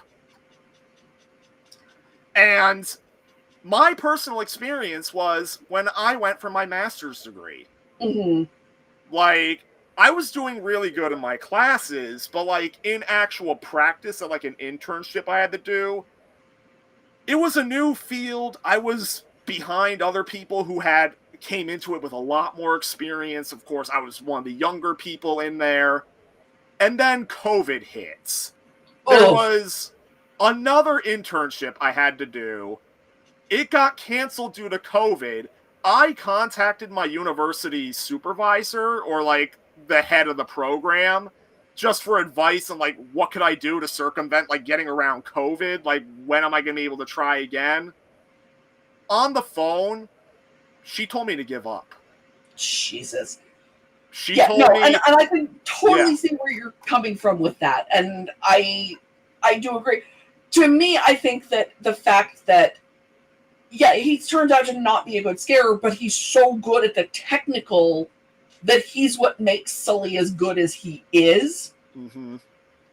Kind of mitigates a lot of that to me. But I can see where coming at it from your perspective. Well, and the thing with my perspective, I didn't have a Sully. Yeah. I didn't have somebody to help make it better. Yeah. So I make up bad stuff, but so did that mean did you ever get to write a thesis for your master's degree, or did you get that far? Oh, I finished the master's degree and everything. It's just that it took a couple of years afterward. In fact, the supervisor who told me to quit had since retired by the time I came back to it. So I kept at it, and well, I'm doing fine for myself now, but it was not easy. So. I will also say that I feel like long-term Mike is even more validated. Because of the laugh floor, yeah. Yeah, because it turns out that everything he was working for was based on the wrong ideas anyway. And the whole thing is, it's those little bits, like, on Letterboxd, any movie I give half a star, I've given the nickname, I've grouped them under a list called the 50 Shades Club. Mm-hmm. For obvious reasons. That's another movie I haven't seen. I have seen it, and I'd rather not talk about it, so... Yeah. So... That will ever review that movie. Yeah. Let's get paid to. But yeah, so the thing is, with Monsters University, like, it is the ending of the movie, and the fact that Mike is ultimately validated, like, in universe, that, like, prevents the movie from, well, joining the 50 Shades Club. Like, I do legitimately like the ending. It just comes after, like, a conga line of, like, just hypocrisy and, like, just applying the message wrong. So Standing Alone, In my opinion, anyway. So Standing Alone is a terrible movie, but put together other movie is better. You put together. Well, like I said, I thought the ending of Monsters University was pretty effective. Okay, but not necessarily. Like, the rest of the movie was insufferable. Like, and it doesn't help that, like, all the college cliches they do, they're just not funny. I can't relate to any college cliches like that, so I just assume there's something I'm missing by having gone to a liberal hippie school. Literally, the day I watched the movie, I'm looking at my own Letterboxd review of this movie, which is from several years ago, but literally the day I watched the movie, I discovered that the #1 seller in the student bookstore at my alma mater is the t-shirt that proclaims our football team to be undefeated since 1967. The trick to that is we've never had a football team.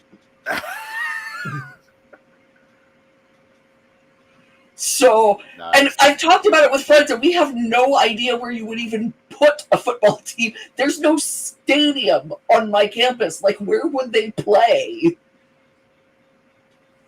So yeah. So anytime the college cliche jokes aren't working for me, I assume it's because I'm missing some context by having gone to the school I did. All I can say is some college movies, including Monsters University, like, you would think they would use the monster world to, like, show its own unique take on, like, University. It doesn't really shake it up that much. Yeah. So, Eric, have you seen this movie or not, and what your college experience compared to it? If you're still here. Uh-oh. I guess not. Any final things? Shall you tell us? I said my piece. Like, I think you have a valid perspective. Well, thanks. Like, I understand there are people who do take a lot more from the movie than I do, but I don't know. I just talk from my own experience. Cool. Now, last thing before, was there a villain in this movie? No, not really. No. Okay. I mean, the dean is a bit of an asshole, but, like, she really is. It's choices were made there. Yeah. Now we are on to Inside Out. So, Inside Out was, like, the first masterpiece movie you could say they made post Cars 2. And I remember when I saw Inside Out 1, and I hope I said Inside Out 1 and not Inside Out 2. You said Inside Out 1. All right, so Inside Out, when I saw it in theaters, like, I was like, oh yeah, Pixar's back, baby. Until I see the reception of The Good Dinosaur, and it's like, nope, their quality's going to come and go from here on. So, this is the Pixar movie I have seen most often. I have seen it dozens, if not hundreds of times. Because this is the first Pixar movie that's really and now I'm a parent movie. And it was my son's favorite movie when he was 2. Mm-hmm. So I have seen this over and over and over. And I still really like it. It's like, on my list, I put Inside Out in the top 5. I would definitely agree. I did an article called, and obviously this was a while ago, but it was called something like On Seeing Inside Out 25 Times, which is nowhere near as many times as I have seen it now. And I will still voluntarily sit and watch this movie. But there were things that I didn't notice until, 15 or 20 times in. And that's amazing. I'm going to throw out just all of the love for Kyle MacLachlan as Riley's dad. He does not get enough credit in that movie, and I feel like he deserves somebody to notice the good work that he did. Admittedly, the entire cast is doing great work in this movie. It is also, speaking as a mentally ill person, the single best movie portrayal of depression I have ever seen. Depression is not when sadness is running the console. Depression is when none of them can run the console. She's not feeling sad. She's not feeling. And I love that. I love that Riley's main emotion is joy, but that's not true of everyone. Her dad's main emotion is anger, and her mom's main emotion is sadness. And they are both functional adults. You know, like, yeah, it's a joke over the credits that all of the bus driver's emotions are anger. And that's funny. But it shows that you don't have to be happy to be a good functional person, and that all emotions have meaning and dignity, and that sadness is the root of empathy. Did I mention I really love this movie? I have a lot to say about this movie and always have. But we use it as a teaching tool for my kids. Which is why I really need to see Inside Out 2, because my son's about to start puberty. Nah.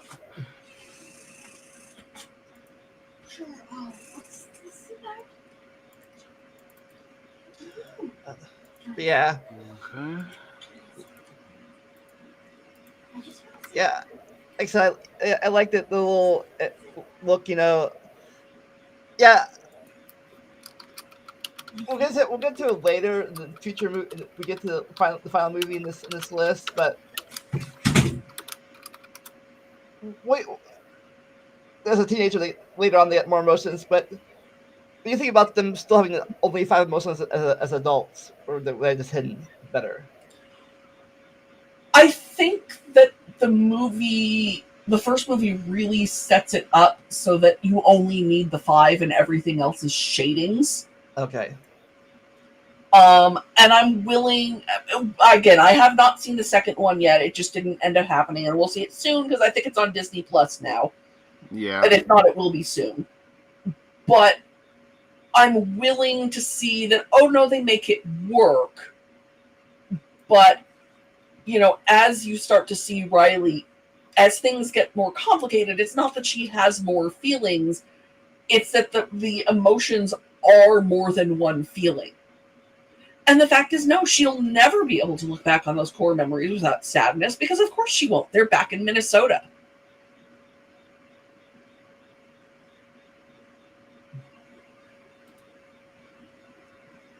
If somebody else wants to talk, they can. Yeah. Nick, what's your opinion about the movie? Well, I do like how the movie is very creative with how they represent the emotions. I also like how they express how all emotions are important to living a healthy life and not just relying on one of them. You shouldn't try to suppress the negative emotions, at least not all the time. And yeah, they just illustrate it all in a simple story about Riley moving and not being accustomed to her new environment. Yeah, the external story is really basic. But it's super effective still. Yes. Well, hi Becca, as far as external, what I mean is like outside Riley's head. Mm-hmm. I'm going to share my fan theory about Bing Bong, if people don't mind. Okay. Because obviously, if you've seen the movie as many times as I have, you start to develop headcanon about it. I don't think Riley has forgotten Bing Bong at the end of the movie. I think there are still memories she has with Bing Bong in them. It's that he can never again be real to her in the way that he was before the events of the movie.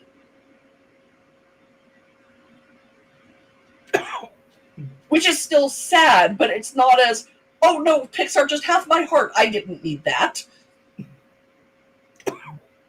Apparently, Richard Kind, who voiced Bing Bong, his kids go to the same school as Daniel Day-Lewis's kids. And he went up to Daniel Day-Lewis at a parent function and told him how mad he was because he was looking forward to being the most famous parent in the room. But I think that for the kids, Richard Kind is more famous than Daniel Day-Lewis. Yeah. They'll know his voice, if nothing else. I mean, I'll tell you this much. I can't recall Daniel Day-Lewis being in any movies that kids would be familiar with. Well, my son has seen Lincoln, but he's an abnormal case because he's my kid. He happened to come into the room while I was watching it. Well, matter of fact, Lincoln's not exactly the movie you show to young kids. Like, I mean, they showed that movie to me in high school. That was a field trip. We went to go see it in theaters. But he's 11 now, so, you know. Yeah, like, I'm talking like maybe kids in the single digits maybe, or like not exactly in middle school or high school yet. Yeah, no, he's at the young end of kids you would show Lincoln to. Yeah. Which is why the kids in the room know Richard Kind, because he's Bing Bong. Mm-hmm. And doing great work on Only Murders in the Building this season. Oh, wow, he's in that. So, what was your favorite emotion? Did you have a favorite emotion? I mean, I'd probably personally run by sadness. I like that she does spend all of her time doing the reading, so she does know all of the information.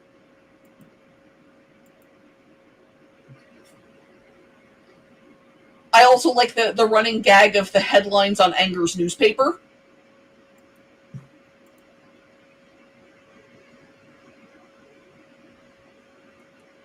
About you, Nikki? Anything that emotions stand up to you? I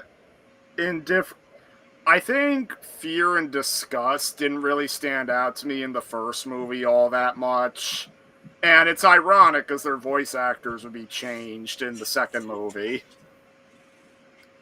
And I won't say much about the second movie at the moment, but I will say one of the criticisms of the first movie is that, well, joy and sadness are obviously the forefront, but because of that, anger, fear, and disgust are kind of sidelined for a good chunk of it. The second movie makes up for that. Even though they were at the time those three were the main controllers of Riley for most of the movie. Yeah, like, I mean, of the three of them that get sidelined, Anger is by far the standout one, but I even have a t-shirt of Anger. I have to say, fear does get my favorite line. Oh, which is, oh, sure, some may say it's the coward's way out, but this coward's going to survive. What? Alright. But next, we're done with that. Next one would be, I think I mentioned it, The Good Dinosaur. This one. It's fine. I don't particularly like this one that much, but, I mean, I gave it a 3 out of 5. Like, I do think it has an okay message about facing your fears, and some of the animation is nice, but you know how Illumination in movies are often criticized for being safe, like they take no risks, they focus on the most generic kinds of stories that appeal to the masses. They have the occasional tug at the heartstrings moments, some silliness. That's what The Good Dinosaur is. Yeah, it's fine. I've seen it. I remember very little about it. I didn't dislike it, but I haven't felt the need to see it again either. And currently, the number one review on Letterboxd is "At least it's pretty." Pretty much. And another thing to kind of note about The Good Dinosaur is it has a pretty unique distinction among Pixar's library. Well, it's not unique anymore, unfortunately, but it was the first Pixar movie to bomb at the box office. Mm-hmm. Like, it did not do well. Like, I think it was released it might have been released in a crowded November 2015 time slot for theaters. Yeah. And there's also the fact that it came out the same year as Inside Out, and people just didn't have interest in it. Yeah. So this movie, I guess this movie didn't even make the top 5 best movie list like you've been saying before. Like, I'm pretty, like, I don't know anything about the Oscars that year for Best Animated Feature, but I'm pretty sure Inside Out made the list, but I don't know about Good Dinosaur. Anomalisa, Boy in the World, Inside Out, which won, Shaun the Sheep movie, and When Marnie Was There. Yeah, so no Good Dinosaur. No, I don't remember if I've seen Boy in the World or not, and I know I haven't seen Anomalisa, but it's a pretty heavy-duty slate. Yeah. So I think so far this is our shortest free move on, the shortest episode of part of this series. I really like the short that they played before it, which was Sanjay's Super Team. But yeah, I don't have any particularly strong feelings about The Good Dinosaur. Well, we are in single territory again because we are at Finding Dory now. Yeah. It's fine. Like, the thing with Finding Dory is that it pales in comparison to Finding Nemo, because what really helped Finding Nemo hold up for me was its set pieces and, like, the way the characters were. Mm-hmm. And Finding Dory does have the pretty cool choice of setting most of the movie inside of an aquarium, which is doing something different, and it's exploring a different kind of thing. But the thing is, it's just ultimately not as memorable. Like, Yeah. I do like Dory's character arc, and, like, the movie is overall pretty encouraging to people who have, like, memory problems or, like, perhaps a mental disability of some kind. But, I mean, it's not super remarkable, but I thought it was effective enough. I like the Sigourney Weaver thing. Yeah, having Sigourney Weaver, like, be, like, the aquarium announcer, and the fact that Dory, like, communicates with Sigourney, like, in air quotes, like, I just thought that was charming. Yeah, that part was great. The rest of the movie, I don't really have strong feelings about. So, you don't think it's not a good follow-up, the first movie then? Like, I thought it was a good follow-up. I just didn't think it was as good as the first one. Well, and as established, I'm not enormously a fan of the first one. Like, I don't think it's a bad movie. I just don't care that much.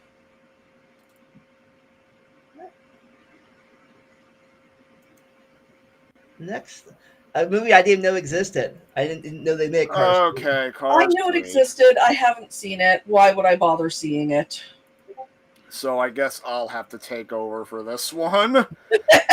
So, Cars 3 is better than Cars 2, but that's not really saying much. I was going to say that there we've got the low bar again. Yeah, so the thing with Cars 3 is that it does go into some surprisingly deep themes of people aging out of their professions, how they might try to cling to them despite being past their prime, and they're being outclassed by, like, the incoming younger generation. And yeah, there's going to be some younger folks that are arrogant to prove themselves, in air quotes, better than their predecessors.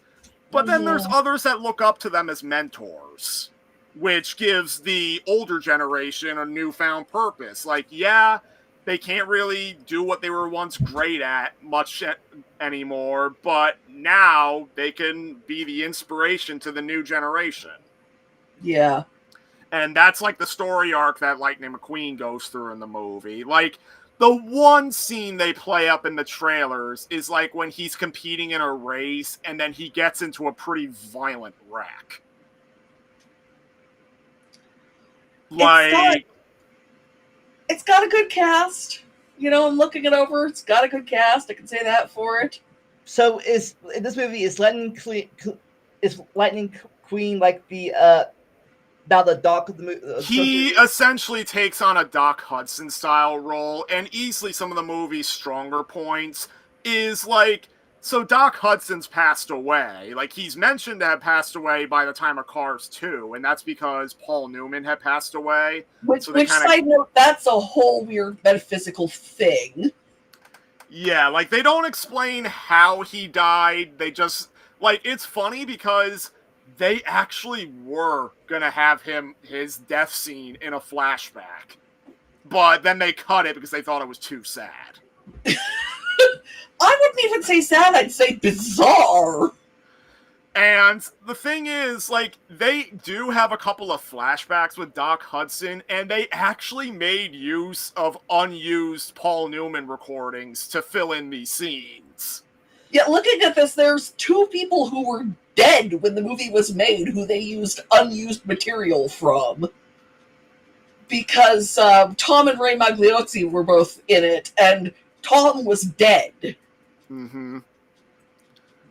And, yeah, so that's some of the stronger material in the movie, but I've said all these nice things about the movie, but in reality, a grand majority of it is pretty dull.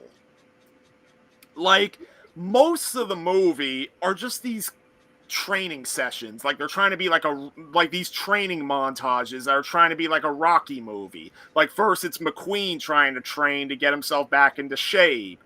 Then there's the new character, Cruz, that McQueen's trying to train to, like, be his successor, kind of.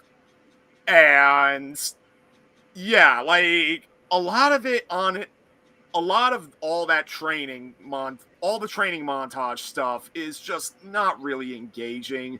They also try to attempt commentary on, like, the rise of technology, like how there's this one part of the movie where, like, the new generation of racers are making this big deal about this VR simulator that they use to practice on the track, like, to where, they don't even practice on real tracks anymore. But then the movie kind of forgets about that. Like, it was not hard. Like, I'm sort of quoting my Letterboxd review at this point. It was not hard. I mean, that's more than any of the rest of us have to say. Like, it was not hard to make a movie that was better than Cars 2, but it gave the Cars franchise a decent conclusion, because, I mean, thankfully there's no plans to do a Cars 4, because, I mean, the popularity of the franchise seems to have kind of waned out. Yeah, my kids have no interest in Cars movies. Yeah, so 3 was at least a decent way to close out, but it's still a pretty, like, when you really think about it, it's still not a very remarkable movie. Right. So, I mean, I gave it 3.5 on Letterboxd. I mean, could have been worse. 3.5 out of what? 10, 5, 100? Out of 5. Oh. That's more than I gave the first one. So, well, the first one I gave a 4. So I gave it a 3. All right. So next, I guess we get the first musical one, Coco, which is the first movie we took Zane to in the theater. He didn't handle it very well, but he and his sister both really love it now. It does come with one of those misguided Disney caveats, because they tried to trademark Dia de los Muertos. because Disney's going to Disney. Are you trying to get in my pocket, miss? Sorry, we have a new kitten, and I think she's trying to climb in my pocket. Was this before COVID era, or is it Before. This is before. This Okay. is before. This is 2017, so we've still got a couple years to go. And this one was phenomenally popular. Zane has a stuffed Alebrigo version of Dante the dog that we actually just found the other day because the kitten was hiding in our storage area and we found his toy. We're like, oh, Zane, you were looking for this. But the fact that it is not only about a Mexican family, but about a relatable, fairly authentic type of Mexican I was family. about to say, how accurate is this to the culture of the time? So, well, I mean, it's basically set in the modern day. Okay. So the important thing to know that kind of ruins the plot a bit is that there is actually a tradition of putting images on ofrendas of people who have been forgotten so that no one is truly forgotten, which kind of ruins the plot a little bit. But mostly the plot is fairly, and I'm saying this as a gringa just to get that out of the way, but I grew up in Southern California and I have a lot of friends who are first, second, third generation Americans from Mexico, so I know more than a lot of other gringos at least, but it is a fairly authentic representation of the traditions and the beliefs. Certainly the artistic style is intended in a lot of ways to represent Mexican culture in a way that really strongly resonates. The cut paper decorations that are all over the place, for example. It is one of the movies that involves a lot of research because, yeah, there are a lot of white people involved in the making of this movie, though it was co-directed by Adrian Molina, who is from a Mexican family. So you'd hope he knows more on the subject than you know, I do, for example. So far as I know, the only problem the Mexican community has with it is Disney's bonkers attempt of trademarking. Apparently, one of the directors says that the original version had the problem that it reflected the fact that none of the people involved in making it were from Mexico. So that's when they did research and brought in an actual guy of Mexican descent to help. Mm-hmm.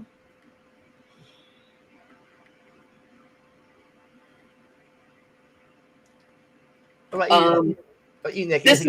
Sorry, go on. This is the one that won the Oscar that year. The Good Dinosaur was not nominated. Well, 2017, this is Coco was released. Yeah, The Boss Baby, The Breadwinner, Coco, Ferdinand, Loving Vincent is the slate for 2017. Sorry, it's Cars 3 that would have been not nominated that year. Yeah, and the shock honestly, of- the competition that Coco had was not stiff. Loving Vincent is a good movie. That is what I will say on that list. Okay. Soda rock rats. Sorry.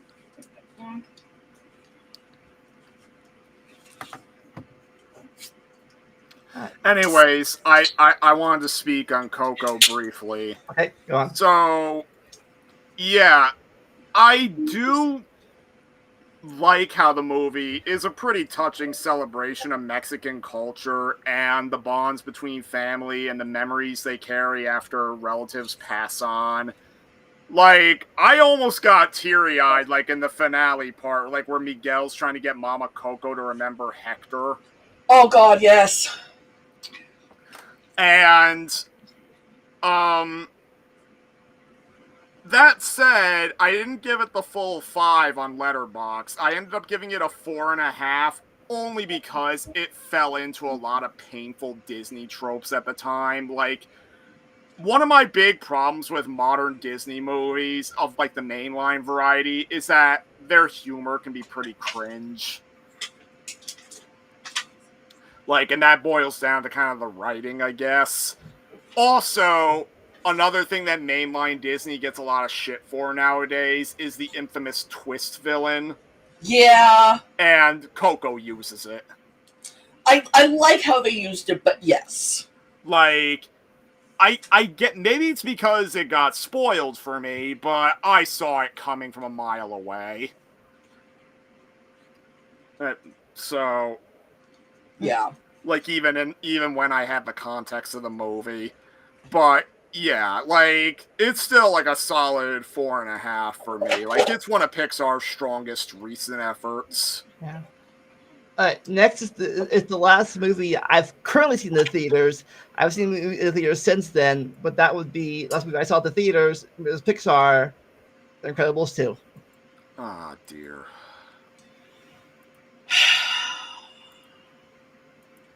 I can tell. I don't like it as much as I like the first one. That's where we're gonna start, I think. Yeah, that did not bode well. That reaction. I don't hate it as much as a lot of other people do. Mm-hmm. I think there's good bones. Now, this movie, sorry, we're fast. So this movie takes place right after the second movie, first movie. Yes, it's like literally right after.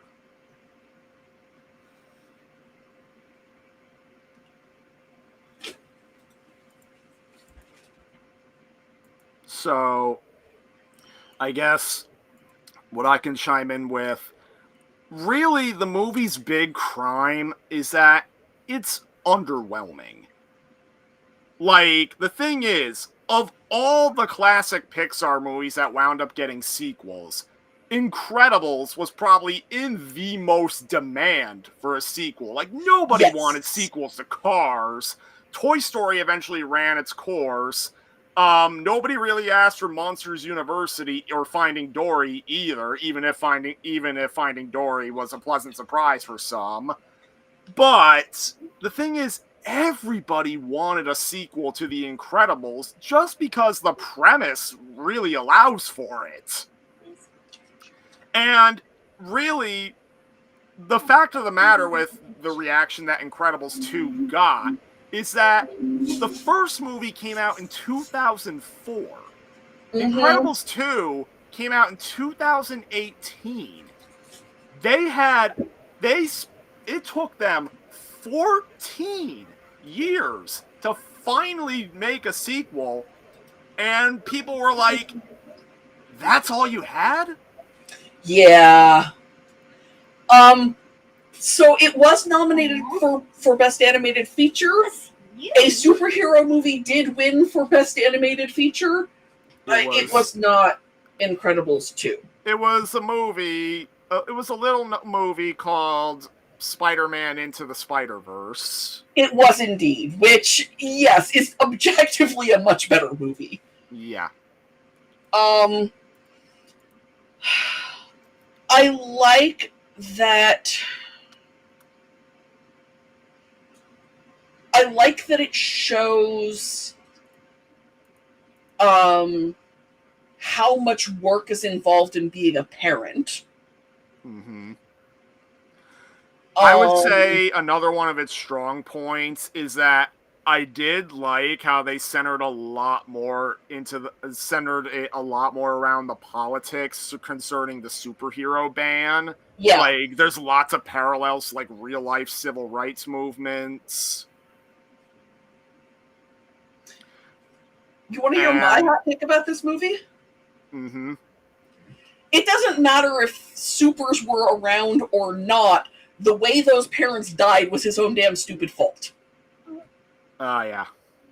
Because even in a world where supers were around and you could just call on them wherever, maybe still use your panic room. Maybe put your phone in your panic room. Mm-hmm. I'm just going there because I guess no one else will. Lots of people have actually gone there, from what I remember of a couple of reviews. But to get one more positive quality out of the way, it was a pretty smart choice to have Elastigirl like take the role of the main character, kind of, while Mr. Incredible is sort of relegated to the side character with like the parenting subplot. Like, it's like a nice role reversal, you could say. It's a nice role reversal. Again, it gets into parenting is hard. Yep. And that gets into what I think is the unspoken theme of these movies, which is that you don't have to be super to be special.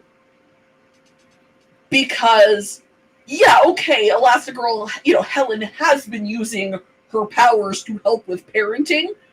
But my God, if I had her powers to separate my children when they're bickering, I would too. Mm-hmm. And the more so because her children actually have powers of their own. Yeah. But also, most of what she is shown doing that Bob is shown not being as capable of doing, powers don't help. Nope. Wait, they've changed math. I mean, I'm wondering, I've always wondered if that was like an anachronistic joke, because it feels like they were trying to make a joke. Not. Really? Really. So there was a thing back in the 60s called the new math. And this is the way that all of us were taught math. But the generation ahead of us Common Core. Yeah, they changed math around the time how kids were taught math, around the time that this movie was set, so that the way that the kids' parents had learned math was no longer the way. And so it is definitely a Common Core joke. Yeah, because that's the parallel that like today's audiences would understand. Right, but it's a Common Core joke that's even funnier if you know the history of education, which makes it my favorite kind of joke. The kind where the more you know, the funnier it gets. Like, I didn't even know they had changed math again in the 60s. Yeah. Oh, yeah. No, there's a bunch of Peanuts strips that are references to the new math. And there's a Tom Lehrer song about it. Can I rewind back to Toy Story for a minute? Like, sure. Because one of the jokes in that movie is funnier, like when you get the adult context. Specifically, it's the Mrs. Nesbit scene. So, obviously, Buzz is acting drunk.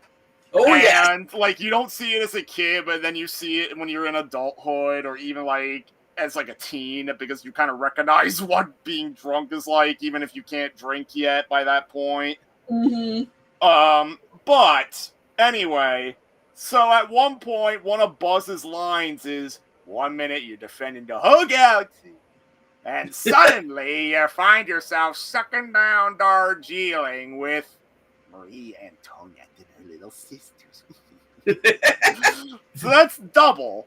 One, when you look up what Darjeeling is, alcoholic tea.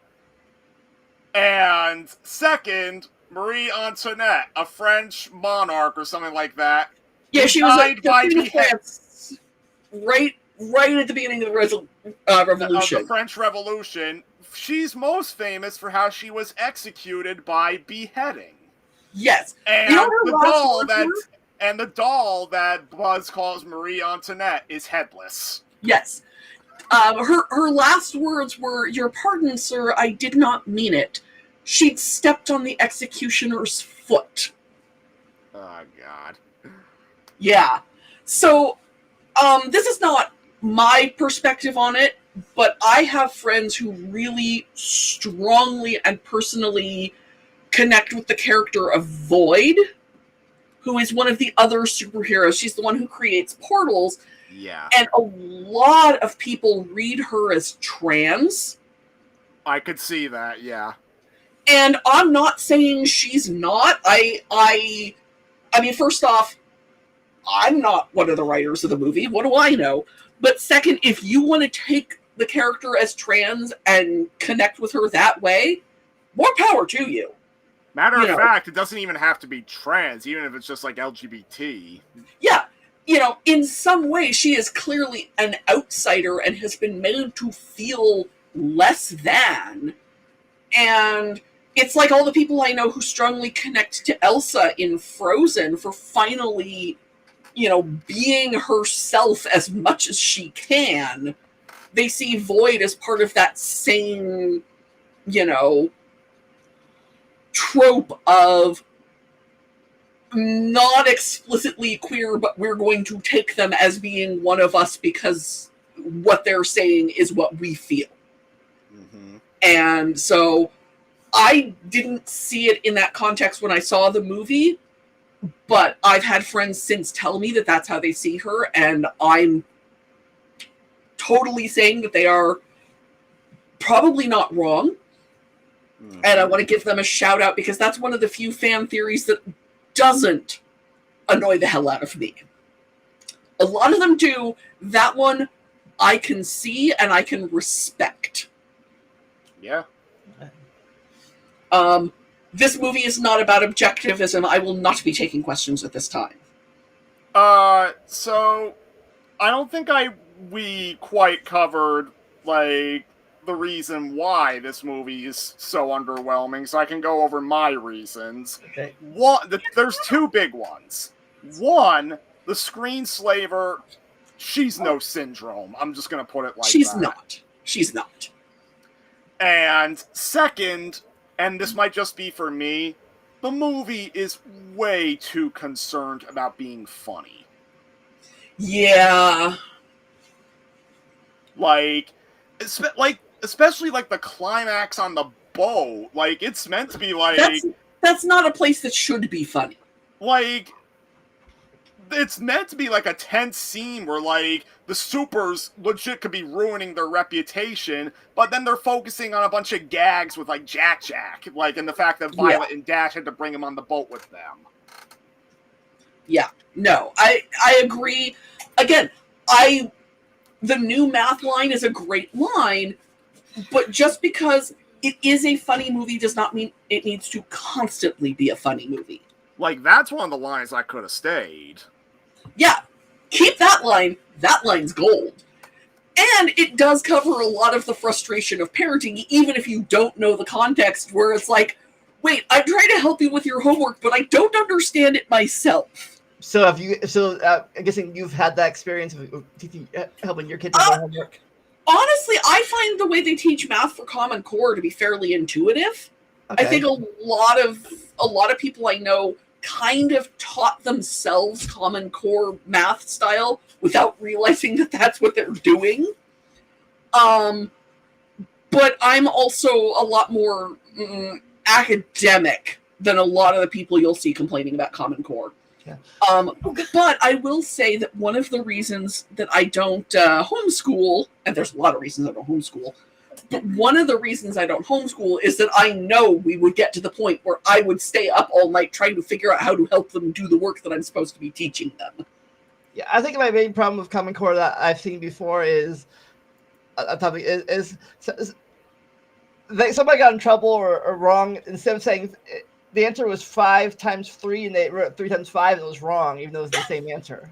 Yeah, and that's a problem. And that sounds to me as much like a bad teacher as anything. But I don't... Yeah. Yeah.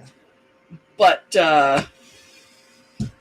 yeah, I actually got a packet sent home with my daughter from her meeting with her teacher before the school year started about what her Common Core expectations for the school year are. And they're all perfectly reasonable for a second grader. Okay. Right. So, any last things about Incredible 2 that you want to say? I wish it were better. Right. Yeah. But speaking of better, we are now. This is my opinion here. We are now going from a sequel everybody wanted. Everybody wanted to sequel that nobody. I don't think nobody wanted. Toy Story 4. Oh God. This is it. So, can we start with how weird it is that there's a suicidal toy as a major character? Yeah. Like, I like this. I've only watched it once because I've only felt the need, but I liked it more than I suspect you do. But it does have, as one of its major characters, a toy who is actively seized with such an existential dilemma that he wants to no longer exist.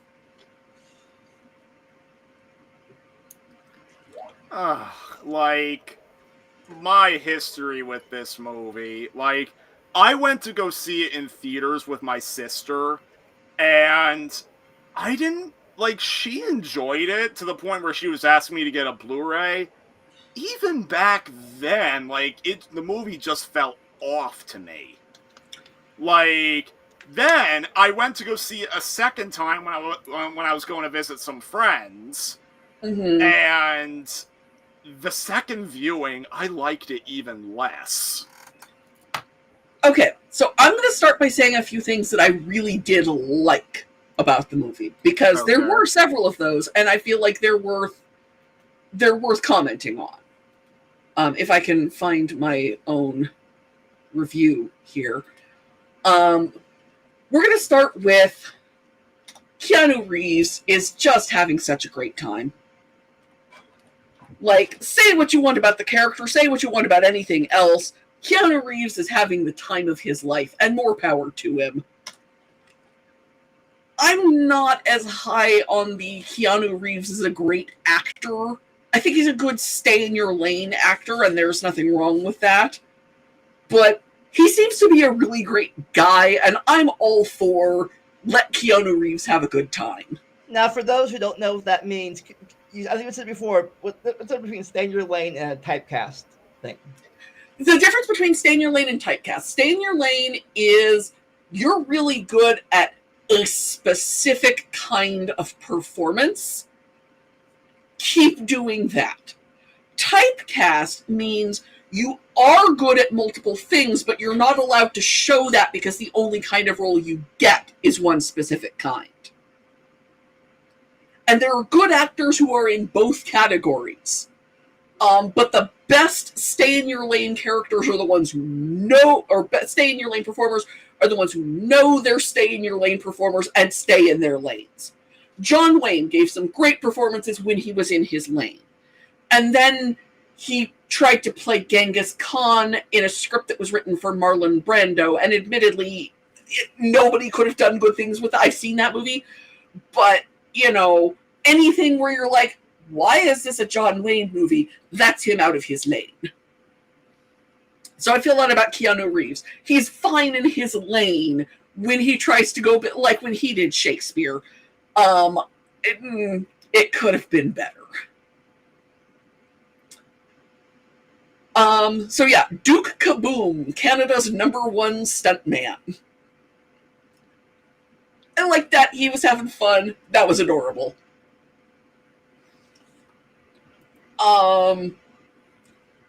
I liked that the antique shop had really high quality animation, and if you know what you're looking for, it's full of references to other movies.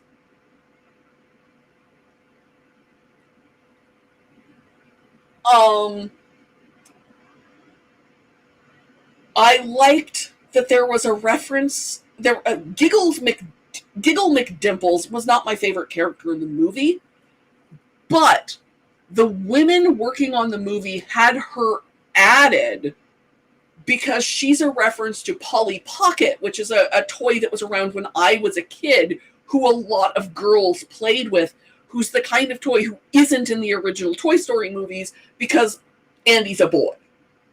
Yeah, we would have had the Mighty Max. play Yeah. sets. And Polly Pocket is not unlike Mighty Max. And so I like that they were able to listen to what the female animators were saying and add that little bit of extra representation into the movie. So that's what I liked about the movie. What I could say I liked about the movie is that the animation is friggin' beautiful. Like, I could damn near say it's probably the best the best animation Pixar's produced. Like, it really showcases how far they've come since the first Toy Story. Like, the rainy night at the beginning, the shots in the antique shop and, like, the carnival, like, Yeah. it looks really pretty.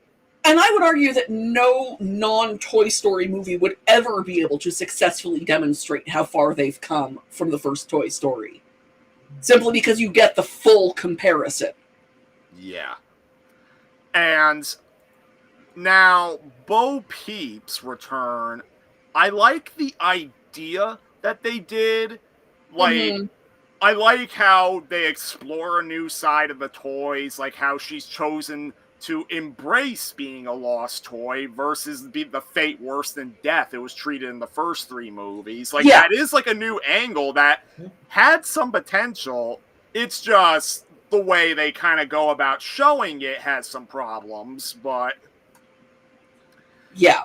Then also the villain of the movie, Gabby, I thought her story was reasonably well handled, and it is quite frankly one of the only things in this movie that comes close to matching the themes and spirit of the first 3 movies. Like, she has an understandable motivation for wanting to take Woody's voice box, and she does some villainous things in the movie.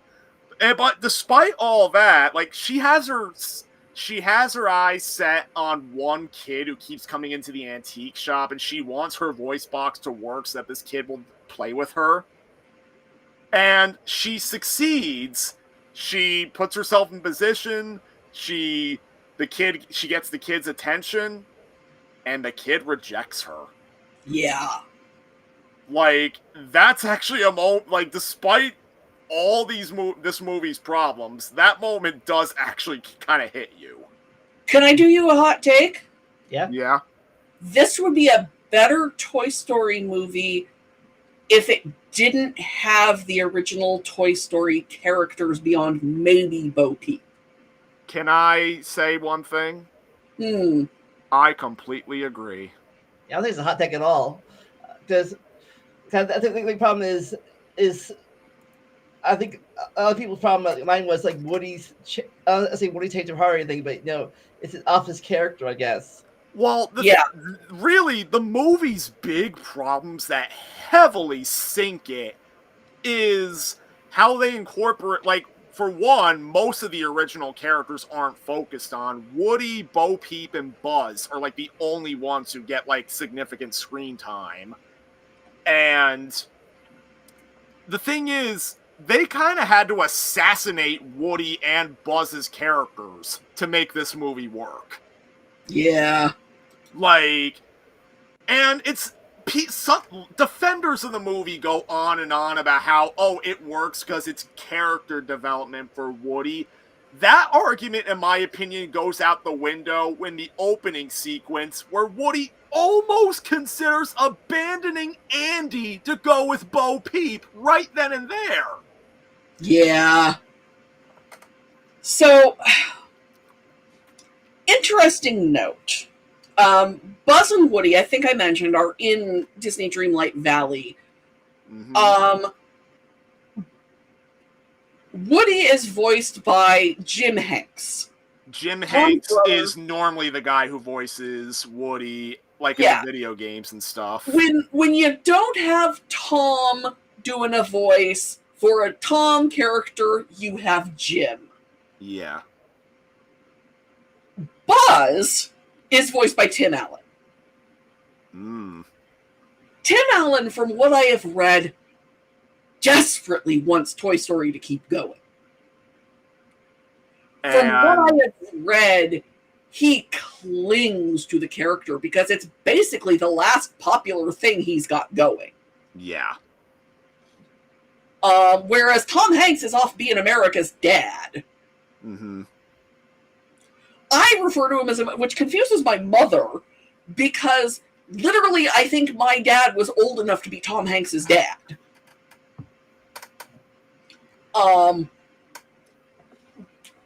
But, you know, I think arguably, you know, Buzz going, or Woody going off without them at the end of the movie is Tom Hanks like, maybe I'm done with this franchise. It could be that Tom Hanks agreed to it because obviously Toy Story 4, after Toy Story 3's like conclusive ending, it's obvious they only made Toy Story 4 just because they wanted the money. Because they knew it was going to sell.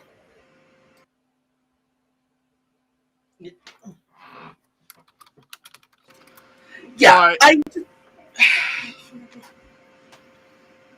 and yeah, like,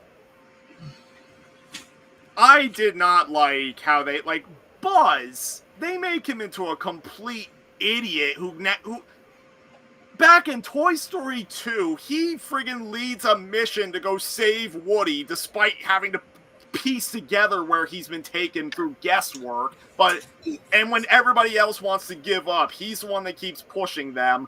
Toy Story 4 reduces him to a joke who can't do anything unless his voice box tells him to. Yeah. Like, even people who like the movie generally agree that what they did to Buzz was bullcrap. Maybe the animators don't like Tim Allen. That could be the case too, but that's still pretty disrespectful to the character. It is. I would also watch a whole movie of Keegan-Michael Key and Jordan Peele's characters telling stories. They're the stuffed animals. And they were fantastic. I loved them. So what was your opinion of the new toy of the movie? Forky. What I was gonna say before we get to Forky, the Key and Peele plushes, they didn't do it for me. Like, that repeated gag where literally it's just them debating on getting a key, and like it all leads to the same punchline of them strangling like the antique store owner. Like, I didn't think that was funny. That's fair. Yeah. And then now we can go to Forky before we get to another sequence I just thought was kind of unfunny. So Forky makes sense to me in universe as far as a toy. Like, my children have made things that are suddenly, they just love them, and it's something completely disposable that they don't want to get rid of. Yeah. So in that sense, Forky made sense, but I don't like the character. Now, how much time has passed between 3 and 4? Because Barney still seems young in this movie. I don't think he's... So it was 9 years between movies. Yeah. But Bonnie is explicitly starting kindergarten in this movie. So it's only about a year or two after Toy Story 3. Yeah.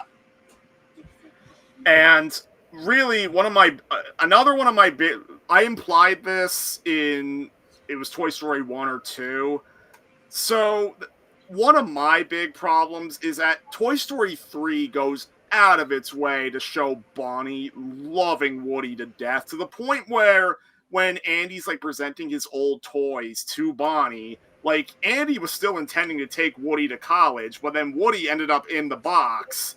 And Bonnie finds him, and like Andy kind of jolts back, like he's like, "No, don't take Woody." Like, but then Bonnie looks like she's about to be upset.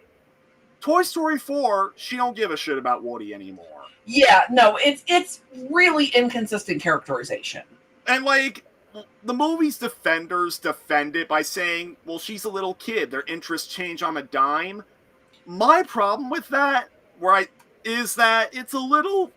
Isn't it a little convenient that it's only Woody she doesn't give a shit about anymore. She still loves the rest of Andy's toys and her old toys, but nope, not Woody anymore. Yeah, and like, speaking as a parent here, yeah, the toy will go back in the box sometimes and won't get played with for a while, and a new one will take over. But then within but if you try to get rid of the toy, suddenly it's the only toy they have ever loved. What are you doing? That makes sense. In fact, some of the negative reviews of the movie noted that, like, the whole reason why they did the Bonnie not giving a shit about Woody anymore thing was just to make the ending work, to where Woody wouldn't feel bad about staying with Bo and leaving leaving his family behind. Like, that's the whole reason why they did it, except some of the negative reviews pointed out, no, Bonnie may actually still care for Woody, because there is like a scene or two where she can be seen still playing with him. So maybe she is, like how you said, like she's in a phase where maybe she's putting him in the box and like not ready to pull him back out yet. Yeah, no, and it would have been much more plausible for her to add Bo than be okay with losing Woody. And it's like, some of the negative reviews try to point out that Bonnie made a promise to Andy to take care of everything. That's not a part I dock the movie for, because is pretty, on that level, it's unrealistic to expect a kindergartner to hold to something like that. I can't expect my kids to necessarily keep their promise to stop playing with the cat and go do their work. You know, take care of my toy for the rest of your life is a big ask. Yeah. Like, on that level, I don't criticize the movie. I just criticize how forced the writing is. Yeah, it feels like they decided they wanted a Toy Story 2, but had wrapped up the series so well with the conclusion of Toy Story 3 that they didn't really leave themselves anywhere to go. And if they had just started with Bo and not had Bonnie and not had Buzz and not had Woody, they would have had a better script. Yeah. Like what happens after a toys are abandoned or lost. Yeah. And it's still a Toy Story. It's just, it doesn't have the same characters. And yeah, Tim Allen would have had a meltdown, but this is me failing to care. Mm-hmm. And really, another problem with the movie is, in a lot of ways, like, we mentioned the Black Friday reel in Toy Story 1. Mm-hmm. Like, Toy Story 4, in some ways, is what you get when the Black Friday reel comes to life. Yeah. Like, I don't know, like, a lot of the humor in this movie is really dry, cynical, like, mean-spirited. Like, the first 3 movies go on and on about how there's nothing more important to a toy than being loved by a kid. Well, the movie goes out of its way, Toy Story 4 that is, to show kids not loving toys. Like, yeah. You think about that. Go on. I think there's an argument to be made that there are some toys who are happier living the renegade life of a lost toy like Bo does, and not every toy needs to be a specific child-specific toy. But it doesn't work that Woody would reach that place. Yeah, like, and the thing is, like, the movie goes out of its way to, like, glamorize the lost toy life while at the expense of, like, what the toys are originally made for. And, like, I don't know, like, it's, like, Can I also be practical for a minute? Mm-hmm. So, Woody is explicitly a cloth toy from the 60s. Probably even the 50s. Which means we're talking cotton, like as not. Mm-hmm. Do you know what the the elements due to cotton, They wither and fade, or like they rot. yep. Bo is probably plastic. She's fine. Woody is going to have problems.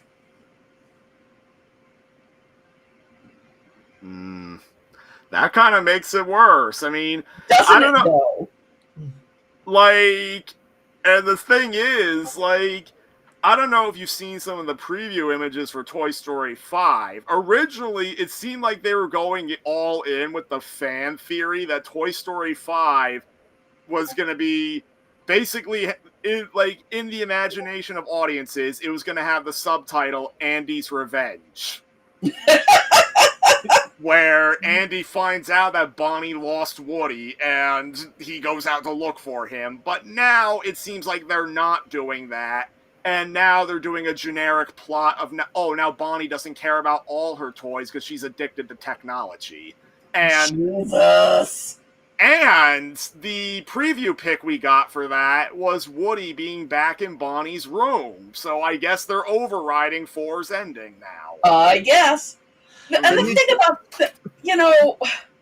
my kids spend a lot of time using technology, but also they expect me to remember all of their toys' names. So, yeah. I'm a grown man, and I have all my plush toys that I like to cuddle whenever I'm watching a movie or playing a game. That you still collect. I've seen your Twitter.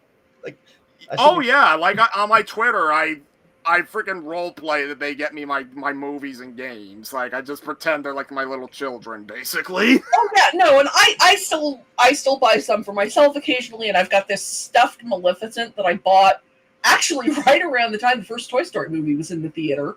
Who comes to Renaissance fairs with me and all of that. I'm just saying that my children have grown up with, tablets and phones and laptops and things as a regular part of their life, but they have many stuffed animals, and I am expected to remember all of their stuffed animals' names. Mm-hmm. Spoiler, I do not. But you try your best. I do. Any last thing to say about Toy Story 4? Nah. We can move on. I mean, I posted the letterbox link. I mean, if you have like an hour to kill, you can read my. It's not that long, but it's one of the longest letterbox reviews I've written. All of my reviews are 5-paragraph essays. So I could be wrong, but I think I think we're in COVID now. Yes. So the thing with Onward is it released right before COVID. Like March it's 6th. March 6th. Like lockdown started like when it was like in its like second week in theaters or something like that. And unfortunately, most of the Pixar movies going forward until Inside Out 2 would be box office failures. Largely because 3 of them didn't even get a theatrical release because of Disney mistreating them. And straight to Disney Plus. And I have strong defenses of all 3 of those, but we'll get to those when we get to those, but all you really need to know about their mistreatment is that Disney Plus eventually started this Premier Access thing sort of to replace like buying movie tickets. Which I was not going to spend extra money on.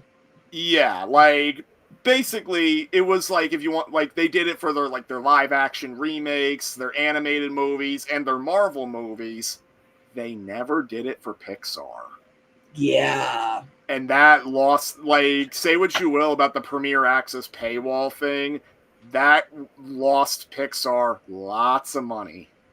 Yeah, no, they did Pixar dirty in this stretch, and I have especially with the 3rd movie of that trifecta that was affected by COVID.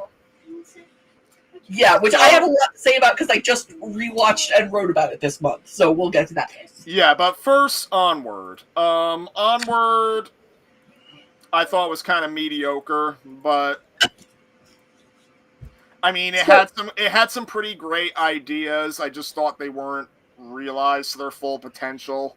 No, it could have been a much better movie. This is the one where I have this weird, strong personal history connection thing because my dad died when I was 6. And I don't know if my younger sister remembers him at all.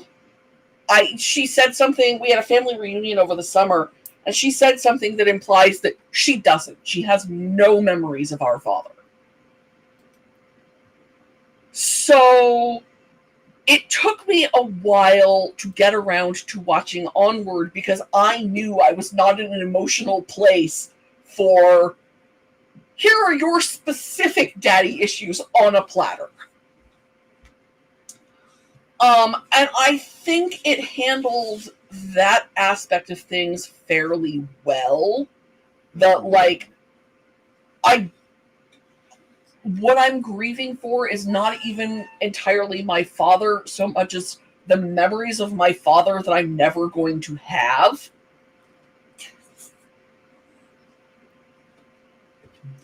And I thought I thought the fantasy world could have been realized a whole lot better.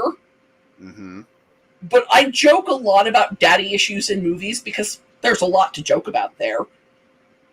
But I thought that these were handled particularly well and resonated with me personally on a level that meant the movie was probably stronger for me than for a lot of other people. Well, see, that is one of the stronger parts of the movie, and, like, the thing is, see, the main characters, Ian and Barley, I'm just gonna say, Barley very nearly became one of those unlikable jerk characters for me. Oh yeah, it doesn't help that I personally dislike Chris Pratt. Yeah, like, especially in the first half of the movie, like, his bad qualities are, like, at their forefront. He keeps inserting, like, it's because he insists on inserting himself into all these situations where he really doesn't need to, and he just makes it, and just makes things worse. Yeah. And the movie doesn't really call that out all that much. Yeah. And, going on your point about the fantasy world setting, I felt like it wasn't used to its full potential either. Like, I understand the idea behind how, like, modern technology, like, replaces magic, because magic is difficult to use, but then modern technology is more accessible to people. Except my problem with that is they very, very clearly show that magic has capabilities that go far beyond what modern technology could do. So because of that, I have serious doubts that magic would have been completely abandoned. Yeah, I also found it personally hard to believe that no one was doing magic because I'm a Renaissance fair person. Yeah.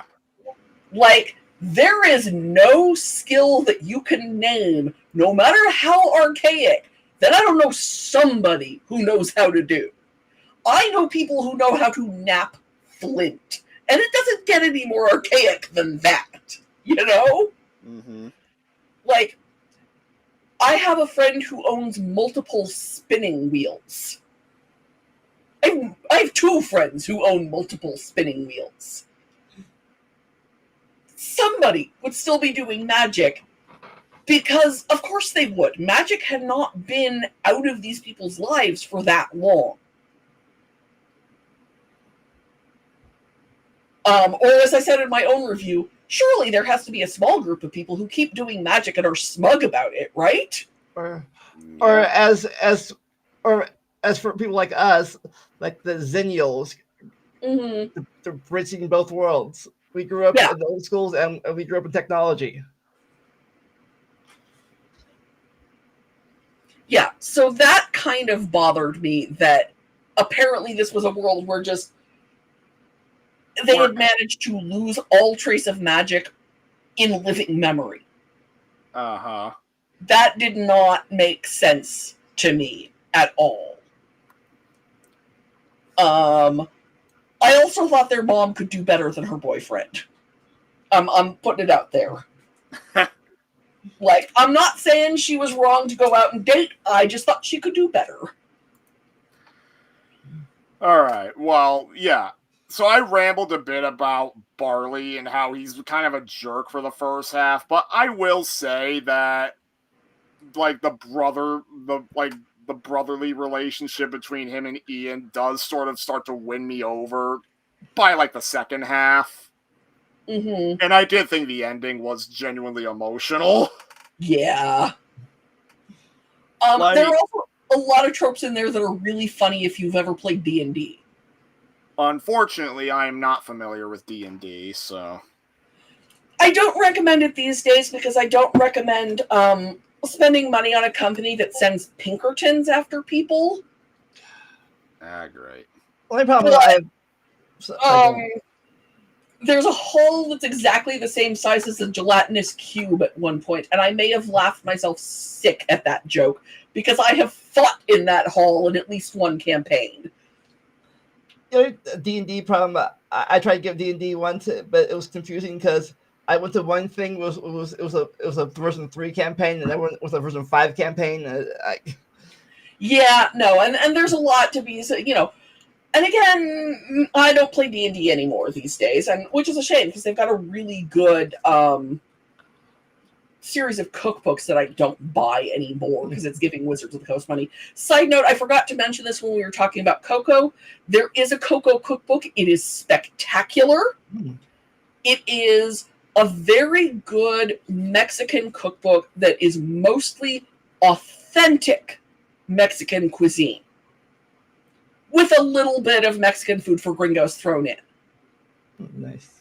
Honestly, I buy an Onward cookbook. The Manticore is running a chintzy-themed family restaurant in the movie, and I liked that touch, even if it, again, doesn't fully ring true. Totally buy her cookbook. If for no other reason than just to see what was in it. Here, folks. Jillian approved Pixar cookbooks. Disney does really good cookbooks. Their publishing branch has been doing a lot of cookbooks lately. They did an Encanto one that's off, as far as I know. I don't know Colombian food as well as Mexican food, but as far as I can tell, it's really authentic Colombian food. There's a Lilo and Stitch one that's Hawaiian food. There's a Frozen one coming out that's going to be Scandinavian food that I'm really looking forward to. Disney cookbooks, really good stuff. All right. Next, we're going to the afterlife again with Soul. My daughter reviewed this movie, and one of my friends said that now there was nothing left for him to say because her review of it was so good. She was 4 years old at the time. My thoughts on Soul are relatively brief. I do think it's a pretty powerful movie that goes into pretty deep themes about finding purpose, living life, and also being a tribute to jazz and African American culture. Mm-hmm. And the thing is, the movie leaves a lot to interpretation. Like, the ending itself is pretty ambiguous. Mm-hmm. That said, I do sort of dock a point because while I understand this was the idea, 22 is a little bit too cringe to my liking. Yeah. For the record, my 7-year-old's summary of it, she was 4 at the time, was he found his life. And that's it. That's the movie, man. Yeah. I have known some people who did not like that this was the second time that Disney / Pixar had given us a black protagonist who spends the majority of the movie shape-shifted. And the second time they had given us a black protagonist. And, I can see the problem there. But I loved his mom. and like her circle of friends. You know, there's a strong sense of the community there.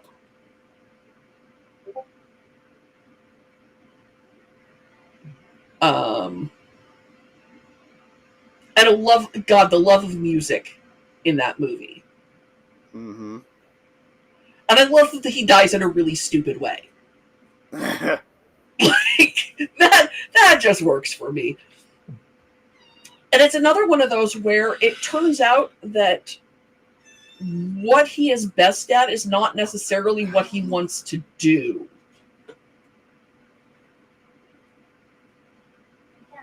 Because what he's best at turns out to be teaching. When he really lets himself teach.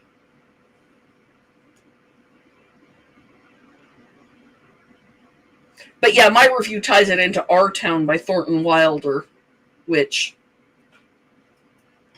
you know, I would not be surprised to discover is in the movie's DNA.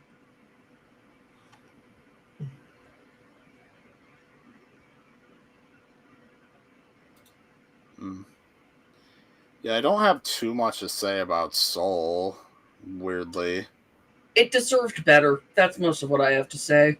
Yeah, I mean, it was the first of the 3 movies that was banished to Disney Plus because of COVID. Yeah, it's there's an extent to which what happened to Soul is nobody's fault, and there's an extent to which, yeah, no, absolutely it is. Like, Soul was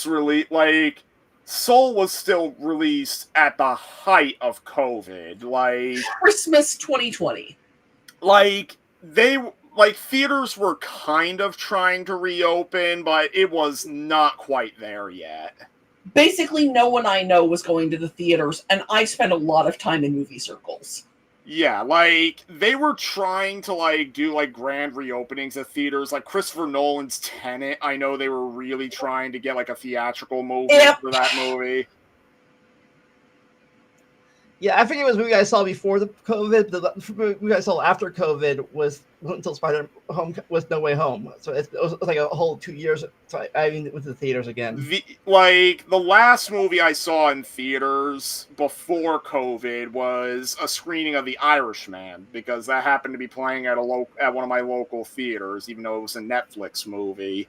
Mm-hmm. Then the next time I went to the theater was not until The Suicide Squad came out, and that was because I had friends over and I wanted to take them to a movie. Yeah, let's see here. The last movie. Child. Yes. Okay, the last movie that I saw before COVID. No, I just. No, it's close enough. Was either Knives Out or Little Women.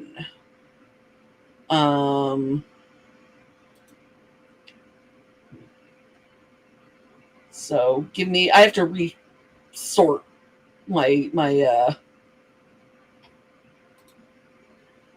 letterbox real quick to be sure. I can never remember exactly which one it was, but it was Oscar season 2020 is the last time I had been in the theater.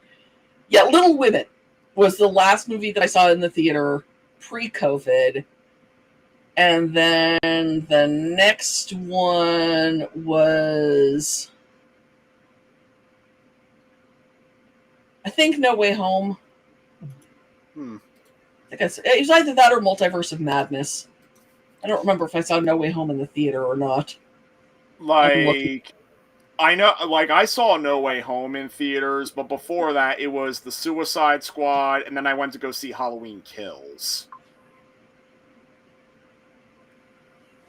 But yeah, like, in terms of Pixar movies, well, there was a gap in me seeing Pixar movies in theaters between Toy Story 4 and Inside Out 2. Yeah. So, yeah, like, so So all of us, if we saw this movie, we were seeing it on Disney Plus at the time. Yes. Yeah, I did see Soul on Disney Plus because I did hear all the positive buzz about it. So Well, of course, I saw it on Disney Plus in part because, look, it's a new movie that I can watch with the kids who are home, and I say in my review that I couldn't give it as much focus as I wanted to because the kids were playing with their toys and This was the deep time of still I don't know if you had it or not. You're probably still in the middle of the computer school at the time. Yeah. Well, the thing is, like, schools at the time were trying to be hybrid. Like, they Not were, like, ours. trying to do, at least in my area. Yeah. No, we were full on distance learning. Still. Yeah, in my area, like, some schools were trying to do full in person, some were doing distance learning, and some were doing hybrid. Yeah, they started some doing hybrid in like March or April of that school year, but we were still full distance learning at the time. And of course, my daughter was in preschool, and I did not send her to distance preschool because what is the point of that? Pretty much. Yeah, I think the hybrid that time started when the vaccines were starting to be circulated at that point. Well, yeah, the vaccines were not starting to circulate in the general public until around March and April of 2021. Soul was released in December of 2020, so it was not yet. Yeah, there were no vaccines yet for most of us. Yeah. And it did win the Oscar that year. Onward, Over the Moon, which I don't remember which movie that is, Shaun the Sheep movie, Farmageddon, Soul, and Wolfwalkers, which I still haven't seen and really want to. And it's a pretty good slate. And Soul of those deserve to win. Like, it's not the best list we've had, but it's a pretty good slate, and Soul definitely is a quality win. Probably I would like Wolfwalkers better, but as established, I haven't seen it yet, so I can't really say. We are coming up near the end finally. Mm-hmm. 5 hours. We're getting there. But next is Luca. I like Luca. I went into Luca with not much in the way of expectations, but ultimately I came out of it thinking, it pleasantly surprised me. I thought the friendship of the three kids was really damn heartwarming, especially during like some of the heavier moments. I mean, and if Coco was a celebration of Mexican culture, Luca is a celebration of Italian culture. Yeah. Like, the story itself is pretty basic. I mean, like, the opening where Alberto is, like, introducing Luca to the human world is pretty effective. But then they make it to the human village, and then it all becomes about, like, a race, and then it's, like, jealousy problems. There's a stupid bully character harassing them. Like, that's just, like, standard stuff that, like, I mean, it was fine, but yeah. Like, really, it was the friendship stuff between the three of them that really won me over with that. The director said that he was heavily influenced by Fellini, which I can kind of see, but I don't like Fellini. Certainly, this movie has a lot less misogyny than your average Fellini movie. But what I firmly saw the influence of was Miyazaki. This is a very, like, Pixar meets Miyazaki movie. The only Miyazaki movie I've seen to completion was Kiki's Delivery Service, and on that movie alone, I believe it. So, the town that they live in is called Porto Rosso. Mm-hmm. One of Miyazaki's movies is called Porco Rosso. And incidentally, is my clincher argument about how it's just fine to watch movies dubbed, because apparently Miyazaki himself likes the French dub of that movie best, where the main character is voiced by Jean Reno. Oh. In the American dub, he's Michael Keaton. And he fights Carrie Elvis. But it's got that, like, it's a small town and there's goings on that everybody cares a lot about, and just incredibly beautiful animation that celebrates the environment. And it's a beautiful movie, and the kids' relationships are fantastic. And this deserved better. This is a charming movie that deserved to not be part of part of the COVID crap. Now, I'm trying to remember when Luca was released. Let's see. 2021. I'm trying to find out when in 2021. June 18th. So that was after the vaccines were starting to widely circulate, and that was like starting to get to the point where theaters were like really opening up again. I mean, lots of stuff was still going straight to streaming, but we were kind of at a point where it was starting to at least be an option where you could either stream it or you could go to the theater. I do think it's worth noting that vaccines for children took longer to roll out. Okay. So Luca is like falling a bit more into the gray area of the COVID situation, but like, yeah. Yeah, because even now it's harder to find vaccines for children. My kid's pediatrician won't do it, and most of the pharmacies around here won't do it. So it's been hard to get my kids vaccinated. But yeah, it was not everybody was ready to open up, and you couldn't get your kids vaccinated, but most of the people who were going to want to see this movie were going to want to go with their families. Yeah. So again, it's part of it is nobody's fault, and then part of it is, and it was nominated for Best Animated Feature, but it lost to Encanto, which I kind of can't be mad about. And, Encanto was one of Disney's bright spots in recent years. Disney had 3 nominees in the category that year, if you include Luca. What was the third one? Raya and the Last Dragon.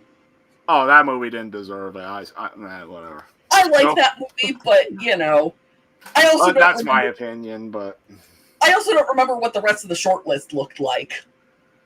And there have been years where it's like, well, I wouldn't have given that one the nomination, but on the other hand, I wouldn't have given any of the other ones the nomination either.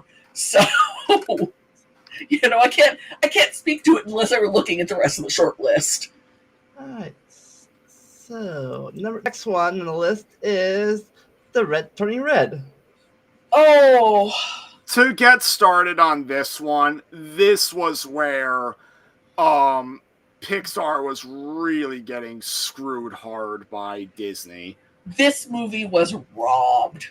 Like, long story short, this movie was, or I don't even know if this would be a long story short, this movie was intended to go into theaters because this was by the point where theaters were like fully opening up. Like No Way Home had just smashed box office records and proved that billion-dollar movies were still possible in theaters. Yes, I think I saw the preview for this trailer for this movie in No Way Home. I might be wrong, but I saw. So basically, movie theaters were rebounding at this time. So Turning Red was very much intended for a theatrical release, and then the doom and gloom news. Like, let's just say during COVID, they had a field day drumming up COVID as like an end of the world monstrosity. Like, the doom and gloom news, like new professional news outlets, they were going on and on about how vaccines were never going to be possible, things were going to be remote forever, and the variants, every variant comes out, each worse than the last, everybody's going to die, run for your life. Yeah, both sides were like, oh, doom and gloom, and the other people were like, oh, we have no problem, we don't need vaccines. Open everything up anyways.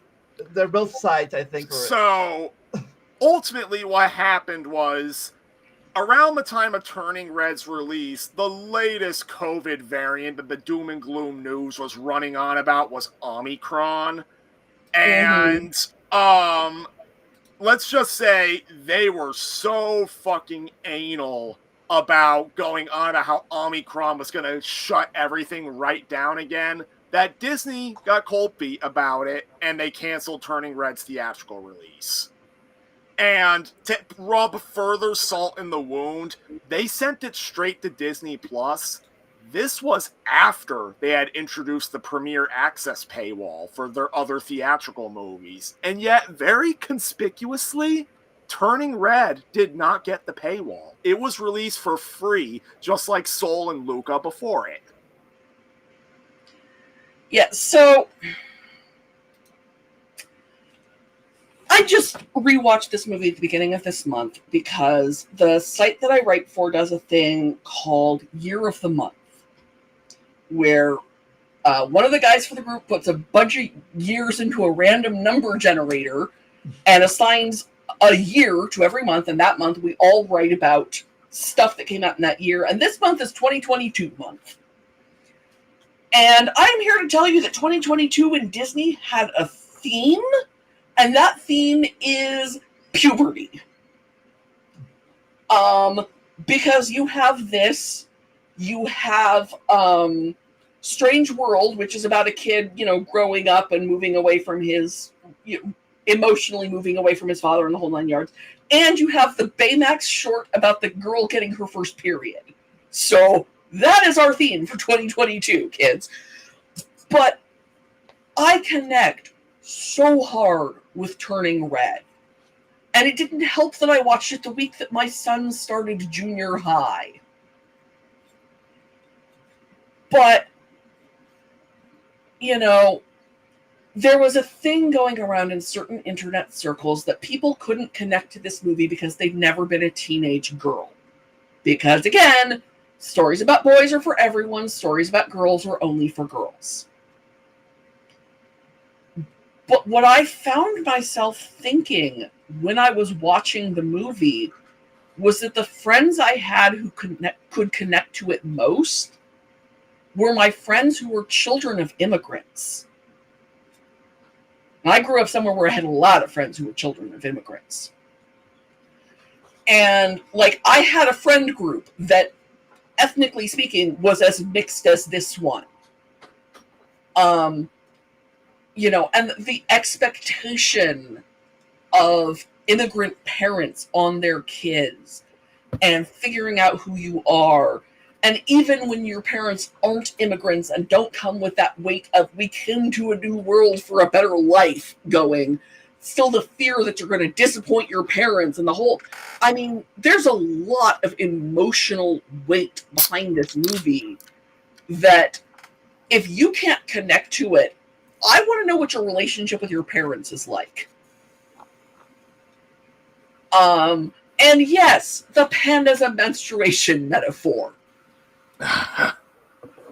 Yes. Have you seen the bag of feminine hygiene products that May's mother brings to the school? Only Baymax has brought more feminine hygiene products to a school before. And that's because he brought one of each. But as a metaphor, it works. This monster inside her that she has to control, and maybe she wants to accept it instead of locking it away forever. Yeah. It's a solid metaphor. Also, the boy band is so spot on that take the nomination away from Diane Warren for Best Original Song. She doesn't need another one. And give it to the boy band song from this movie.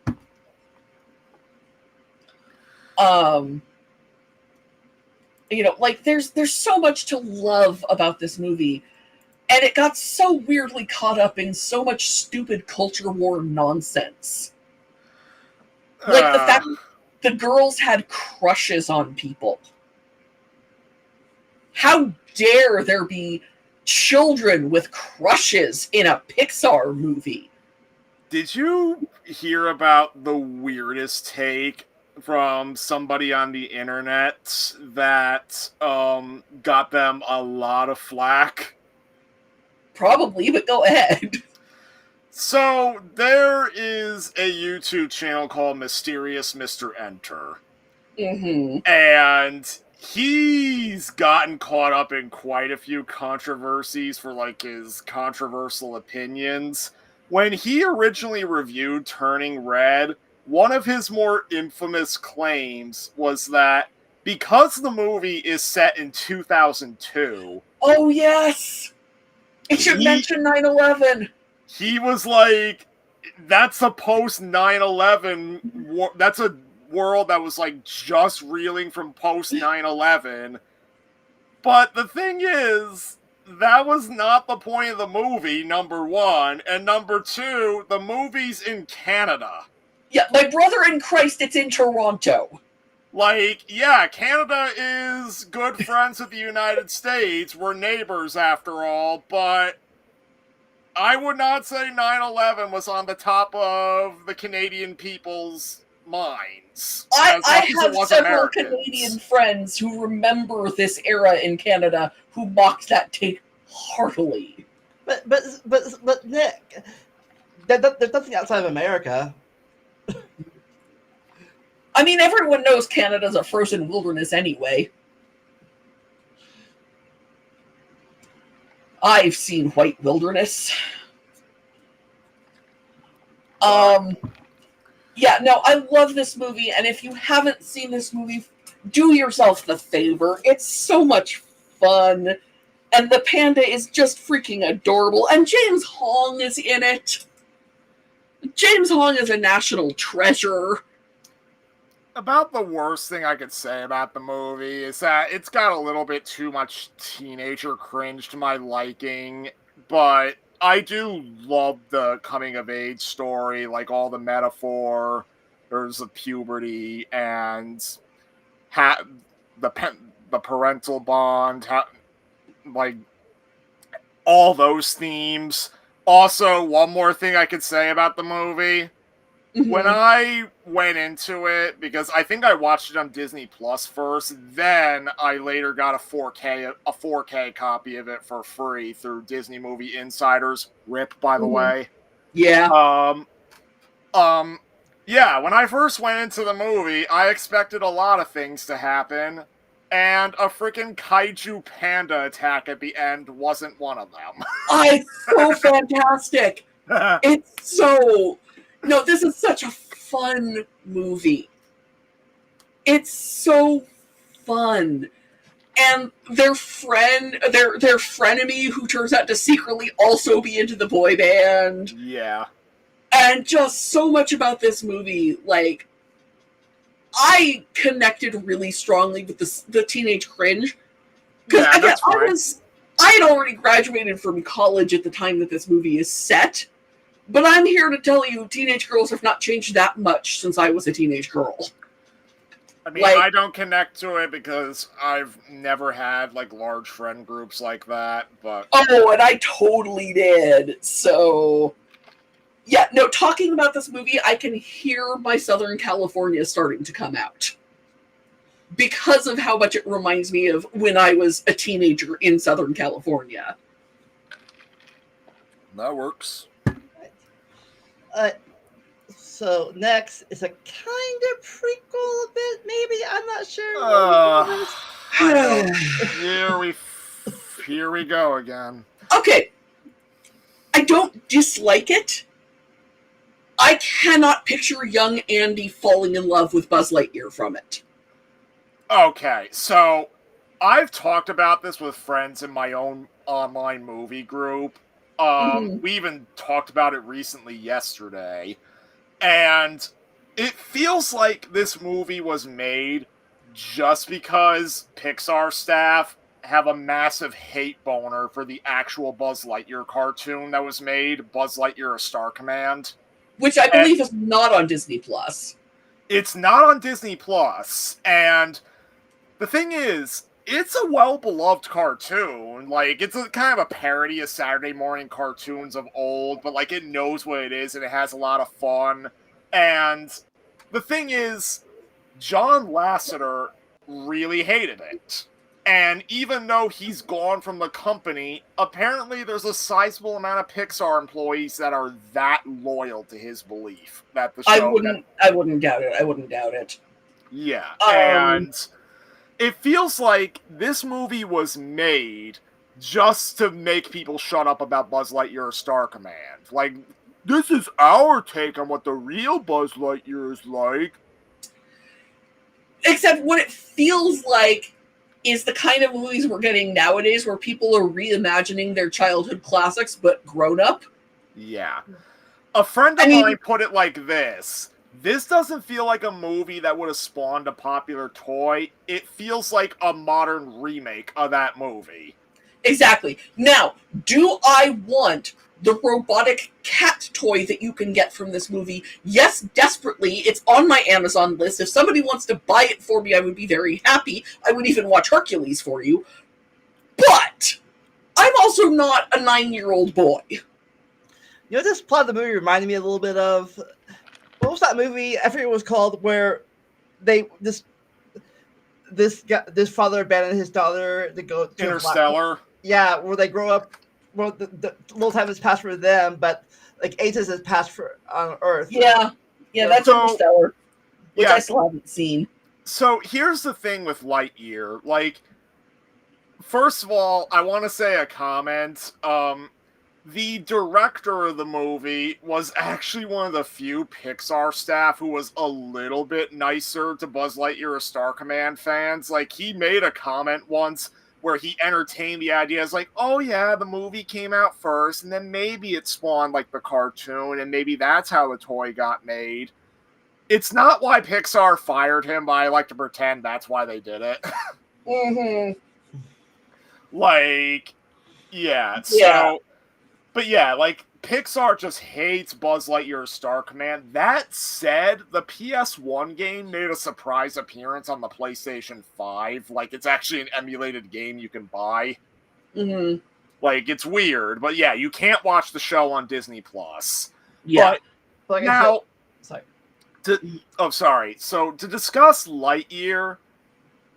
there's a couple of positive things I can say about it. Like, for all intents and purposes, Chris Evans does a pretty good job trying to imitate Tim Allen's performance. Yeah, Tim Allen is mad because they didn't have him do it, but I don't care.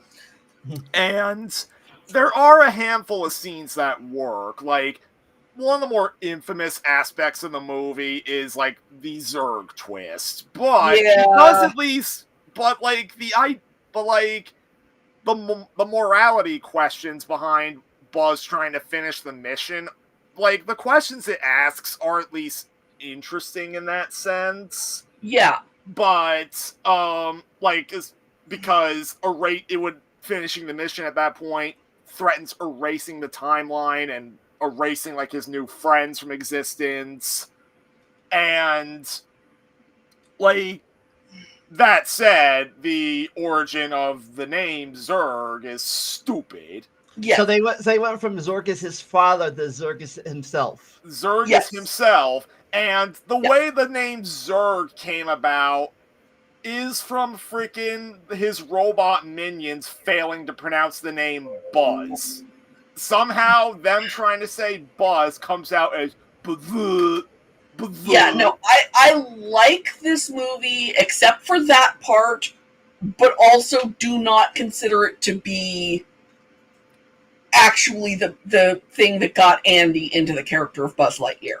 Yeah, like... That's my take on it, you know. Well, another thing I can say I like, there's this scene where Buzz, like, reflects, like, on how he became a space ranger, and the speech he gives is that after the first week, he was gonna quit. Yeah. But and he kept going simply because his commanding officer, Hawthorne, believed in him. And that's kind of an important thing to, like, kind of tell people, like, kind of represent, like, even when, like, and it, like, kind of goes back to my problems at Monsters University. all it takes is just to have a person who believes in you a lot. Not always, but a lot of the time, that's all it could take to like press forward with what you might think are impossible odds. Yeah, in my review, I said that one of its problems is that it's not a 90s movie and it's not a modern movie. Mm-hmm. And that's the problem. And if I could say another problem, if it weren't for the fact that Buzz like quotes some of his lines from the Toy Story movies word for word, this did not feel like a Buzz Lightyear movie. No. I did say that, honestly, I can buy Tim Allen as the low-rent voice actor they were able to get for the Buzz Lightyear toy when the character in the movie was Chris Evans. Mm-hmm. And they haven't gotten Tim Allen for everything. Yeah, like, for Buzz Lightyear's Star Command, they got Tim Allen for the pilot movie, but for the show proper, they got Patrick Warburton. Yeah. And I love that, apparently, Socks the Cat is Pixar animator Peter Sohn just doing a Tom Hanks impersonation. Who did they have for Buzz Lightyear in the Kingdom Hearts 3? Not Tim Allen. They had somebody else. It's in this review. Mike McRae. And then for Woody and KH3, they just got Jim Hanks. I mean, that's who you get. Yeah. He's there. Honestly, I'm fine with Jim Hanks having work. That's great. He's the voice of Woody in pretty much everything they couldn't get Tom Hanks for. So... Yeah. Which includes, I don't think any of the video games got Tom Hanks. So it's, like, always Jim Hanks in the video games. Yeah, no. Even when they get Tim Allen, it's still Jim Hanks. Yeah. Because Tom's busy. So I'm not a physics expert, but like I said before, does that make sense for anybody out there our physics experts that going up in space years had passed on the I was an English major in college. I took physics, but I do not pretend to be a physics expert. I was Tapioca Weasel was here right now. He would know. Seriously, where are you, Doc? There's Lightyear actually did make rounds on Twitter like a few days ago. Basically, so Lightyear was Pixar's grand return to theaters after COVID, and the movie did not do well at the box office. No, you know what's been doing better at the box office is the release they did recently of Turning Red. I have friends who were able to finally see it on the big screen, and more people I know did that than went and saw Lightyear. You know, I might have seen it with the kids if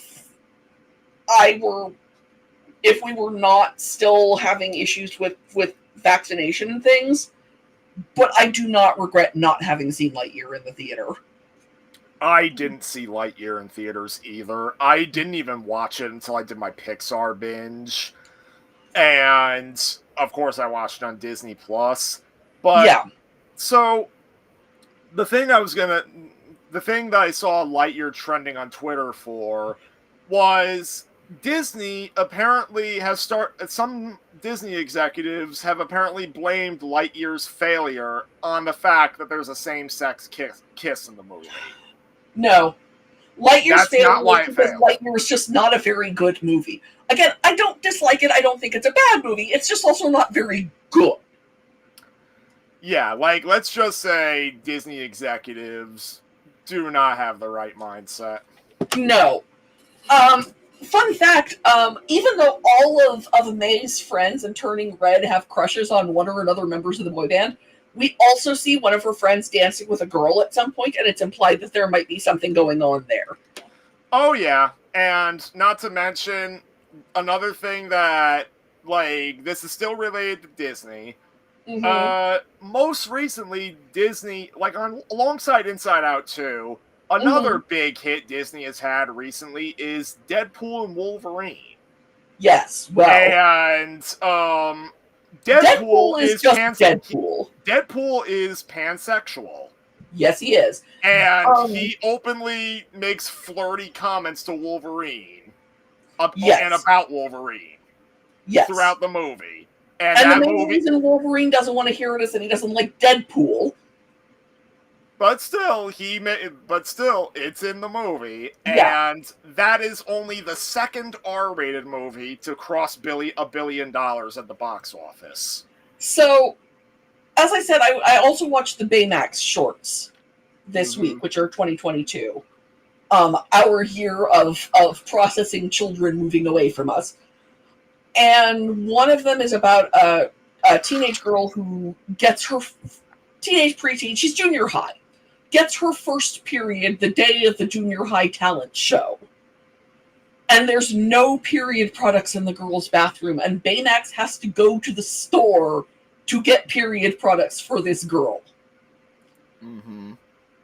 And the big outcry from this short was that one of the people who gives Baymax advice in the feminine hygiene aisle is a trans man.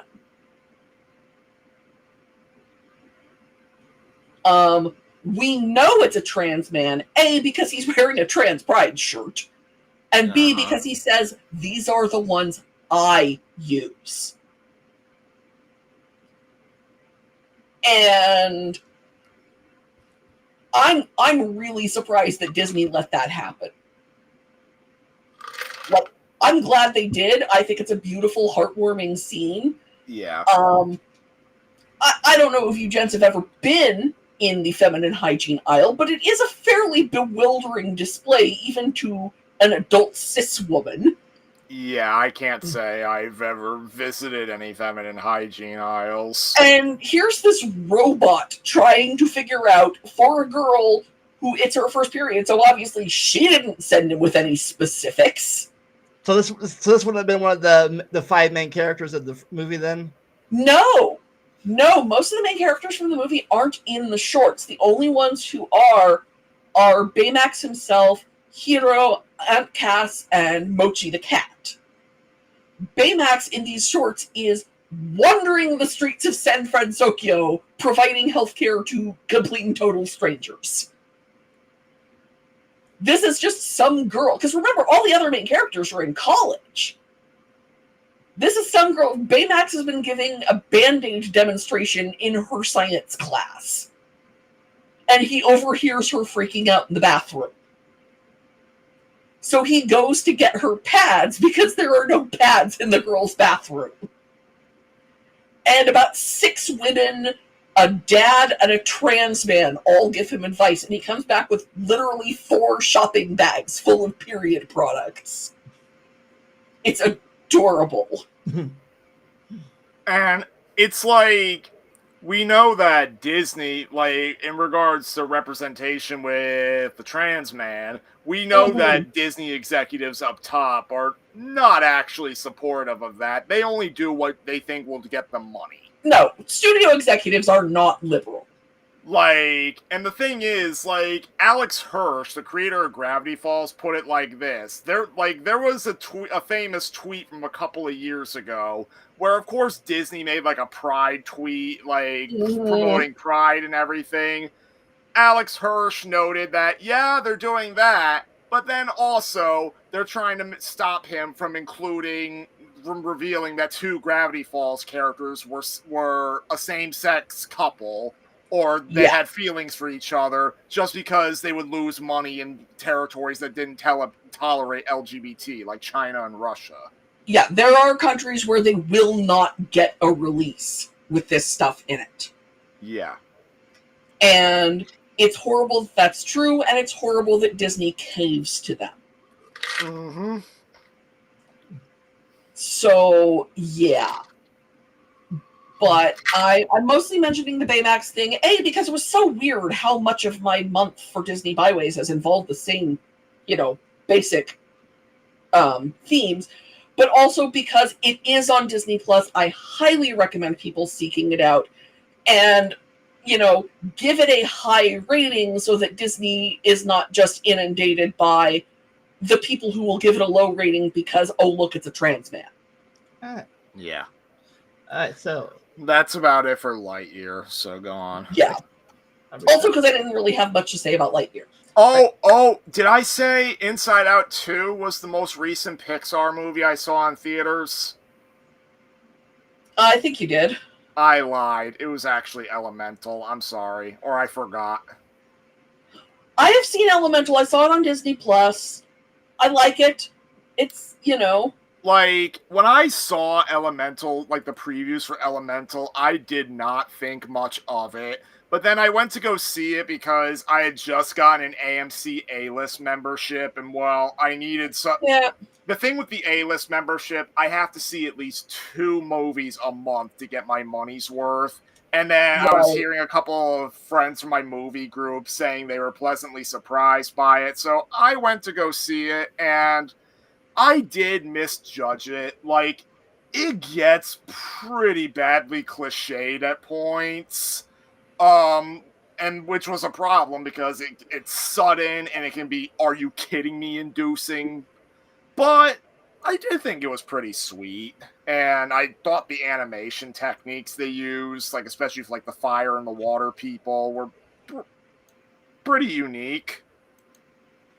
Yeah. And, yeah. My review title is not a subtle metaphor, but who cares? Yeah, otherwise I don't have too much to say about Elemental. Like, I'm happy I got the 4K before the Disney Movie Club shut down. Yeah. I really would love to talk about it with some of my immigrant/children of immigrant friends, because I think there's a lot that they would connect with in it, and I'd really like to hear their takes. There's a moment, and if you aren't familiar with the conversation around immigrants and so forth, you might miss it. But basically, Ember is called articulate at one point. And that is a real dog whistle right there. And the writers must have known what they were doing with that. Articulate is basically, wow, I can't believe you speak our language. And remember, this character was born and raised in their city. I mean, after all, the way they open the movie is that her parents are coming in and they have like these fire names, but then they're just assigned like generic like English names. Their names in the community are Bernie and Cinder. Yeah. Which is, and it's worth noting that most immigrants were not actually given new names at Ellis Island. Most of them chose new names to fit in. One of my own ancestors did that, and as soon as he learned English, he never spoke Danish again, and it's this whole thing. But it is still like, these are people who are shown with a lot of classic immigrant tropes. And whether that one is true or not, people think it's true, and that's what matters. Yeah. All right. So, I got to put this again out there now, since this is coming up here is a more recent movie. Spoilers for the final movie. For those who haven't seen it. I haven't seen the final movie. Okay, so I can talk about Inside Out 2, but I want to try and avoid not spoiling it. Inside Out 2, I had my doubts because I was worried it was just going to be the first movie again, but like with new emotions, and that was just going to be the gimmick. Mm-hmm. No, I would say Inside Out 2 excellently expands upon the first movie, and it continues on it great. Like, again, like I implied with Inside Out 1. So Inside Out 1 was all about joy interacting with sadness, and then like anger, fear, and disgust are kind of sidelined for a good chunk of the movie. Inside Out 2 is sort of the answer to that. Now, Sadness sort of has like the subplot, like she's kind of sidelined, while Anger, Fear, and Disgust are now getting all the interactions with Joy, particularly Anger. And yeah, like it's also, it should be noted that Fear and Disgust now have new voice actors because they couldn't get Bill Hader and Mindy Kaling back. That said, the new voices, like, honestly, they worked for me. And, yeah, like, all I will say is the movie's humor is pretty great. Like, there is one part I dare not talk about unless you want me to talk about it. No, I'm trying to go in as blind as possible. Let's just say there is a gag they do that I thought was freaking hilarious. Hopefully I'll be able to see it either this Saturday or next Tuesday. Like, I dare not give it away because it's rare for like a modern movie, especially a modern animated movie, to get me to laugh. Well, this movie succeeded. I have promised the kids that we'll sit down and watch it as soon as we can. Yeah, but they are in school these days, so, you know. But, yeah, so... And I'm talking about how fun the movie is in that regard. Well, I will say, so obviously the trailers go on about how anxiety is like the new big emotion that gets involved. All I will say is that the movie represents anxiety really good. Oh, good. Yeah, because like I said, their depiction of depression in the first one resonated so strongly to me. I've been using it as an example ever since. Well, my hope is that you watch Inside Out 2 and take away its depiction of anxiety being very... Well, I tell you, my kids both have Letterboxd pages. Okay. And I will link all 3 of our Letterboxd pages on the page for this in the comments here. And when we watch it, I will make sure my son reviews it because he also has anxiety and I'd love to get his take. I mean, I was starting to do therapy sessions for anxiety around the time this movie came out, and yeah. Oh, yeah. We don't really have a diagnosis for him yet. We're working on it, but I think there's some social anxiety going on, and there's, you know, some other things. And if Inside Out 2 proves to be anywhere near as good as a teaching tool as Inside Out 1 has been over the years, we'll be very happy. Yeah. All right. So, wrapping this up, what would be your bronze, silver, and gold of Pixar movies? So...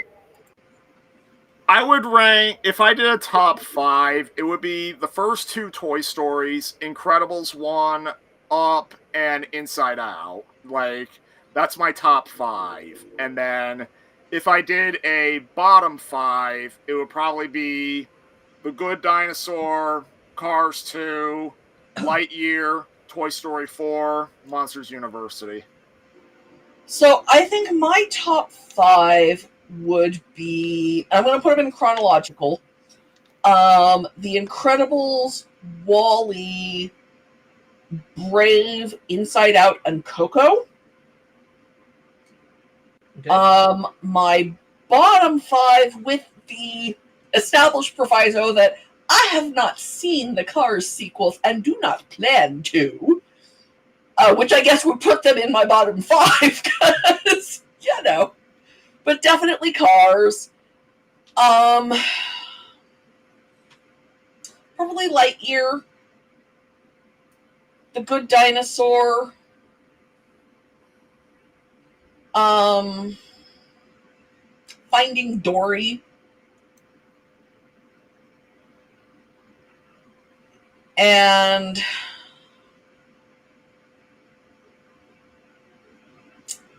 honestly, probably Finding Nemo.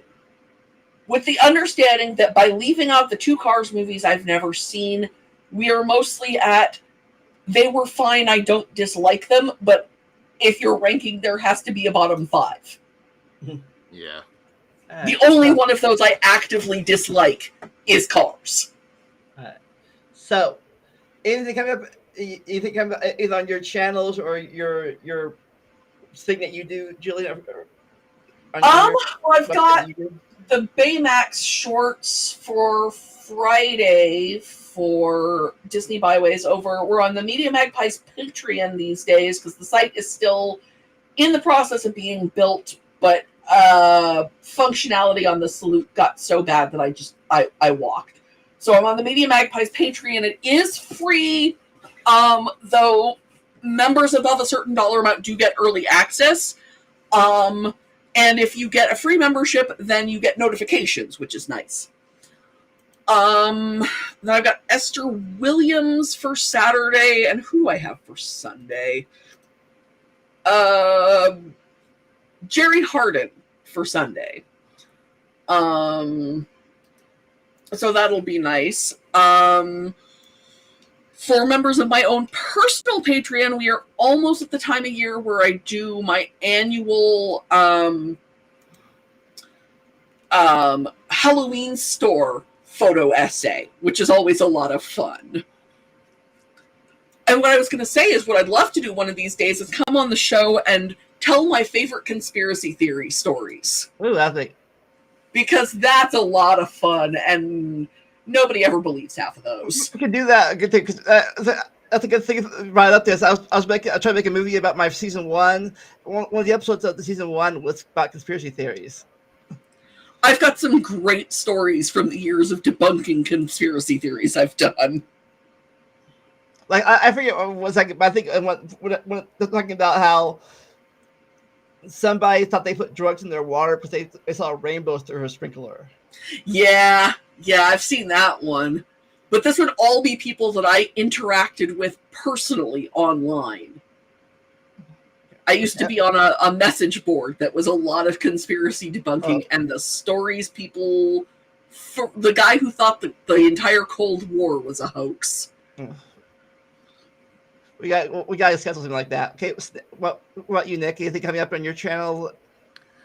Not necessarily. Like, I might live stream more Astrobot, a game I really like. I may or may not consider live streaming Silent Hill 2 remake, but we will see. I mean, I'm not really big into live streaming as much as I used to. Yeah. So I haven't had time to do that myself either. Well, as for me, next Wednesday, I'll be talking about cladograms and phylogenies and taxonomy. With I think Jillian knows them. A little somebody named Aaron Raw. Oh my! I got him on my channel next Wednesday, so if you're interested in some science and biology, check it out. All right, so thanks you all for thank both of you for being on again. It was good talking to you. I cannot believe we were talking for 5.5 hours on Pixar. I mean, I can, but I think this is one of my longest. I haven't talked about this long since I talked about a game series. This is one of those. Anyways, thanks again for being on, and as always, never stop learning and enjoy the randomness. We'll see you next time. Bye.